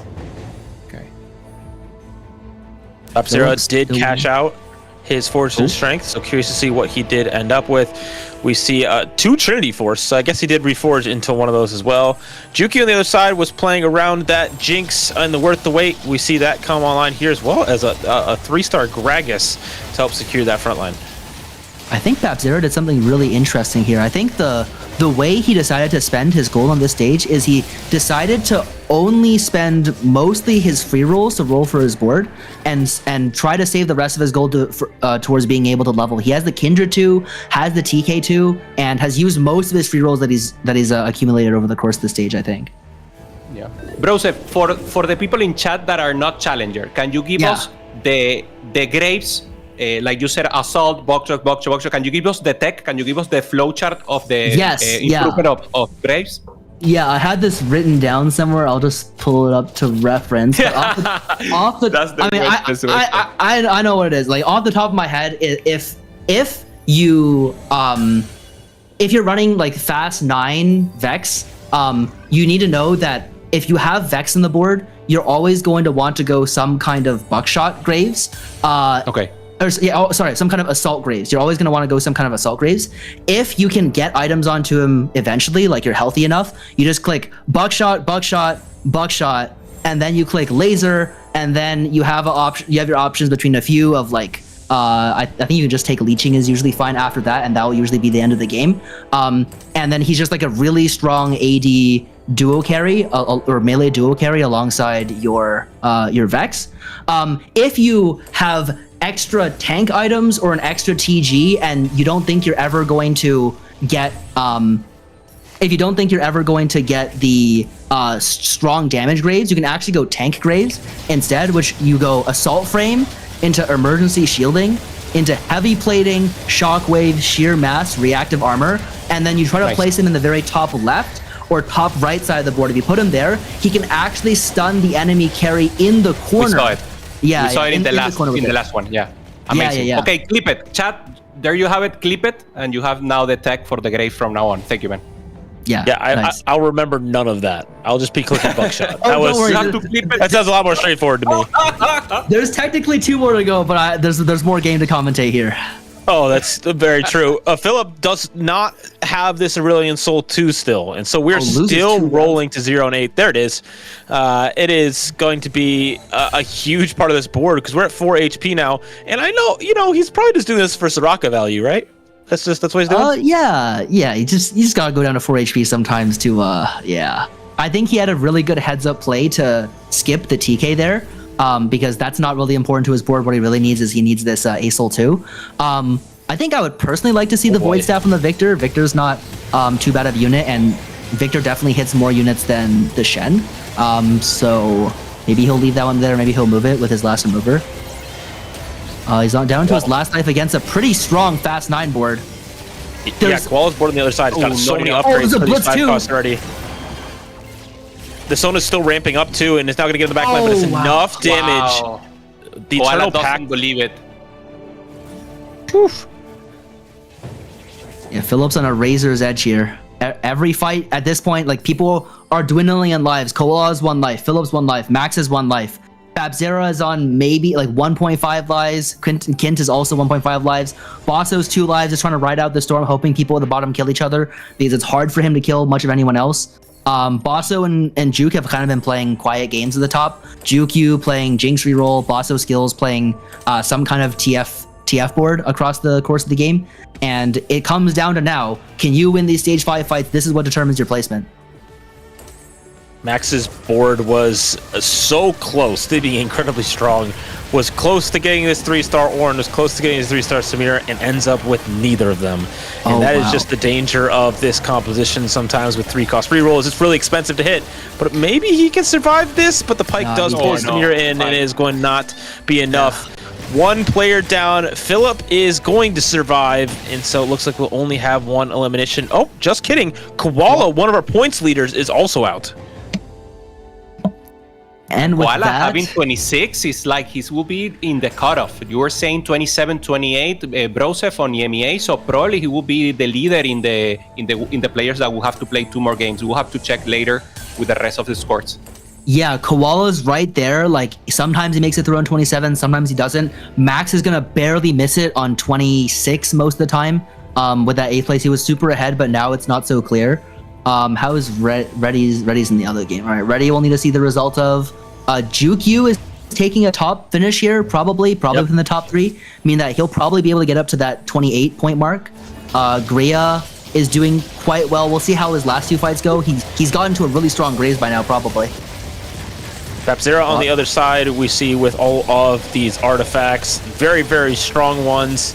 And this Kindred is going to be doing mad amount of damage. The Fiora onto the back line is going to take down all of the Fate Weavers for Basso skills. Not Basso skills day, and that bot for maybe disastrous. Philip also dead. Basso skills also dead. For Bosso, 4 points. So 14 is almost the cutoff. So once again, the points will be very, very tough to see which player gets cut off here and eliminated from the competition. And maybe the top side will be less than we thought if the results continue like this. The only one is Jukju, with a great possibility to advance directly to tomorrow with 23 and with a win streak right now. Yep. Quinn's still fighting for his life here on 10 points with a top 4. He's guaranteed 15 points, meaning that there's a good chance he'll be able to make it 3. He hasn't lost a fight in a while. Greya is going to be up against Jukyu, win streaking, but I would hope our board is scaled up enough. So I think the Jinx might be shooting our Yi.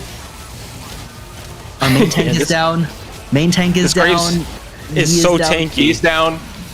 Oh, Graves is wow. down. Oh man, this is Jukyu's board just has so much HP on it. We've been scaling throughout the game. We have so many stats from all of our combat augments, and so it's been really difficult to get through anything. But Greya goes down in 4th place, which means he probably will not advance through this first top 4 cut. But Jukyu is now looking to make that statement, show that he's still got that Tactician's crown prowess, and move on. You know, double up. It's still good practice for this, right? I mean, it's looking like it's working out here. One thing to notice about his board is that usually if your board looks like this, it's not quite so strong, but he has 2 really, really strong combat augments on the Jinx board. He's got Bronze for Life and has like 6 or 7 stacks on his current board, and he also has cybernetic implants, which is considered to be one of the best combat augments to have in that position. And looks like Quint was the reason Upset Max could not hit his board. He's holding 7 Orns here and holding multiple Scenarios over the duration of the whole game just to keep himself alive. And his emblems are so powerful. They're so cool. Look at his This is fantastic. This is good TFT right here. 7 Space Groove, 3 Timebreaker for the money, 2 Rogue, 2 Bastion, 2 Brawler, 2 Replicator, 2 Vanguard. Any more? I think that's it. I think that's all he's got. That's it. That's only all he got. Yeah. And for Quintanilla, this is exactly what he needed. Only 10 points in the first 4 games. Now getting at least 6 points here would means that he's able to play 2 more games. A player that we saw in the Alicante Tactician trials playing there. Brosev, you were there, so we met him in person. Great guy. We went to a karaoke also, and I mean, it's good that there's still the chance. You didn't go to a karaoke. Next time you have to, man. Yeah, next time I gotta come. Able to get that win there versus Jukyu's strong board. Babzera, though, also on a win streak. 6 wins in a row for him. So maybe he's the player to look out for possibly making a big comeback in this lobby with that Graves 2 that he now has on board alongside all those artifacts. Yeah, and in any regular lobby that you would ever see on ladder, this is like any one of these 3 boards cleanly win out any lobby, but now you get to see the strongest boards in all of TFT basically go up against each other. You have flexible, full hit everything, Space Groove. You have basically double premium combat on Jinx plus basically all the 2 stars in the comp. I think the Jinx will be losing out eventually. It's just kind of too much power on the Space Groove board. And you have Babzera's super strong, fully capped 5 Nova board, which has not lost the fight for about 6 rounds now. And it doesn't look like he's using anytime soon. Gavin the Graves, additional pop-off here to get the full damage on the Graves. Kindred doing good. Also, Morgana too being that full tank. that is so important right now. One of the best tank. Do you feel is the best tank right now, Broseph? Oh, Morgana is probably the best tank. I think Morgana is stronger than TK. I think for what you have to invest in Morgana, she's better than the Money Mech. Obviously, the Money Mech takes up 2 board slots, so it's a little bit stronger. I think it's a little bit. It's like she's the best tank that you can run in any comp. I think Rammus on 5 or 7 Meeple is a little bit stronger, but for taking up only 1 board slot, not having to give her any trades, she's really, really powerful in this patch. My gosh, this Graves is crazy. This Graves is absolutely shredding everything. If we look at the top right after this fight, you'll see the damage charts. Almost 13,500 damage coming through from Graves, and that fight ended so fast. And I think that was the big fight to watch for the winner of this lobby. I think Juki will probably not be winning another round for the rest of the game. BabZera is gonna walk to victory here with Fiora 2, Graves 2, Kindred 2, fully stacked up laser Graves, and Morgana plus even more crazy tanks on the board as well. Wow, this trait web is crazy. Yeah, I think people are also picking up on the power of Kale. So what Kale does is Kale gives you some health and 1 AD and AP for every. Wow, that's a lot of traits. 1 AD AP for every unique item that you have on your board, and I think Jukyu's board is full of completely unique items. So he's got 1, 2, 3, 4, 5, 6, 7, 8, 9, 10, like 11 or so unique items in the board, giving quite a strong combat bonus when you get this late into the game. Wait a second, this looked a little bit close for a second, but then, the Graves keeps firing away and it's over, but... you got the... It's very cool. It's a very cool board that you don't... I've never seen this on a guide site. I don't think this is on your spreadsheet, is it, Brosif? The 5 Nova, it is. 5 Nova Vex is on, 5 Nova Kindred is on the board. This is just truly the most cap version that you can get to. Yeah, this is what you usually want to end on playing this comp. I was ahead of you on that. I was ahead of you on that one, CLE. And now for BabZera, it's just a matter of time. We see the points. He will end at 23, just enough to be strong there in the cutoff. To advance, and Jukju is the one who is actually smiling right now. 23 plus 7, that's 30, so he should be able to advance directly to tomorrow. Yep, it should be enough, and we do see the Shen onto the back line, taking out the main carries for Jukyu, and that will be lights out, but still fantastic performance, playing around the condition needed to make your way through that top 4 into week 1, and a great showing from BabZera to move himself into the driver's seat for these next 2 games. Beautiful for BabZera, one of the now not jump guns, because he used to be the jump player from Brazil, and now he's a veteran, very young, very huge, and it's great to see him so perfectly on point and focused on the game. I have huge expectation for him. Yeah, I think he needed the points by far the most. I think he navigated that stage really, really well. Stage 4, he rolled just enough to be alive, got to 9, and then got to his fully capped out board. I think I'm not particularly good at playing those spots where you have a lot of resources to work with and you really need to get the most out of them. I'm better at making sure I have enough resources to hit my board and then taking a top 4 from there. But that was honestly quite beautiful play from BabZera. And there's more play to come, because this is game 5, and now there is cuts happening. 4 players moving on, and 4 players being cut out of the regional finals, not making it into week 1. But we're going to have a short break, and then the analyst desk will break down the game and the scoreboard right after that, so don't go anywhere.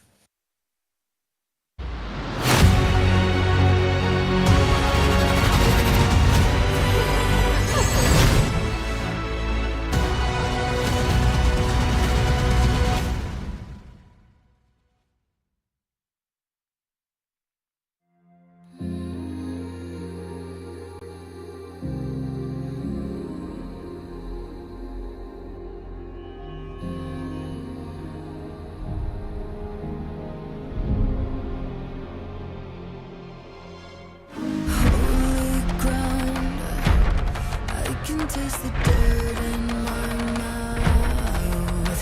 You can drag me, you can kill me, to try to stomp the flame out. Oh, angel sound echoes in the darkest hour. You can hunt me and you can have me, but you have no power.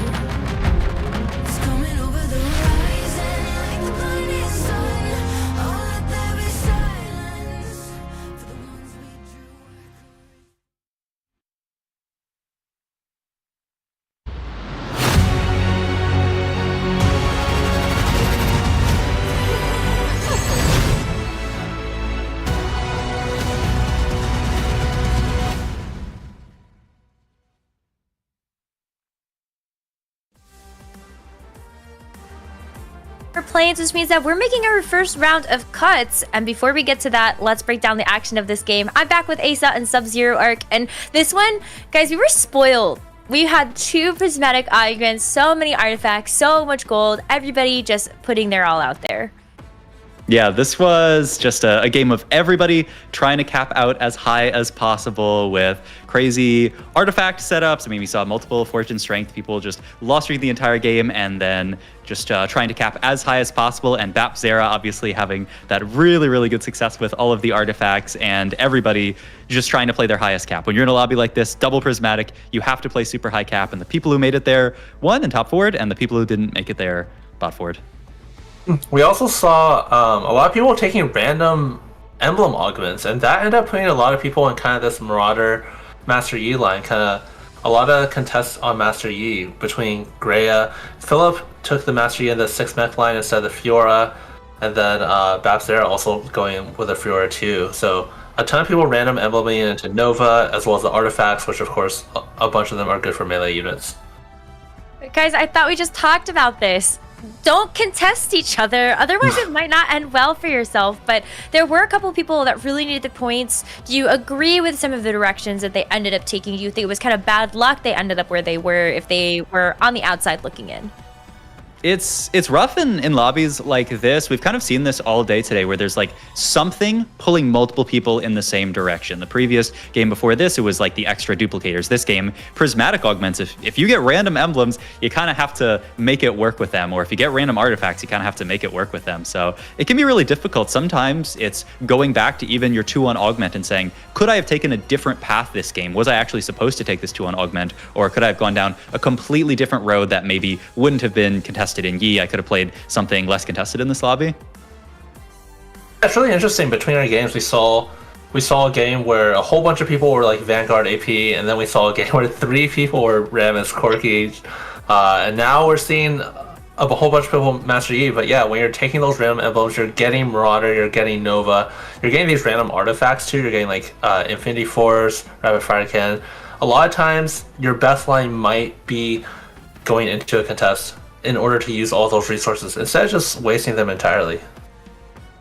That's where you hope that some reforgers get dropped and maybe you get a chance to repave your destiny. But unfortunately, we ended up seeing this game finish out with just a couple of our competitors towards the top. Bapzera, Jukyu ended up having great games, and they were the ones that were able to withstand the test of the storm. But unfortunately, for some of our players at the bottom, this is it. This is do or die. 5th game, first cuts. Bottom 4 are getting eliminated, and the top 4 get to advance. So there were a ton on the line here for our players as they looked to close out this game, and definitely a couple of players that like.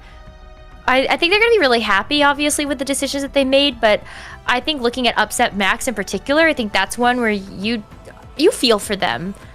You didn't need that many points to actually advance yourself, and so finding yourself in that bottom 8 has to be heartbreaking. Yeah, it's super, super rough when you just need like an okay placement, and in your head you're thinking like, just don't go 8th, just don't go 8th, and sometimes that's exactly what happens when you focus on it. So it's really, really tough. I'm excited to see the standings and see who ended up making it, who didn't, and then who is moving on to our next few games to decide who's actually going to make it on to day 2 as well. Yeah, Max missed that top 4 cut to automatically advance, but he's still in a very good spot. We're doing the sandwich cut after our game 5, so that means out of our 16 players, top 4 will advance to day 2, whereas the bottom 4 will not be able to make it. I think this is one of the best changes that has been made to the competitive TFT format, because a lot of times the players at the bottom can't make it no matter what, even if they go first. Before we had this format, so now everyone who is still in it has something to play for. So very exciting to see who will still be continuing in our final lobby. Well, let's go ahead and see the standings. They are ready, and so we get a chance to celebrate our players at the top, and unfortunately have to say goodbye to our competitors at the bottom. So tough to see Minhee, Quintanilla, Basu Skills, and Lucas go out this early. Yeah, I mean, these are all fantastic players. I mean, if you told me these 4 players were at the top of the standings, I wouldn't be shocked at all. But it's just at this level of play, this is a very, very stacked play-ins. You said at the start, the most stacked play-ins of all time, maybe. And that's what happens. Sometimes it's TFT. You have a rough day of it. Some of it might be tilt after having a first couple bad games, or maybe just a bad beat. You just have some low rolls. So it happens in TFT. Those are sadly the players that are not making it, but a pretty solid crop of players in the top 4 making it. Yeah, meanwhile at the top we have Super Pino, who was highlighted as a underdog coming into today, making it out, securing his spot in tomorrow, as well as Ego, Jukyu, and Reddy, all of them making it out. Meanwhile, the 8 players in the middle will have to play 2 more games to determine their fate. But speaking of our underdogs, a name that we did not call out that is still competing in this final game is our other underdog. Gotta talk about Silencer. Silencer's in that middle of the pack, gets to play out 2 final games of the day. And so how are we feeling about that? I feel like they've both kind of come to today and they've shown up big. Yeah, for sure. I mean, when you even just being able to play solidly in, this really, really high level group of players is already a success in itself. And so obviously you'd always prefer to be the top 4 just moving on. But I think if you can just squeak in middle of the pack and make it to day 2, I think you're very, very happy with that. Absolutely. The gap between the top was 27 points. That's Kowal and Gray. And the bottom was only Kyun and Philip at 20 points, so anyone can definitely still make it. Silencer dead in the middle with 23. Really been impressed with his play, honestly. First game, he took Exalted Adventure, got Zoe, Akali, and Milio, and I was like, oh man, how do you link these together? But he found the link with Caitlyn between Akali and Milio and played a pretty cool Fate Weaver Nova board. I feel like it's going to be those little surprises that are really going to help to differentiate our competitors, especially when the field is now this narrow. 2 final games to determine the last 4 competitors that get a chance to move on and join our field, waiting to start out their competitive journey for the regional finals tomorrow. And so it's going to be really exciting to see what happens. If you had to take a final checklist of what you want to see in this game, I know we don't want to see contests anymore, but if you know that your life is on the line here, what is the comp that you might lock into? I mean, I will say we've seen some games with no Master Yi, some games with a lot of Master Yi, but I feel like overall across the course of the day, this line has been pretty underplayed and is pretty consistent, especially if you're looking at, being the 3rd person in Meeple. It might be nice to, instead of that, just be playing Master Yi, have a very, very solid setup. It's also nice, just a good line where if you can hit your 2 stars, you have very good chances of just top 4ing the lobby just from the raw tempo of it. And that's another thing that I would, especially going into game 6, I would really love to play game 6 from a win streak, a tempo opener, just so that I know I can at least get a solid placement here, because a 7th or an 8th in game 6 is going to be really heartbreaking going into game 7. Might even mean that you're mathematically eliminated going into game 7. Yeah, depending on your placement, this is where a lot of the players are actually going to have to implement some different strategies, because for the players at the top, they might only need maybe a 5th and a 5th to advance, so they might be leaning more towards some of those safer strategies, whereas the players at the bottom might need a couple top 2s or top 3s, so they might be taking some of those riskier lines that are more 1st or 8th. Me, I'm going double econ augment, fast 9. If I hit, then I'm good, and we'll get to move forward to that final game with maybe a little bit of a weight off my shoulders. But we are looking at Philip, Kyun, 20 points each, Jungle Book at 21. These are going to be the competitors to really keep your eyes on, because for them it is about getting maybe a 2nd and a 2nd, or a 2nd and a 3rd, or even a 1st and a 3rd to be able to make it through. And so without further ado, let's get this 6th game started. We're going to send it back over to our casters, Steely, Hupesan, and Brosef. Please talk us through this. Here we go. The first game of our final table here in the play-ins. It will be a really good one, because we've had 2 of our TPC members already move on, and 2 TPC members have already been eliminated. Means, hey, now there's spots up for grabs in the promotion tournament the rest of the weekend. So, Hupe, Brosif, you guys ready for these ones? This is going to be a good one. A lot of the tournament is going to run on this game. This game determines what the setup is going to be going to the last game for people like Upset Max, for people like Greya and Koala who are ahead of the pack right now, a good placement here can just mean that they're through. I think the usual number of points you're looking for is something around 31 or 32. That means you're through. So just a top 4 for any one of these 3 players are going to lock up their placement into week 1. Yeah. Yeah, having being that away from that 4th place is so good. And yeah, you just need a strong placement, exactly as you mentioned. So trying to play maybe, I don't know, what is exactly something safe right now? Because Master Yi, you need a position. Everything needs a spot. So it's like recognize your spot and try to play as better as possible and pray that you're not contested. That's the safe spot, the default. Yeah, I think that I could see myself going 8th place with basically every comp in the game. I think if you try to play for not 8th, you actually often go 8th historically. I think the safest comp I can think of is probably Jinx, from assuming that no one else is contesting you. Jinx is very strong stage 3, quite strong stage 4, pretty strong stage 5. I would say Expedition is actually maybe on the safer side, might be a controversial opinion, but it's just so strong consistently that if you find any line uncontested, you will probably be strong enough to top 4 in most cases. Well, and that's what Philip needs, especially right now. He is someone that's playing from 3 points behind the current cut to move on, and so he's got 3 points to make up at least in these next 2 games. And so something that, hopefully can get you into that top 4 with this Expedition will be a great spot for him to be in. He's going to make this 2-star right now, try and be as stable as possible. I'm curious if he's going to try to make 10 as well. Make 10, not make 10. I think he will be playing the Cho'Gath here. He is playing the Cho'Gath comp. He dupes the Cho'Gath on 2-1, slams the Vow, a big indication that you're trying to play towards a very strong Cho'Gath board. I would be curious to see what Radiant he tries to go for here. I think the traditional Wisdom is generally the backline ones are better, but if he goes for something like Gargoyles, Warmogs, Vow, Spirit Visage, one of those things, he'll be trying to play for that really strong Cho'Gath, who is becoming more and more the star of this comp.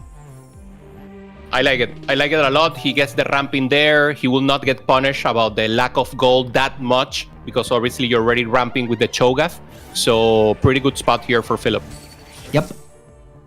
It's also that Bel'Veth encounter where you get the tiny dupe and then the lesser dupe later, and so you're able to possibly get that Cho'Gath a little bit easier. We don't have Varus being one of the god options, but Yasuo and Soraka, meaning that you get a lot of that combat power there, especially if you can get the Yasuo Hex with the stacking HP. That Cho'Gath can stack multiple different ways and become an absolute demon in the late game. This is Fountain here, believe, and right? it's that, yeah, exactly, Fountain. That's exactly. Normally you need Medallion, right? If you want to play Twisted Fate, or is it possible to play Fountain? So I think Fountain is definitely not one of the stronger ones. Medallion is definitely the strongest, and I think Altar is definitely the second strongest. The thing that changes these, the strength of these comps a lot is the encounter. So in this case, we have a double dupe encounter, which actually helps this comp a lot. I think it's probably more than the disadvantage of playing a slightly suboptimal Stargazer. So I would be pretty happy to play Twisted Fate from this spot. He's got a lot of copies. He already used 2 of his free rolls, it looked like already. And he has 1 small dupe for his Twisted Fate and then 1 big dupe for his Jax down the road.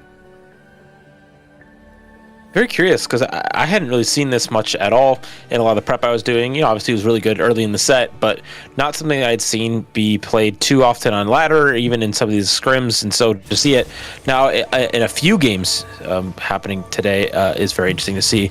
Kiyun, though, back in his comfort zone that he's been playing a good bit throughout the tournament so far. I've seen a few games of him playing around Leona. Hopefully this is a printer for him, because that would be a great setup here early on. But playing around AP Flex, playing around that Zoe 2 is going to be a great way to do it. I think he gets 1 on every level up as well. Okay, Jungle Book also there with the Gnar, having also the bow, AFK and winning.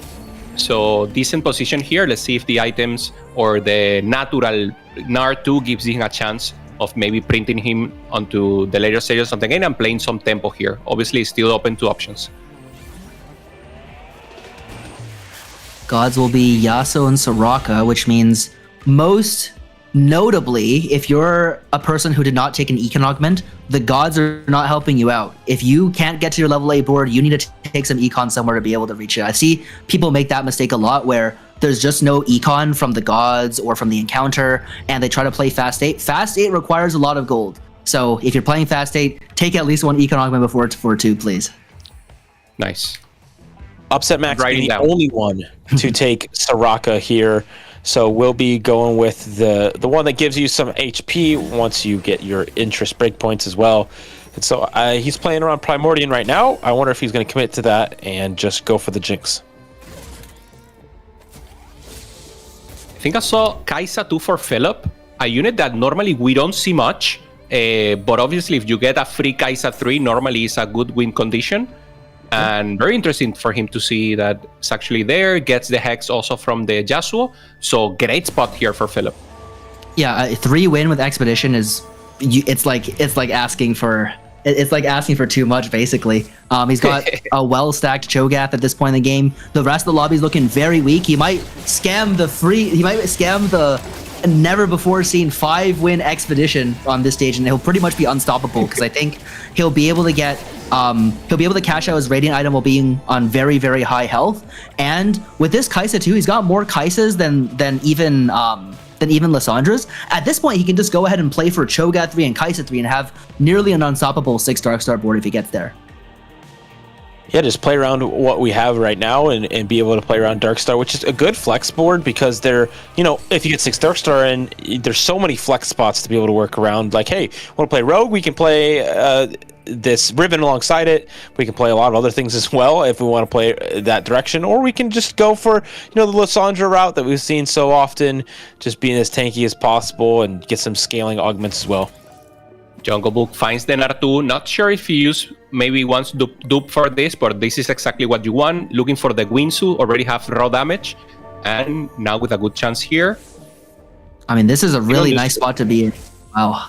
I was gonna say, looking at a spot like he has a golden dupe on the side. Normally, the disadvantage of the golden dupe is that you don't have as much starting gold, but now he has AFK to make up for the fact that he didn't start with a lot of gold, so he's sitting here at level 540, has a ton of gold to work with for the rest of the game.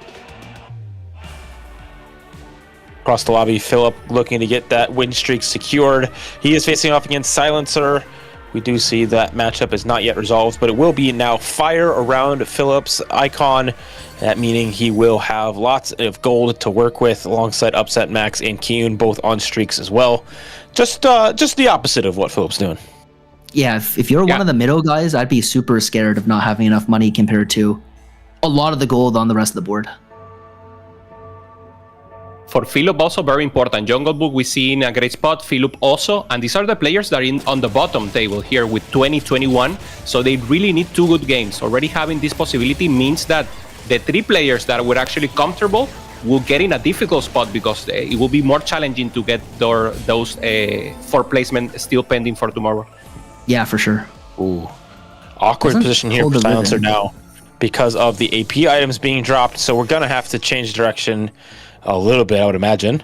He's got a Reforger, so if he wants to get out of it, he can get out of it. I think he's going to go ahead and Reforge the... Wow, he gets a perfect set of items without Reforge. All right, we're good. Yeah, no, I was going to say the Rod can be Ginsu, he just doesn't have the bow, and then Reforges his tier straight into a bow, so we're all good then. Love it. Koala having a pretty good setup here. 6 Jaxes already is fantastic, but we're missing a lot of the one costs that we need in order to get this comp fully online. But, we're in an okay spot. We have a good amount of HP to work with, but the problem is we have no set streak, so the goal is a little bit lacking. But as long as we're patient, we should be able to get the units we need. Yeah, not breaking 30, like you said there. The Jax close, the Twisted Fate. He needs a little more only. Yeah, bro. Oh no, I was gonna say one thing I'm concerned about is this board relies a lot on TF to do enough damage, and I think he's holding the belt to try to go for Nashers here.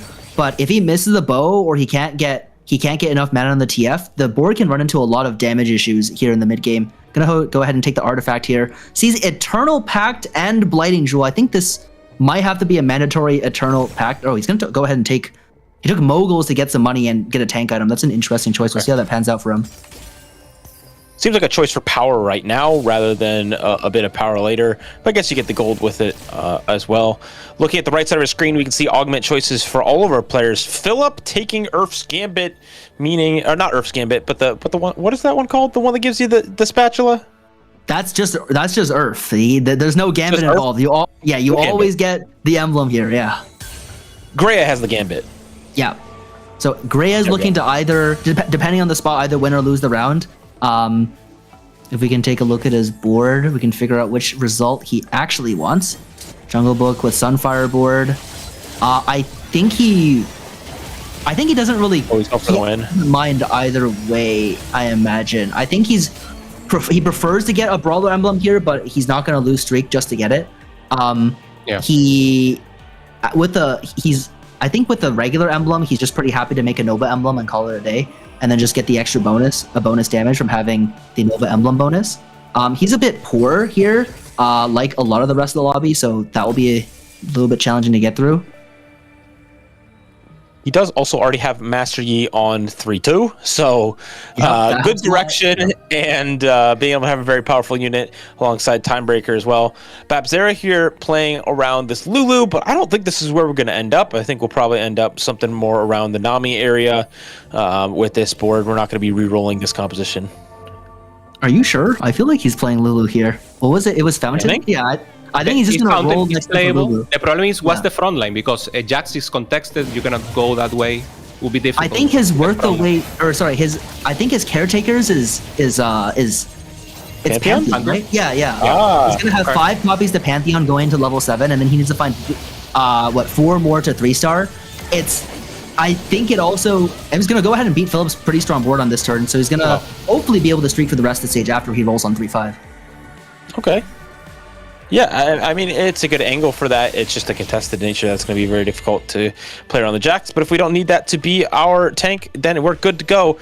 Starlight Hex being the next choice. We have lots of our players locking in that already. Majority of our players locking in that for the boon as well.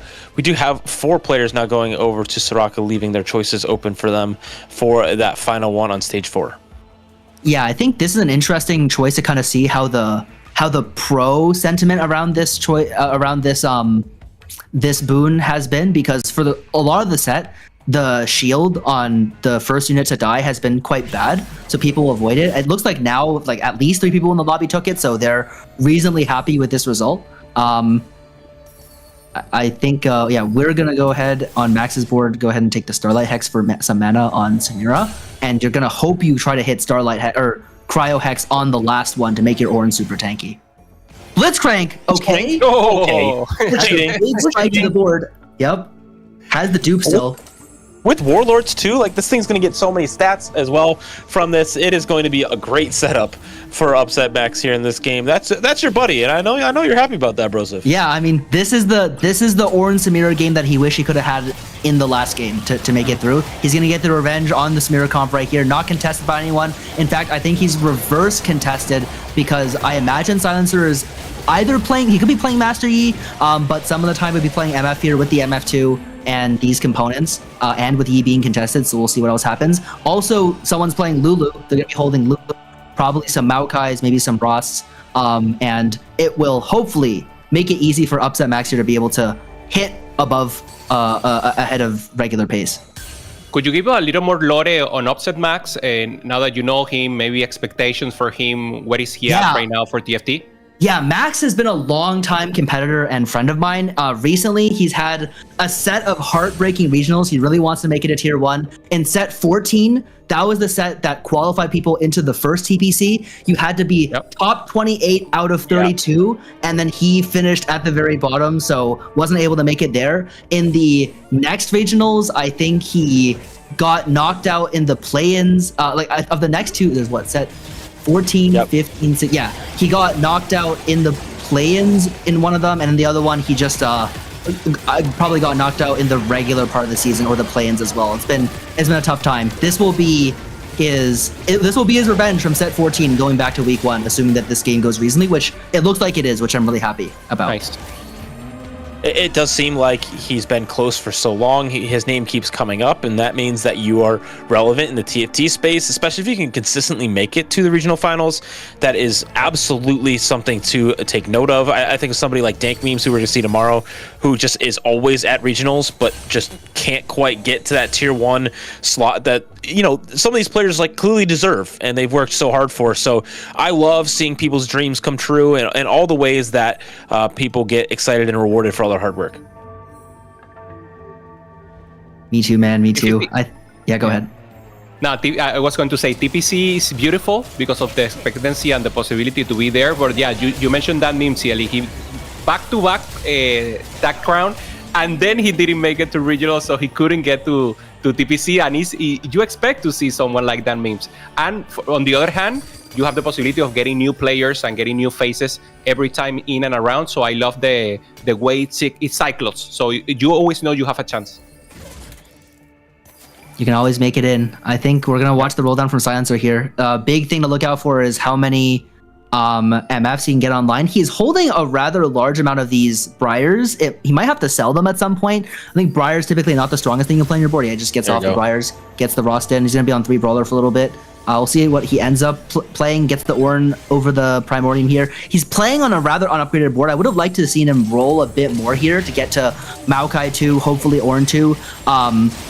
This will cause it to be a bit hard for Max to hit it. I don't know if that Even Shrouder was a mistake. I don't know if he's trying to get off of this Aatrox or not, and maybe onto a different tank like Morgana or TK, but his comp already gives him some Sunder through the Aatrox bonus, so maybe he's just happy to tempo slam the Even Shroud anyways. We'll see. The force be with you. Oh my gosh, this guy. Now, this will give him the 6th Dark Star that he's looking for. He also just cashed out his Expedition as well. We see that Radiant Refractor on the left side. Gilded Steel also being a good choice, so maybe he won't be going with that, but instead rolling the dice here to see if he can get one just from this Augment instead, and does miss, but gets the Bard instead, which is one of the best Dark Star holders. He doesn't have he does get an emblem here. He's only on 5 because he's for the Lissandra. 1 off Lissandra 3. He has to make this Warmog. Okay, he gets the Lissandra 3. I'm kind of surprised to see him not take the Jhin. To be fair, the buff only buffs Jhin in the comp. There's no other unit that you typically play on this board that will get the buff, so he's probably a bit unhappy to get it there. I think he's gonna also go for some kind of duo carry strategy with this Graves, getting so in this position where you're not playing Vex. So when you're playing Vex, you want Assault Graves to be able to have a unit to sit in front of your Vex and tank for her. When you don't have Vex, and you're in a position like this where your front line's really good with this Cho'Gath 3, you actually want to go for Power Frame Graves. You want to go for the casting Graves that ends up being like the strongest scaling unit in the entire game. I'd say you want the Graves to get all the mana reduction buffs first, and then get onto like bigger blasts to make his spellcast do a lot of damage to the entire board. I think he's gonna go Power Frame here. He's kind of in a race against the clock. Oh no, he's going. He's going Marksman Graves. All right, I've never seen this one in recent history. We'll see how this one goes. Oh, nice. New text. Maybe only for the early game, or maybe just trying to get a power here to save HP a little. Maybe Marksman does that. I assume his thought is, so I haven't played very much Marksman Graves lately. I assume his thought is just that Marksman Graves is better than Power Graves in this position. It might be influenced by the fact that he has a red buff, which is probably a little bit better for attack speed Graves, which is the Marksman one. So we'll see how strong that ends up being. I'd be really curious to see which path he thinks is best. I know like different groups have different opinions on a variety of the upgrades here, and we'll see what ends up panning out for him. I think he's going to take another loss this turn. Yeah. Upset is also losing here. Finds the Lulu 3, doesn't have a good tank. Trying to find still the Pantheon, trying to find the Maokai. So lacks that front line that is so important. That's gonna be really good for the reroll players who hit a good tank. That if you have like a 4,000 HP unit, that guy will heal a lot from this Hex. Hey, you see, everyone is excited about this choice. They are all on that Yasuo choice. Seems we'll have a lot of our players getting those more empowered hexes here at the end of stage 4. We're also getting a lot of these important units here from the God Pengu. And we'll see a lot of that come through here. Upset Max getting another strong tank. We do have a Vex picked up. I don't think we're going to be playing that for his board. But instead, we're going to keep rolling. We're trying to play around this Samira 3 and hopefully this 1-3. Okay, another Ornn. Okay, let's hear. Hello? On 7? So we like to see Samira 3, really big hit. He's going to go ahead and keep playing 7 Space Groove. I think one adjustment you can make to his board that I would usually make is I think that 7 Space Groove might be a little bit it's not strong enough to justify dropping your Shen to play, I think in his position, I prefer to play Shen and then drop one of the weaker space crews to play a second Blitzcrank, because there's no difference between playing like a Gwen 2 and a Blitz 1 for your space crew buff, so you might as well play the stronger Blitz 2 or Blitz 1. How bad is having no Ginso on this Gnar? It's, what are his other items? If you have a red buff is okay. If you don't have any source of attacks, Double Death Blade, Last Whisper, yeah. He's gonna want to try to find some attacks here from somewhere. I think he's definitely trying to get Last Whisper off of the Gnar and trying to get some kind of attack speed onto the Gnar for this turn. Ian, playing a pretty unique board. I don't see Zoe carry too much. We do have this Karma 2 with a Kraken Slayer on it. So I think he reforged the whole item into the Kraken Slayer with his grab bag is what happened. And sometimes it doesn't go your way. Sometimes you get Kraken Slayer Karma. This. I mean, she's faster now, no? Yeah, she attacks a little bit faster, a little bit more physical damage coming out of the Karma. Not what she's known for, but she'll be doing some of that physical damage in this fight. She sure will. The Leona, though, in the front line is going to be incredibly strong. We see the TF reroll on the other side falling down quite quickly. The Jax will not fall down, but the rest of the backline does, because the Kraken Karma is Biss and absolutely deletes everything. So Kyun's board is fairly strong. We have a good amount of HP to work with, but we don't really have much further we can go because we don't have, the best items. So we're going to try to get every win we can. Yeah, Silencer's going to have to play. So he took... Is that Kahuna? Yeah, he took Kahuna third, and he indeed drops out of the Ornn Aatrox. The Ornn 3's not happening. He gets just onto the gets onto the 4 brawler version of the board.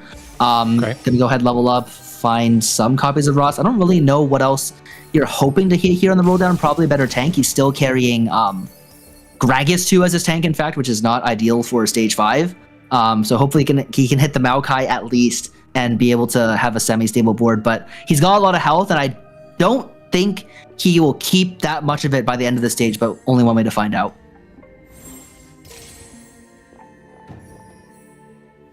Thou Urgot. He's gonna get a caretaker item here. Gonna be a death cap, which is also not what you want to see in this comp. Just death cap the Kindred. Yeah. We have AD Karma and AP Kindred. Yep. Sometimes you gotta do with what you have. All right, I want to watch the fight of this Marksman Graves. He won 1 round semi recently, so we'll see if this is enough to take him there. Also sitting on 5 Darkstar because he does have that emblem, but still looking for that Karma to go alongside that. Also needs to level 8 in order to get that on board comfortably with the rest of the 5 costs he does have. But this Graves is attacking quite fast. He's doing a lot, yeah. And the Cho'Gath is near unkillable, it looks like. Wow. The whole team from KSI tanked. Jungle Book down very low. We can see if he can be able to make it out. He's still printing the Gnar. Needs one more Gnar. Finds it on his last to second last roll. Come on now. With the dupe, gets to the Ginsu, can drop down to the stronger version of the board on 5 people instead of 7. Gonna go ahead and save his dupe for just the last second to try to. Oh, he rolls. He's able to save 1 gold by duping a 3 cost here. He needs a sniper. He doesn't have a sniper on the board. Gonna get Rawson instead with no sniper, and he's still rolling here for the Corki too. Yeah, which he doesn't quite have. I think Grea's board is probably one of the weaker ones in the lobby. This is one of the better matchups to have. Grea playing a Riven Yi board here actually, with Timebreaker emblem on the Yi. That's 4 Timebreaker. Kraken on this Riven, obviously not the item that you prefer on there also again, but it is good when you have this much attack speed from 4 Timebreaker. Really close. Nara's onto the carries. The other carries are down. It's just the Yi. Well, the cast comes through. It's not enough. And Jungle Book, with that 8th, I think is going to have a very, very, very hard time advancing to week 1 of regionals. Yeah. 8th place puts him on 22 points, meaning 22. Oh, I think first has a reasonable chance of making it through, but only first. Anything less, you're very unlikely to be able to advance the next day. Top spot there. We see Silencer also getting some upgrades, already finding the rest. And Philip just looking strong and holding up there with the Cho'Gath that keeps ramping up with the Radiant Gargoyle. Grea now against Koala will get a ghost, I believe. It's the real one. Cool board from Grea, able to get a lot of attack speed on his main carries. I would love to see, obviously, Riven with more of these items as well, but being able to play around this Yi in this board, it's just not able to take down these mega tanks here. And so It Grea can't get through the Jax, wow. will fall out in 7th place. Kyun, though, hoping to stay alive and will do so a little bit longer. We only have the Kraken on Karma now, so maybe looking a little bit better. Yeah, Kyun needs, I don't even know what he's level 8 still on 0, meaning that his board over the rest of the game is not going to get much better. He's sitting just desperately rolling for LeBlanc too, and it looks like it's not quite going to come. Kyun's he needs a Nunu, he needs LeBlanc. He's in a position right now where he's locked up 23 points, but he's still going to need a lot of help to be able to make it to that kind of 31, 32 mark to be able to make it out onto week 1. Decides to sell the LeBlanc just to get the Nunu. It doesn't have a remover here to change the items from Ilawi. So yeah, tough position. Also no mana tank items, just trying to hold up as much as possible and trying to wraps an additional position here. Yep. The good news is this Nunu upgrade, it will hit the entire board when it does cast, and so that will be huge to try and ramp up throughout this fight, knocking up the entire backline. Zoe trying to be a big carry here in this fight while this LeBlanc ramps up, but the front line of Leona falls down. Kyun, though, able to get the attack. The attack was on the way, but didn't come through. Babzera, though, falls out in 6th. 18k the damage from this misfortune. Yep, Babzera barely loses here. And if you look at some of the placements here, Max, with the top 5, is looking rather secure going into the last game. I think it's hard for him to not be going top 4 here. And I think if he goes top 4, he's able to lock up that 31 points, which is the magic number you're looking through, to be basically guaranteed going into the last game. Not only to the last game, to advance directly, right? Well, there's 2 more games. They have to play 2 more games no matter what. There's game 6, game 7. Oh yeah, to advance directly. Yeah, going in. Yeah, exactly. Yeah. So cool. If he places top 4 here, or especially top 3, I think he will be 100% guaranteed to week 1, even if he places literally 8th in the next game. Cool. Kyun, though, is not going to have the same fate here. Going out in 5th means that he is going to probably have to top 2 in the next game, if not go first, in order to make it through. But the good news is, for a lot of our players that are maybe fighting from a little bit behind, is the points do not carry over. And so once you make it through, you make it through, and can start fresh again tomorrow. That Cho'Gath able to clutch up that fight there. Koala taking another bit of damage. Silencer trying to fight for every point that they can get as well. But for Silencer and Philip, this is great for them to put themselves more in the driver's seat for next game. Yeah, and Koala is enjoying himself. He's laughing. He knows that Fountain is not normal. He finds the Jax with good tank items, decides that he can heal that Jax, gets the Anima Visage. I mean, and the Jax is holding strong. This is amazing. Jax still a great unit here.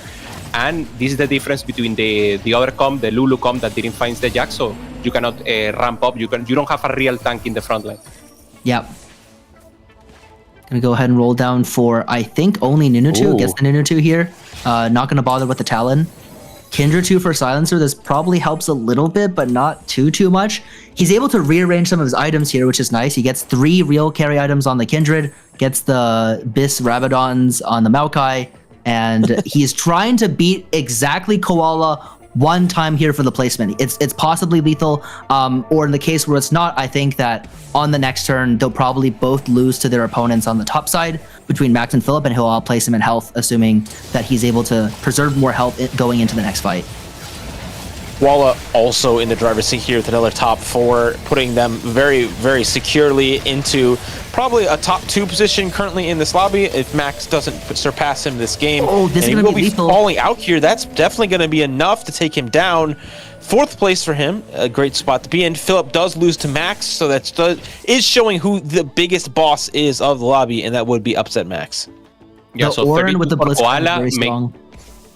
Okay. Koala 32, so great spot for him. Already mathematically qualified. We'll have to check scores, but it should be okay. Same as Offset Max. And for Philip, the possibility of doing good in this game, and then with a good top 4, trying to advance also to week 1.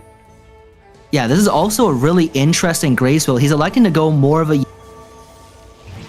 the unit board. He has precision frame into double tap, into triple tap, into, I think that's fragmented rounds into ripper bullets. So his goal with this Graves, if we can right click the TK, is to see if the TK can preserve any of its armor after all these attacks from the Graves. Oh, it falls down quickly here. Philip able to take down Silencer, knock him out in third place, secure the second place for himself. Now, the question is, can we get another good item, possibly, and survive enough to get to this next choice here to possibly make this Graves even stronger, or will Upset Max end it here? That's a strong blitz too. I'd be very scared of this blitz too. Upset Max also cautiously looking out, holding the Graves, making sure Philip can't upgrade it, because that would be one of the ways that he could lose. Has the Blitzcrank too. If he gets it onto the Cho'Gath, it's probably lights out. The Cho'Gath won't be able to tank for the rest of the team. And there's a lot of damage coming in the back from the Mana Hex AMER here. Trying to end it here. Stage 6, 15 HP for Philip. So Upset Max with a good chance here, Jack, to take it away and be in a great spot here in points. I can't even see this Cho'Gath's health bar. There is so much HP on that side, but this Blitzcrank is going to shoot it into the air and into that backline and do so much damage. Graves does stay alive for a little bit, though, but it's not looking like it's going to be nearly enough. Philip does fall out. Upset Max taking this game and taking control of his own fate here in the play-ins. And taking the breather, their expression. We see him actually taking a sigh, taking a breath, because he knows the importance of his victory. Bros, if you were talking about this, Upset Max finally makes it here to win one, and now with a good chance to, run it up. So, happy for him. Yeah, I'm super proud of the guy. He played a great game. One of his specialties is like playing just a diligent lost streak game into 3-cost reroll, hopefully hitting the board, and if he gets there, he usually is able to make it out. So grabbing a strong first for Upset Max. I mean, it is a great showing for him. And Broseph, we're so thankful to have you be on the desk with us to celebrate your friend winning that game. It was pretty fun. Thank you for joining us for these 2 games. Broseph, you are playing in next weekend. Anything we should expect from you? You going to Worlds? I'll hope I'm going to Worlds. I hope you play well, and I hope you play consistently is what I hope to do next week. Nice haircut, by the way, Broseph. Thank you. Appreciate it. Yeah, looking good. And you're going to be looking good next weekend, too. So thank you so much for joining us. We're going to be on a quick break. And then on the other side of that will be Game 7, the final game of our play-ins. And we'll see who goes to Week 1 to join the rest of our players. Don't go anywhere.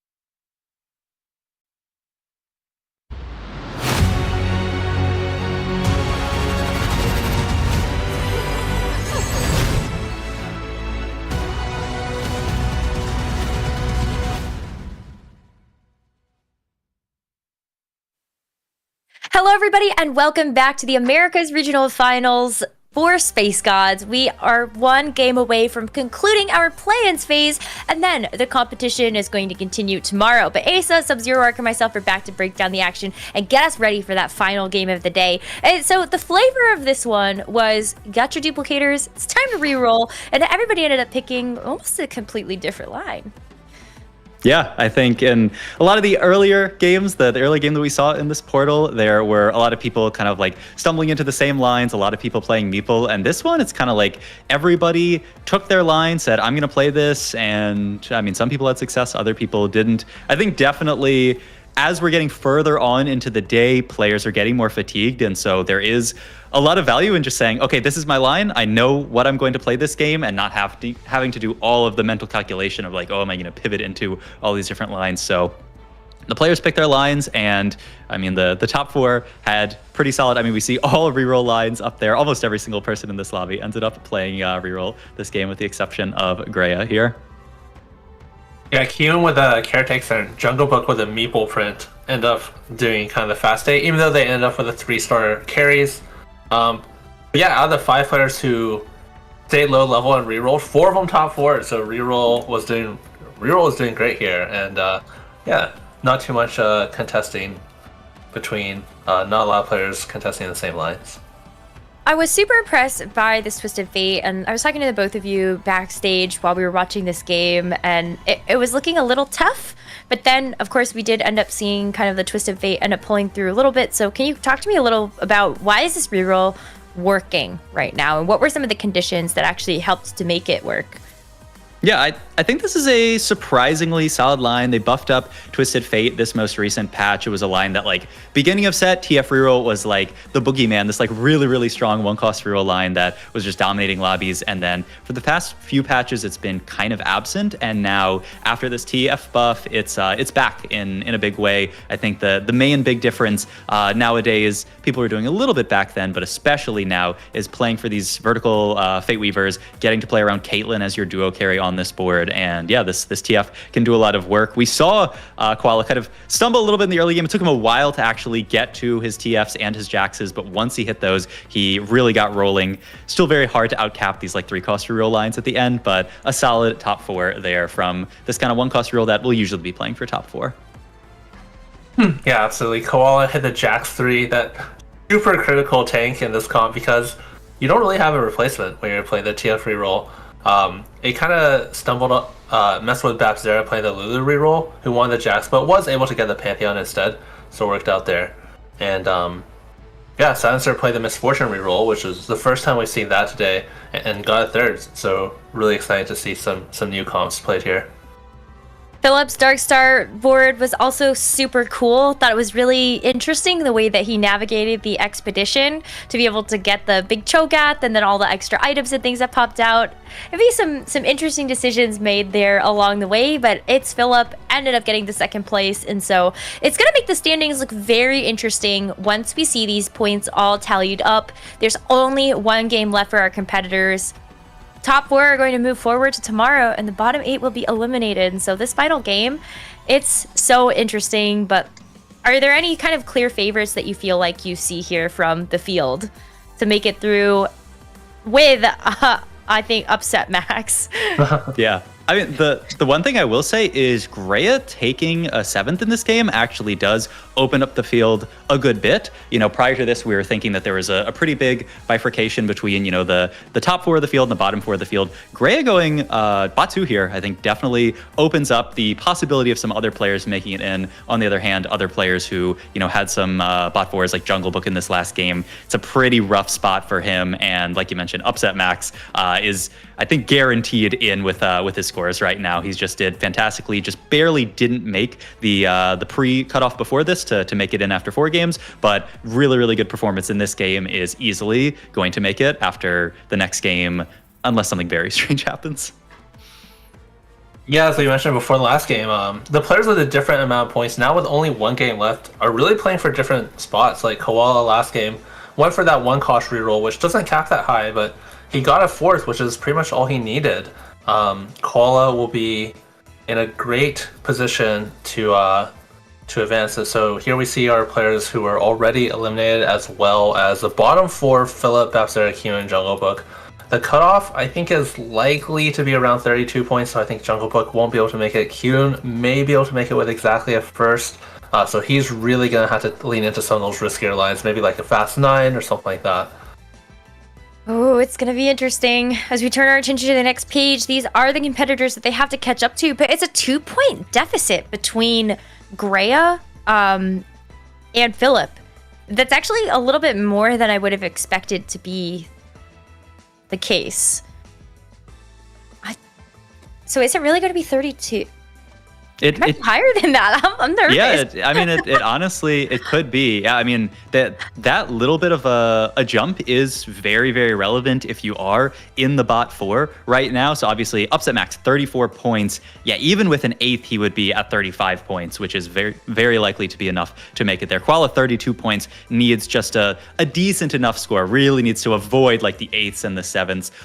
But for the people at the bottom, like the Phillips and Bapseras, they need to make up that 2-point deficit. And over the course of a day, making up 2 points is not very difficult. Over the course of one game, making up 2 points is pretty difficult. So there's the players who need to be playing for like the top 4s, the top 3s even. And yeah, if you're Kyun at 24 points, yeah, a first will likely land you in the spot where like maybe you can get in on tie breaks, but he definitely needs to be going 1st or 8th style. So a variety of players playing from different spots. The people who just need to not go 8th, and then the players like Kyun who need to go 1st.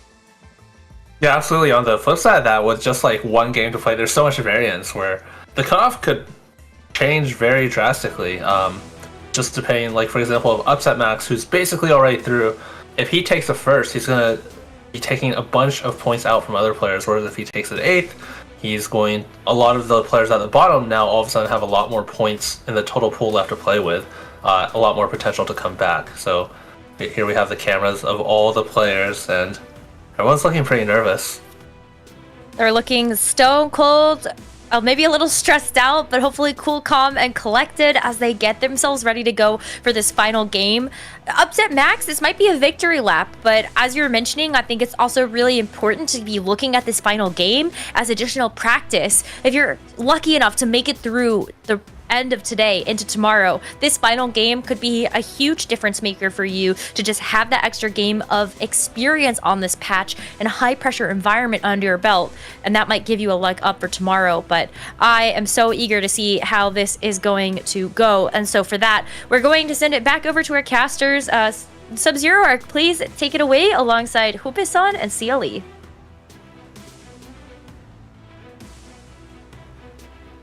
Thank you so much, Necra. Super excited for this game number 7. We'll get to see who is going to make it out. And there's so much math that's involved in this, right? You guys were talking about the standings and the scoreboard and all the things that need to happen for so many of our players and exactly what they need to do to make it through. And so on board with Philip, he is a player that is still playing a little bit from behind, but can really get it done with just a solid top 4, top 3 maybe to get it done. Yeah. I would love to see maybe a YouTuber here, a Sub-Zero YouTuber. This player use or Philip use this reroll line in an unexpected way to advance to week 1 regionals. That's my expectation. Is it possible here, Sub-Zero?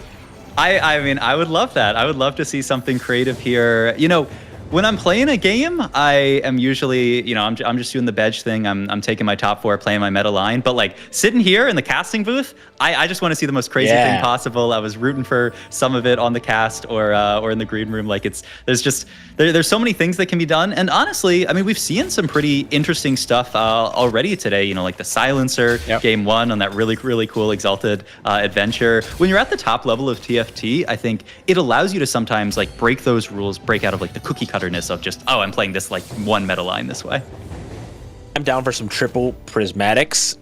This is the Tom Kenshin counter, so it's like the loot subscription with all the randomness coming through. So I think we can spawn in some of this crazy boards to come through here. It is one of the best parts about casting and not playing is we get to cheer on people's stress, you know? Also, also Philip is loyal. I know I saw him with the dog build, the yellow dog build, like 7 sets ago. So, I mean, that's loyalty, man. He only because of that, this guy deserves to advance to week 1. Now we're seeing Koala already with the Cho'Gath, with the Lysandra, and having good possibilities with a comp that wasn't expected to be seen that much, but we know is strong in a perfect position, and it has been played a lot throughout the tournament and in scrims also. Yeah, Cho 2, List 2, really hoping to find some kind of like augment that will enable this List Cho game plan here. He also has the Vow as his first item here if he wants to play List Cho, which is one of Cho's best items. So you'd love to find something. I mean, even Seraphim Staff opens that possibility up. Also looking at these other options saying, I could play kind of like a standard level 8 game with a Cluttered Mind, which is what he is going to take in this spot, especially because he's win streaking. And our TK extra thing that we get this game is some extra gold here to start with. So for all the players, that was a lot of gold, so is really going to enable. Oh, he's rolling to get the Clutter Mine. Roll for the Clutter Mind here. Wow. It gave him a Leona too. So he kind of got messed up there because his 1 cost got sucked into a 2-star, and so he had to fill out this board another way. We will have this Zoe in the front line on accident, but Kyun on the other side making 30 gold already. Insane. Ooh. Great spot right now, having that possibility, also trying to go for the Primordials and trying to get additional economy here. Kyun in a difficult spot right now. In points, 24, he will need maybe 3rd or better. It will depend obviously on the position of the rest of the player, but he's aiming for the top here to be able to advance to tomorrow.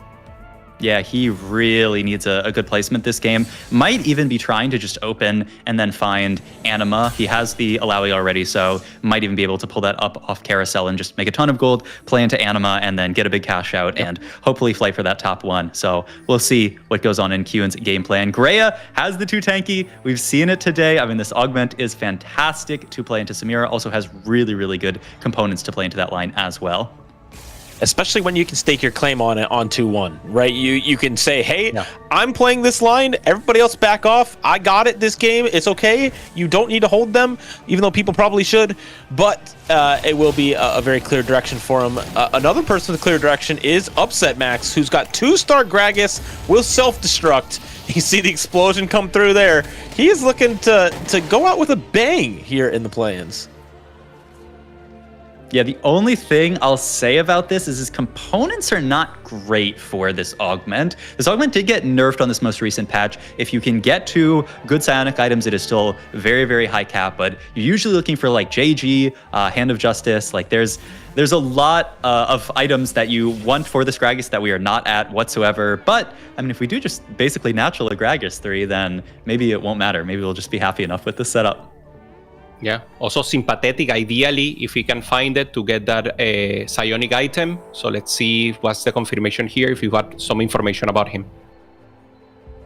Yep, that Zera here, lost streaking here with the altar here, which is not bad at all here. Has the Money Hungry as well, so just going to make a ton of gold here. Probably just going to try to 5-loss this so that we can get good items for the Xayah, get to the red buff, and we'll have a very nice spot. It's a little bit sad to not kill a single unit in these fights with Altar here, but at least you're getting a few stacks. At least you got it in early enough, so you're starting to stack it up.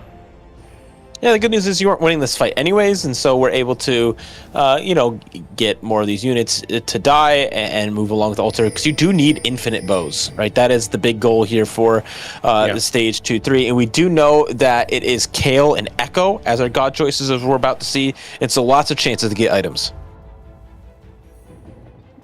Yeah, one of the interesting things, so getting confirmation that Upset Max's Psionics is Drone. Drone it's an okay replacement as the damage item for the Gragas, but it's really inferior to the Sympathetic. I am of the opinion that this Sympathetic really, you should only be playing this from Sympathetic as your item. Ooh. Yeah, that bow's really good for... The bow's really good for Babser, who's trying to play around Kale, or not Kale, around Xayah, and so able to get, he needs infinite of those to make Red Buff and Kraken, so it'll be a good start. Yeah, I have to agree with the drone. Normally, it's now more of a flex item, if you will. You can use it on Kindred, you can use it anywhere, but yeah, not Beast. But he knew that he had that option, and he decided to go for the Gragas. So, of course, we will give him the chance to outperform us, to tell us you were wrong, guys. I could perform with this Gragas, and I would love to see that. I'd love to see it as well. I will say I'm not a believer, but he does have a lot of Gragases. That's the upside, is he has a lot of Gragases. So if he could just get to a Gragas 3, he might stabilize really easily. The upside for him as well is he's one of those players with a ton of points right now, so he might not be sweating it too much. I think his spot standings wise is fantastic. Silencer, the new guy on the scene, the player that has competed a little bit, but not until this set did he really start to come on, because he gave it a lot of effort this set. He gave it a lot of time into playing TFT and studying TFT, and it rewarded him with the top QP points for this set. And we're starting to see that come to life here as well, as someone who's currently sitting right above the cut, right at the cut, and so he needs top 4 to move through. So playing this uncontested LeBlanc line should be a pretty safe way to get there. Yeah, we haven't seen that much. We saw the LeBlanc into Fast 9 a little, but we haven't seen that the 5 Shepard LeBlanc being played as a priority. Of course, probably will be the transfer to the Vex, but good to see here. Yeah, the only awkward thing about his spot, still carrying a Teemo 1 right now. You'd like to at least get to that Teemo 2. We have 3 items, really like a ton of good power in our items, but not really sitting on anything. Sitting on the Teemo 1, we'd really like to find something better to hold on to these items. If you're Philip here, what are we re-rolling? We're playing Treasure Hunt, so obviously we are re-rolling something, but I'm not quite sure what it might be. There are people who their favorite version of the Jinx reroll is actually a Pike Jinx reroll. We have the Gragas 2 that plays into that. We have the Pike as well. Could also be even like the this is taking me back, but like the Pike Gwen reroll as well. That's another line. Right. I feel like we have the Gragas 2, we have the Pantheons as well. We could play into that as well. It's tough, yeah. 27 points, so he doesn't need a flashy win here. Philip just need a top 5, something like that. So being in this spot is difficult, man. It's like you need to cook a little. This is the tour. This is the tour that we were asking for, and it will be in the hands of Philip. That's true. That's true. I'm excited to see where he goes. I mean, he has one of the best augments in reroll in Treasure Hunt. This augment is rated so highly by everyone, and it just gives you so many resources for your comp. So definitely a good augment to have if you are going to be playing reroll.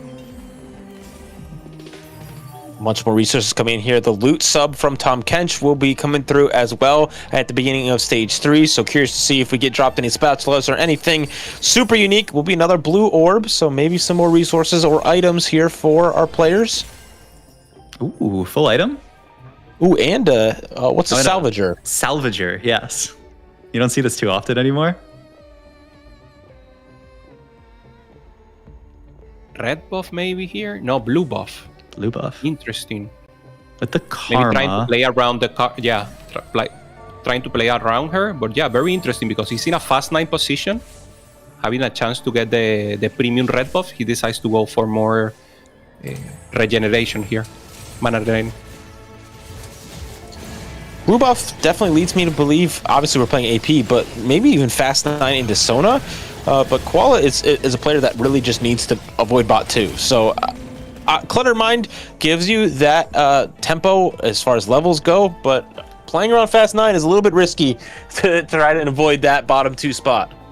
Yeah, if I were him, I would be very excited to just play like a very, very boring Fast 8, roll it down, get my upgrades. But sometimes when you play super, super hard 4/4, then you end up getting outcapped by everybody else and then going that bot 2 when you really try to avoid it. So maybe he's just saying, I'm going to play my best spot from here, and maybe that does end up being Fast 9, and that's what I'll go for. Yeah, totally agree. I feel that you can play for top 5 or top 6. To play for top 4, you need to play a great game. And if the game is amazing, well, you fight for the top 1. If not, you get a good 4th. So yeah, totally agree with that concept. And of course, that's what Koala's thinking here. One of my favorite players in this lobby right now, and the way that they play in the game, is Kiyun. Playing around Anima, needs to go first or second. Maybe that would put him on a good tiebreaker, but it is a very risky strategy, but he needs to do that to get it done. Now got this Indomitable for this mech, which I imagine he's going to play, and this is very thematic for who Kiyun is. He is an OG TFT player, mainly came onto the scene because he would go into lobbies and say, me mech, and he was really good at it back in the day, and so it might be just the case to get him through into week 1 of regionals if he can pull it off. Yeah, that's true. He's staking his entire tournament here on me mech in this spot, and will he be able to get there? I mean, he's got a fantastic artifact for the mech, has the anima in. He didn't get the anima in like super, super early, like nothing like 2-1, so he's not going to be able to go for like a huge, huge cash out, but even a decent enough cash out, especially along with the power of just Mighty Mech, would be a lot of value onto this board. Also, potentially with things like Echo artifact down the line, could really, really, really cap out highly. Those Grea emblems- re-rolling the Briar here. Briar, too tanky. So being creative here, not having the option to play Samira for some reason. I don't know if he was contested. So now he's cooking here. We have a tuber. For now, we have a tuber. Yeah. I have a feeling these Briars he's cooking right now. And he's gonna sell them the second he finds some. Why do you have to break my dreams, man? So soon. Give me a chance. Give me 2 seconds. Give me 10 seconds to enjoy. Now I know. Yeah, it's just transition.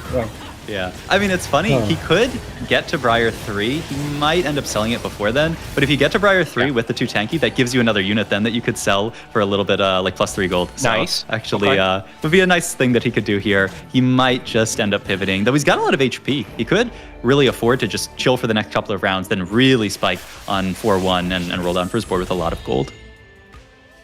More items to come through from Kale, but also Echo offering Scuttle Party, which I know is a favorite of many. It is, a little bit of extra resources to you just have to wait for them. So, but also makes that neutral run a little bit easier. It's one of my favorite things to see on stage 2, especially if I'm on a lost streak or playing Anima or something. I don't have to worry about upgrading my board and possibly losing. Yeah, makes sense. Grea looking stoic there. Fixing the glasses. It gave me like anime aura there with the glasses fixed and everything. Amazing. Yeah, he's got the aura. I mean, one of the things I'm thinking of when I see that Scuttle Puddle is what we are getting from this God selection is resource inflation in this lobby. Our first, gold drop that we got from the Tom Kench portal into then Scuttle Puddle. There's going to be a lot of gold in this lobby. Imagine we get like another gold drop later or even items drops later. There's going to be a lot of resources in this lobby. And so the question is, what are you going to do with those resources? Philip having Philip Dark here, Star Emblem. I'm finding again? the ASOL, yeah. Qual on the other side now having Leona 3 online with now another item for this Karma. So it has good direction and obviously the solid front line to get us to possibly level 9, which is what it looks like he's aiming for. So good shape of the game for him. But Kyun is the one I'm going to want to keep my eye on because I believe he just won a round, which means he either cashed or is really close to cashing. That is oh no. I mean, it's in some ways okay. He can win another round and then just grab a 300 cash out and get out. It means that he is not getting to this like giant 400 cash out. It does have the Mighty Mech on bench. I mean, I do not think he was trying to win this fight, but sometimes when you slam a bunch of items, try to save HP, you do end up winning. But he can at least salvage, just take a 300 cash out and be somewhat okay with this. Still pretty good items, but once again, in the idea of like playing for first, not being able to get your max cash out does feel quite bad. Yeah, it will be tough. Let's see what options he gets with 300. Normally, it shouldn't be enough. Maybe some bayout there possibilities. But he's not comfortable about going up against Philip with the Aurelion Sol Dark Star. Great spot for Philip here. At least knowing exactly what he wants to go and play against. The economy is there. But trying to find still the Cho'Gath. Level 5 here for Philip, only 6 Cho'Gath. I thought it was a good position. I only saw the Dark Star Aurelion Sol, but actually very far away from the Cho'Gath, and he needs to stay on the game plan. Yeah, Philip seems to really like this Dark Star line. He played it last game. I believe he played it in another game today, so really a fan of this vertical Dark Star line.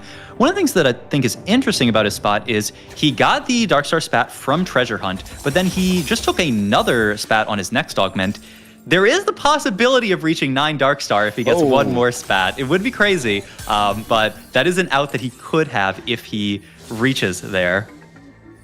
Man, and I think if we're Kyun, we're really hoping for a Reforger here. This is not the anima item we were looking for, not the artifact we were looking for. And so this is going to be a much more difficult way to possibly win this game. We have to figure out how to get it done with the resources given. Yeah, it's not the best one here. To be fair, all the 300 cash outs are not amazing items. You're not really going to like replace an ASOL item with any of them, so not the end of the world. And he does hit the Mech 2. It's kind of funny. We have Mech 2 and no ASOLs yet, so would really like to catch up on the ASOLs here. Oh, wow. Got a lot of 5 costs coming through. Nunu 2 is fantastic. The Railing Soul is now here. And this is probably one of the new ways we're seeing this board get played is a lot more flexibility around what the other units are. Because we're not playing 6 mech. We usually put it around 4. It's exactly what we have. We have 6 Nunus. Nunus. Wait, hold on. We get reinforcement on 4-2? Are you ready? Oh my Nunu God. 3. I'm here. I see it. I see the line. I mean, it actually could be. It actually could be. That's really the only augment I think that would put you into a great spot. I don't know. You could think of some kind of like commerce core thing and try to roll for it, but that's, I mean, to be fair, it's very first or eighth, which is what Kyun needs. So definitely something that he could keep in mind. Wow. The tension right now then for Kyun having this chance. He got the Vex, had some possibilities, but obviously he knew that he wasn't going to get a legendary 2-star, so he decided to sell, roll deep, and find this out. Let's see if fate accompany him. Reinforcement, Prage. You still have to find the next Nunu, even if you Nunu. Yeah. Oh, 1 buff, 2 buff though. We do have another opportunity that way. We don't have any. I don't think we have any anti-heal yet. Oh man, I mean that is. He's going. No. Oh, we he took it. He took it. He took it. Okay. Yeah, he did. Okay. He did take 1 buff, 2 buff. Wow. Okay, you still need to find the other 2 Nunus. Oh my goodness. And that's such a contested unit. But I don't know. Not that many people in this game are playing around Vanguard. Silencer is, but it is going to be very difficult to find that contested unit. But he has so many already. Okay, Phillips finally finds the Lysandra, finds the Choga 3, stable position right now, and low in HP, only 30. So he needs to step up from now on, not lose, and start to ramp out some tempo in stage 4. Yeah, so this is what ended up happening with that second pan that we got. We ended up making Vanguard onto the Cho'Gath here. I've never done this before in one of my games, but I do think it makes sense. Solid enough item onto the Cho'Gath here, and hopefully it'll be enough to stabilize him, because the other thing is he is kind of broke in this spot here. Had to roll it down super deep to hit everything. Upset Max stuck on 8. Gragas not quite getting to that upgrade to put him into that, but again, he's on a victory lap. He knows it, and he's just going to be chilling there. We are man, the big story though is around Kyun and this 3-star, because he's got a solid board regardless of whether or not he hits this right now, and it is got him a 2-win streak here on early stage 4. But again, we see, oh, here's one right there. One less in the pool for him to find. Oh. Okay, Opsemat also goes to True Zero there in gold. Doesn't find the Gragas 3-star, so stop position there for him. Meanwhile, Kyun doesn't find an additional, so 2 left still to get the Nunu 3-star. He's only out here to try to pray 27 HP, so has maybe 2 more rounds to try to find it. Yeah, and I mean, without having the Mech 2 here, I mean, the board's good, but if you think about the fact that our last Prismatic Augment really didn't do much on this board. It just added a couple items to Karma here. It's still a quite scary spot. Also, if you are Jungle Book, I have to imagine you are very annoyed here that Kyun is sitting here holding 6 Nunus when you're trying to hit Nunu 2 here. So, I mean, this is a little bit of a grudge match here. I'm curious if Silencer also has any of these Nunus, because there is only 10 of them, and so if 2 of them are taken out of the pool, he cannot hit. Cannot find the other copies that he needs. Yeah, man, it is going not to be... Not in his board for now, maybe on the bench, but in his board, he doesn't have for now. Yeah, so maybe we can find one there.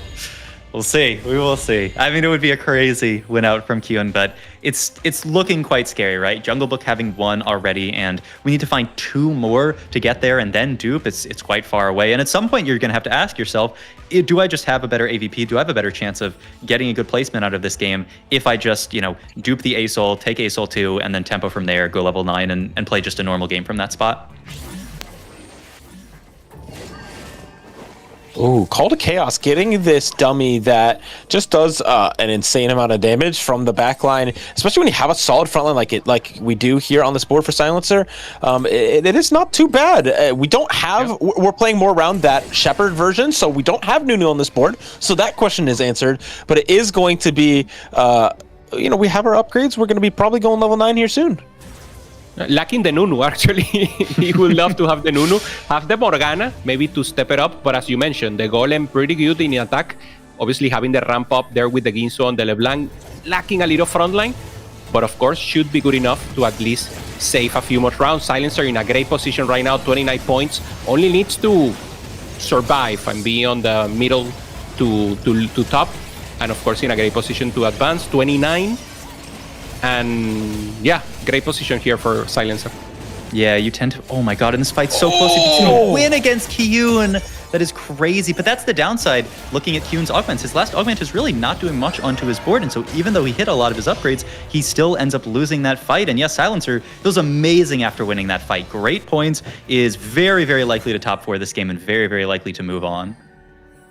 Someone who's not feeling good is Philip, down at 6 HP, still level 6. Oh, we found one more Nunu. Wait a second. Went off. Wait a second. He's 19. He can wait one more. Yep. But probably he will try to sell. The problem is you cannot sell a lot because your tank, you still need damage. Exactly. Yeah. And I mean, he probably wants to roll here because it's very likely that Jungle Book is also trying to pick up these last few Nunus here. This also leaves him with no gold going into the Treasure Dragon round, which means he's not going to have much choice of what he gets from there.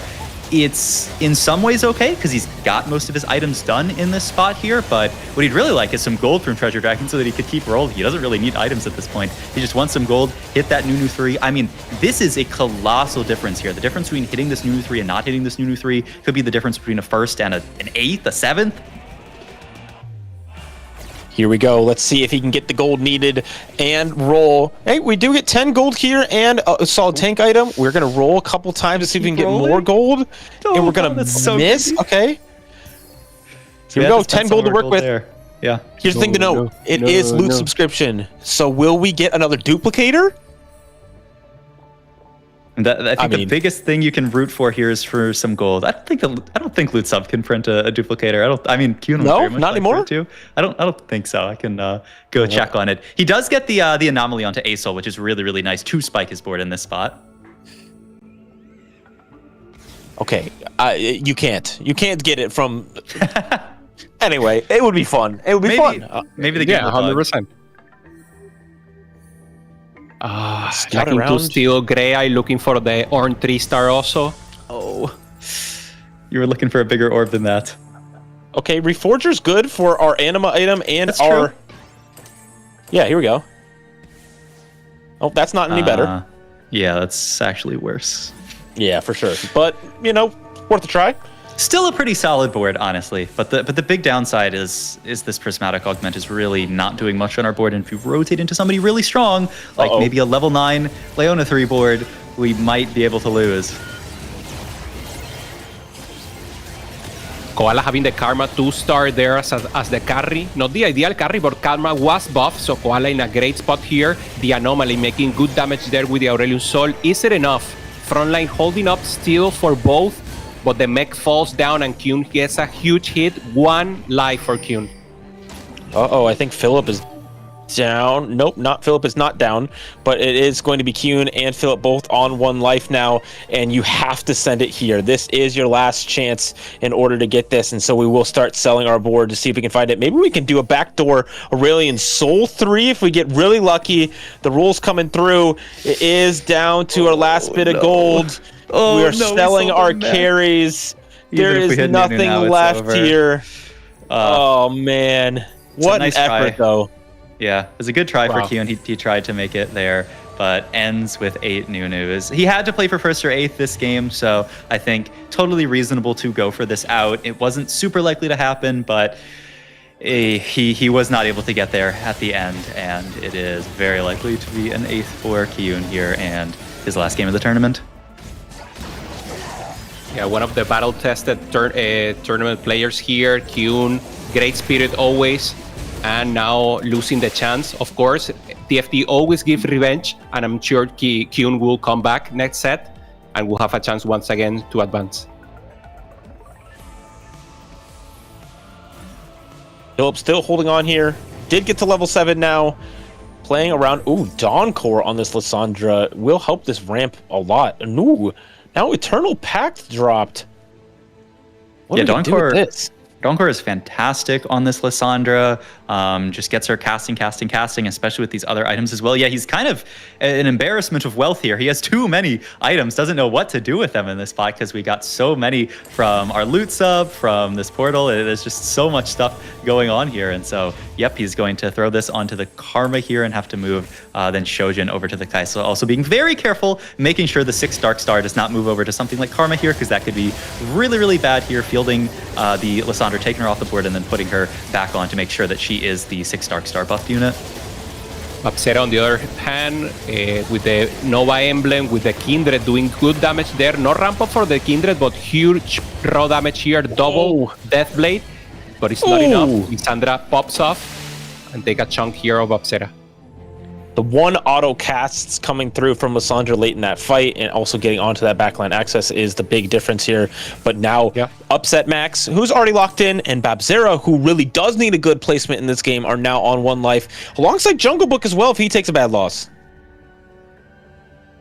Yeah, for sure. Jungle Book, the player who really is pretty likely not in the running in these games, but he can steal placements from other players who certainly are in the running and also definitely wants to go out on a high note. So we'll see. Upset Max here, yeah, did make it to the Gragas, but doesn't even have the Psionic item onto him like we talked about. The drone is just not really going to do that much here, so he decided to just go Guardbreaker onto him, and we are likely to die here if we fight any kind of strong board. And speaking of Jungle Book, his board's looking really, really nice. Just doesn't have that upgraded Nunu, but has the Morgana serving as a good tank here. Has perfect items onto the Xayah here, so a very strong board out of him. Gragas 3 doing its best to self-destruct and kill the backline, but not quite reaching the primary targets. The healing reduction from the Xayah will be doing so much to take down that Gragas soon. Upset Max falls down, so does Philip. And so for Philip, that's going to be it, I think. That's going to put him just below the points needed. Yeah, 30 points here for Philip. Looks like it's not enough. And for Upset Max, on the opposite. 2 points only, but 36 should be enough for him to advance to tomorrow. Yeah, and it looks like the rest of our players are battling out for this last slot here. So yeah, Upset Max guaranteed to move on. Kyun guaranteed to not move on. Philip guaranteed to not move on. And Jungle Book guaranteed to not move on. So we're really battling it out for that last slot in these last few players here. People like Koala in a fantastic spot here, 32 points and in the top 2 here. People like Babsera right on the edge and would really need to just start winning every single fight from here on out. Silencer on the other side with this ramping composition. The solid front line, but it's still on Nunu 1. Maybe it was because it's hard to find it earlier from one of our players holding them all. But this Gwen is trying to get to the back line, but is getting stuck on the opposite side of the carry, so not able to get down the DPS on the other side for Silencer. So Greya will fall down and out in 5th place. Gonna do some Jungle Book interesting also things already eliminated. Yeah, do you have confirmation here? So Greya 5 points, that's 34. So in a decent spot, let's see the rest of the game. Babsera will need a first to actually try to fight for that. But now Koala is in a great spot, and Silencer should also be qualified with this. Yeah, Greya had a great start to the day, but his last couple of games were really, really rough in this spot. So I don't know if it is going to be enough there. At the end, I mean, we do still have these players fighting it out for every single last point, especially Babsera at 26 really wants to get every single point that he can here. Man, I just want to shout out Silencer, the player that came into this with some of the least competitive experience, player that really started popping off the set, and now with this top 3 is put themselves most likely, I'm not going to say speak in certainty here, but very likely to make it through into the week 1 and possibly get his chance into the tier 1. Yeah, it can be difficult to play in tournaments especially with all of these fantastic players. These are mainstay names in North America: Greya, Philip, Kyun, Upset Max, and so playing against the best of the best in the region and doing very, very well against them is no small feat. So absolutely shout out to Silencer and excited to see what he'll do, going on into the future days. Koala there holding up. LeBlanc doing full damage here, staying on that Shepherd line. Access there, and Koala takes the fall. Babsera also falls, and Koala, together with Silencer, will be the two others to advance, together with Upset Max. And if I'm not mistaken, the third one, or the final match, should be Grea, because Babsera is 2 points away. Yes. Man, so great showing by our players, great effort by Babsera in this last game to try and get as many points as possible, but Koala and Silencer are both too strong, both on win streaks here heading into Stage 6, and now it's just a battle to see who can come out on top and have a little bit more bragging rights going into our Week 1 competition. Yeah, always feels good to end on a first, just to get the good vibes from the first here. So definitely, even though it doesn't matter too much for scoring, it's and getting +1 point means also the bragging rights of, hey, I had this many points on the day. So definitely trying to win every single fight. Though I imagine both these players are just breathing a huge sigh of relief in this spot here, saying, okay, I don't have to stress anymore. Huge amounts of damage from this board. The Void Gauntlet on this Leona is very, very fun, able to explode and do tons of damage to the board. Yeah, but Silencer is on a 6-win streak in this spot here, is stuck level 9 0 gold. Both players actually on basically no gold in this spot here, and so pretty unlikely for things to change here. Silencer just with some pretty solid combat augments. I do think there are definitely some big positioning swap ups that people could make. Really, the big thing is doing things like avoiding the Nunu ball, making sure that the Blitzcrank hits important targets that could actually swing this fight. I mean, it's 2 level 9 boards against each other. The big difference is in some of the upgrades on the board and the augments. Silencer trying to take it all away here. The LeBlanc ramping up. Good crowd control there. And the Sona takes a huge hit. DJ Jack. Koala falls down, and Silencer takes it all away. First place for him, and the confirmation for him to advance to Week 1. Still in university, still surviving exam season, and now surviving the play-in. Silencer making it all the way through and capping it off with a win there in game number 7. And it is just setting us up for a fantastic weekend of TFT, because this is just the play-ins. We lost 8 players already, but 8 of these players now have a spot to get in Tier 1. In Sub-Zero Arc, I'm so excited to see all that is to come in the next 2 days.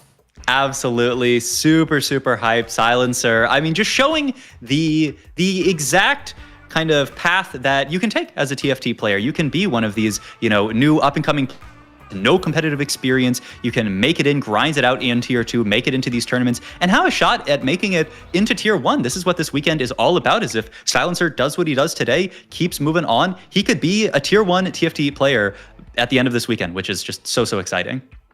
Yeah, 100% agree. That promotion is what everyone's looking for. Access to Tier 1. For that, you need to be good tomorrow, be good on Sunday, and advance to Week 2. And that would be our 32 representative that would get to Tier 1. So an amazing day today, Jack. And now we have an additional segment here with the Analyst Desk. We sure do. So, Desk, give us the final standings, take us away, break down the game, and set us up for the rest of the weekend. Necra and Asa, take it away. Thank you so much, guys. Yeah, we're back to break down the rest of the day and just kind of set the stage for what's going to be happening tomorrow. Asa, this final game, there were a lot of tensions as these players knew it was going to be their final game in order to make it to the next phase of competition. And on top, the underdog, Silencer, going to be joining the other underdog, Super Pino, in our competition tomorrow. Absolutely. It's a really stressful game for Silencer. He was in the top 4 going into the game. All the top 4 players going into our final game stayed top 4, but they absolutely had to fight for it, especially Babsera and Grea, who Grea got outplaced by Babsera, but because Grea went into that final game with just a couple more points, he ended up securing the spot for tomorrow. So really a heartbreaker for our players who didn't make it, but we do have to celebrate the ones who did. For sure. I feel like Upset Max could have taken a victory lap here, but I think you are also looking at the sad fact you just missed out on a Master Yi. But I thought taking the Gragas hero augment was definitely very cool, since, you know what, Asa, we actually haven't seen any other hero augments today. I don't think it was just the Gragas one to finish out the day. Yeah, that's true. I think that's the only one we've seen today. And yeah, Upset Max was not able to find the Master Yi, stuck on 3 Psionic instead of 4 Psionic. So a little unfortunate there, but of course, Upset Max still qualifies to tomorrow based on his great performances in the other games. So I think he's not too unhappy about that. It was all just about playing for pride at the end of the day for Upset Max, knowing that he was already through. And for the rest of our competitors, I'm super, super excited to be able to see how they're going to do tomorrow, because after 5 games, we had already sent 4 competitors forward. We ended up seeing Super Pino and Reddy amongst some of those competitors. They got a chance to just sit back and watch the final 2 games of the day. They didn't have that stress on their shoulders. But of course, for these final 2 games, it really came down to who could continue on that path towards tomorrow. And Asa, when we think about who's going to be joining them tomorrow, there's so many incredible players that we saw in that graphic just kind of waiting there, and I think it's going to be a pretty big showdown. We got 5 lobbies that are going to be starting tomorrow. Yeah, absolutely. Today we had like the ladder qualifiers, the weakest performing players from set 16 pro circuit, and then some qualifier point winners. But tomorrow they'll be joining stronger performers from the pro circuit, as well as winners of the Tactician Cups, Tactician Trials, sorry. So yeah, the competition definitely will step up a notch tomorrow. Let's celebrate those competitors moving forward one more time as we take a look at our final standings of the day after 7 games. You can see Reddy, Juku, Super Pino, and Ego, they were able to make it through from those first 5 games, and it will be Koala, Silencer, Upset Max, and Greya joining them after playing out these 2 final games of the day. 7 games, Asa, it's been a long day. I'm sure all of our competitors are so tired. Yeah, absolutely. I mean, I'm tired. Normally, these are only supposed to be 6 games, but yeah, having the extra games, honestly, I think as a competitor, I think you appreciate it, because if more games is just less variance. A single low roll game is less impactful. But yeah, it's very exhausting by the end. We do unfortunately say goodbye to the other competitors that are on this page. They will not be able to continue their journey through the Americas Regional Finals, but it was really great to be able to see them put on a great show for us. I was really rooting for Kyun to make that Nunu 3 at the end of today, because I thought that would have just been such a fun way to finish out the tournament day. But, you know, for all of our competitors, thank you so much for playing and giving it your all, and I really can't wait to see what's going to end up happening tomorrow. But Asa, it's going to be a tough field of competition. Absolutely, yeah. We have again our top 4 performers today going up against players who have been performing even stronger than they have throughout the set in the pro circuit or throughout the Tactician Trials. But one of those competitors that made it through from today is here to talk with us on the broadcast, and I'm so excited to be able to welcome Reddy, one of our top points earners from the day. Reddy, congratulations on making it through to the next phase of competition. How are you doing after getting a chance to kind of watch these last 2 games of the day happen? You got to sit on the sidelines for that. Oh, I feel great. Honestly, I was really hungry during these games because I didn't eat that much breakfast in the morning. So my main motivation was, man, I really hope I get a 5-game cut so I can eat some food and just kick back and get to watch some of my friends for the rest of the games 6 and 7, and that was really fun. So yeah, much enjoy this position rather than continuing to have to duke it out. But yeah, it's great. Glad you're able to get some food. Who in the final 2 games today were you maybe cheering for? Any of your friends competing? I was looking, mostly just sitting in a hall with some of my friends watching. I believe we were following Upset Max. Greya, Philip, and Kuhn were the 4 people that we were watching. So I was looking at those guys, saw some desperate attempts at first, and saw some things rise and fall, which was very unfortunate, particularly from Kyun's side. The failed Nunu 3 and also getting the griefed on the Anima really sucked. But yeah, it was definitely a fun watch, if nothing else.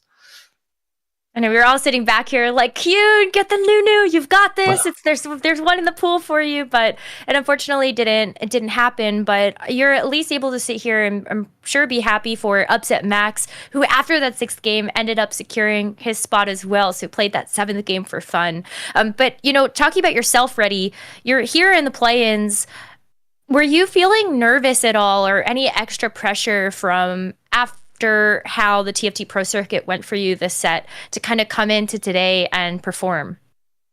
Oh, definitely. I think I haven't, obviously, based on my points, I haven't had a very good showing in the TFT Pro Circuit, but I do think I wasn't as nervous for the play-in stage so much as I am nervous for the upcoming Week 1 stage, just because I know Wigwug mentioned this earlier in the broadcast. When the lobby strength is a little bit different, perhaps it is weaker because you have some of the newer faces who aren't as used to competitive play. Lobby tempo is weaker. You can get away with a lot more stuff, and I think I do a lot better in those environments where lobby tempo maybe is not as strong, or people aren't really putting the foot on the gas, and it lets you get away with stuff like I was able to get away with a lot of Fast 9 games, which I think I would not be able to get away with if I was playing against a lot stronger players. So I'm more concerned for my upcoming days of competition.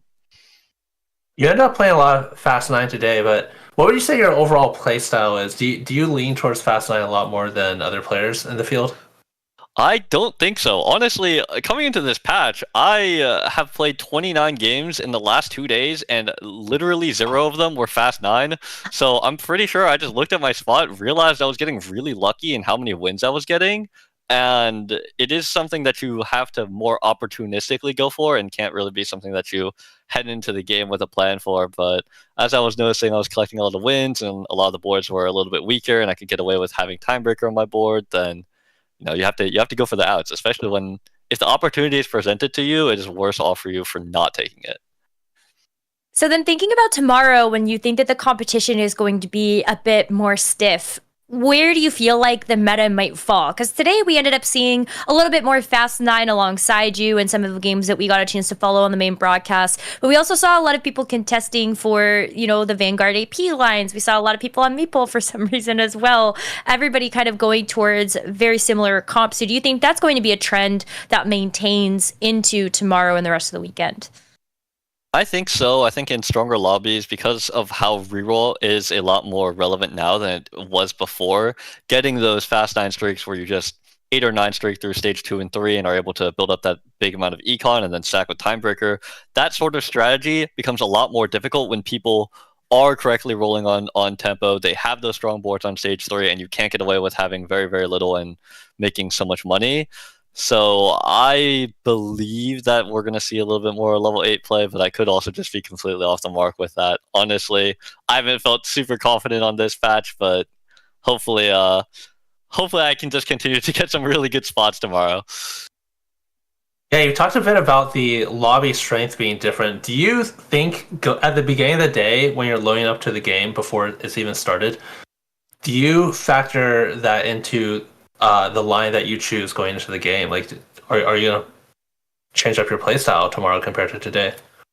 Oh, definitely. I think I was much more willing to openly pick. I got offered Birthday Reunion 3 games in a row, and although my spots, I will argue, were pretty decent for them in a lot of cases, I think if I tried to get away with that, and since I didn't have particularly strong boards when I was clicking it, if I try to get away with that in a stronger lobby and I just get absolutely shut down in stage 2 and 3, then it's going to be a lot worse for me. I'm probably going to play a little bit more conservatively tomorrow, but yeah, analyzing the players that are coming into the lobby, loading into lobby, and seeing kind of who I think is really strong is something that you have to do, especially when it came to making some decisions like Anima Commander is an augment in particular that, based on who's in your lobby, some people are much more prone to just selling their whole board and opening. We saw Babzera in Game 7 just completely open on Qn on 3-5, which is way later than most people tend to grief. And some people just like opening more, so things like that become much more out of the question when you are in the presence of those types of players. A lot to consider and a lot to look forward to for tomorrow. And Freddie, we just want to say thank you so much for taking the extra time out of your evening to come and chat with us before we know that you have this big day ahead of you tomorrow. But before we let you go so you can get that rest, are there any final shout outs that you'd like to make? Oh yeah, I have to shout out my my study group. Of course, I think everyone who comes on here for an interview has to shout out the people that they study with. But I particularly think that they helped me a lot with yes, the prep side of things in terms of, me getting a sense of their read, since we're allowed to or able to pool our experiences and figure out what is the best plan for each of us going forward, but also just them being there and like watching my games and knowing that if I have a bad game or if I have a game that didn't go quite how I thought it would, or have some decisions that are lingering in my mind, I can talk to them, kind of get those thoughts dispelled, and then have a clean slate for the next game. I think that's super nice to have, and yeah, very grateful for them. All throughout the set, they've been very helpful to me, and I think they continue to be so now, especially since a lot of them are still in regionals, and some of them are even in week 2. We love that. Reddy, thank you so much again, and good luck tomorrow. Thank you. Thank you, Reddy. I love getting a chance to talk to him because he's always just so positive as well, and I think really speaks to the competition that we really have here, like he's able to pull on that emotional experience as a player. But I love that you also get a chance to hear that it is still a village that takes a TFT player, not just the one person that might be behind the screen piloting the board. But it is so cool. Yeah, absolutely. TFT is really competitive these days, and with it updating every 2 weeks, I think Wigwug mentioned earlier, there's still lines that are undiscovered, right? The patch only came out a few days ago, and there's always new comps that come up like a week into the patch. And just having that team behind you to bounce ideas off of, to come up with new ideas, and it's just invaluable and almost necessary in today's environment. I know there's a few people who can succeed without it, but it's very rare. It is always great when you're able to put strong minds together and we get the chance to see some amazing things happen. Thank you so much again to all of our competitors that competed today in the play-ins, and we're really looking forward to seeing what they're going to all do tomorrow as we start off week 1 in earnest. It's going to be such an amazing race to watch our TFT players battle it out for week 1 of the Americas Regional Finals. So make sure that you tune back in with us tomorrow as we are going to see 40 players play 6 games, and then that will just keep the fire going for them. And then make sure you also tune into our socials and you get a chance to see the other content that we're putting together, because Asa, it's not just us for the Americas. We're also having the regional finals for EMEA, for APAC. There's a lot of action to cover. Absolutely. If you want to watch TFT, Americas is great, but yeah, great competition going on at APAC, EMEA. Very excited. Check those out as well. That's going to do it for us tonight. And so thank you so much for watching. And to, of course, Wigwug and Brosa for being such great guests on our show. We will see you all tomorrow for day number 2 of the Americas Regional Finals. We'll see you there.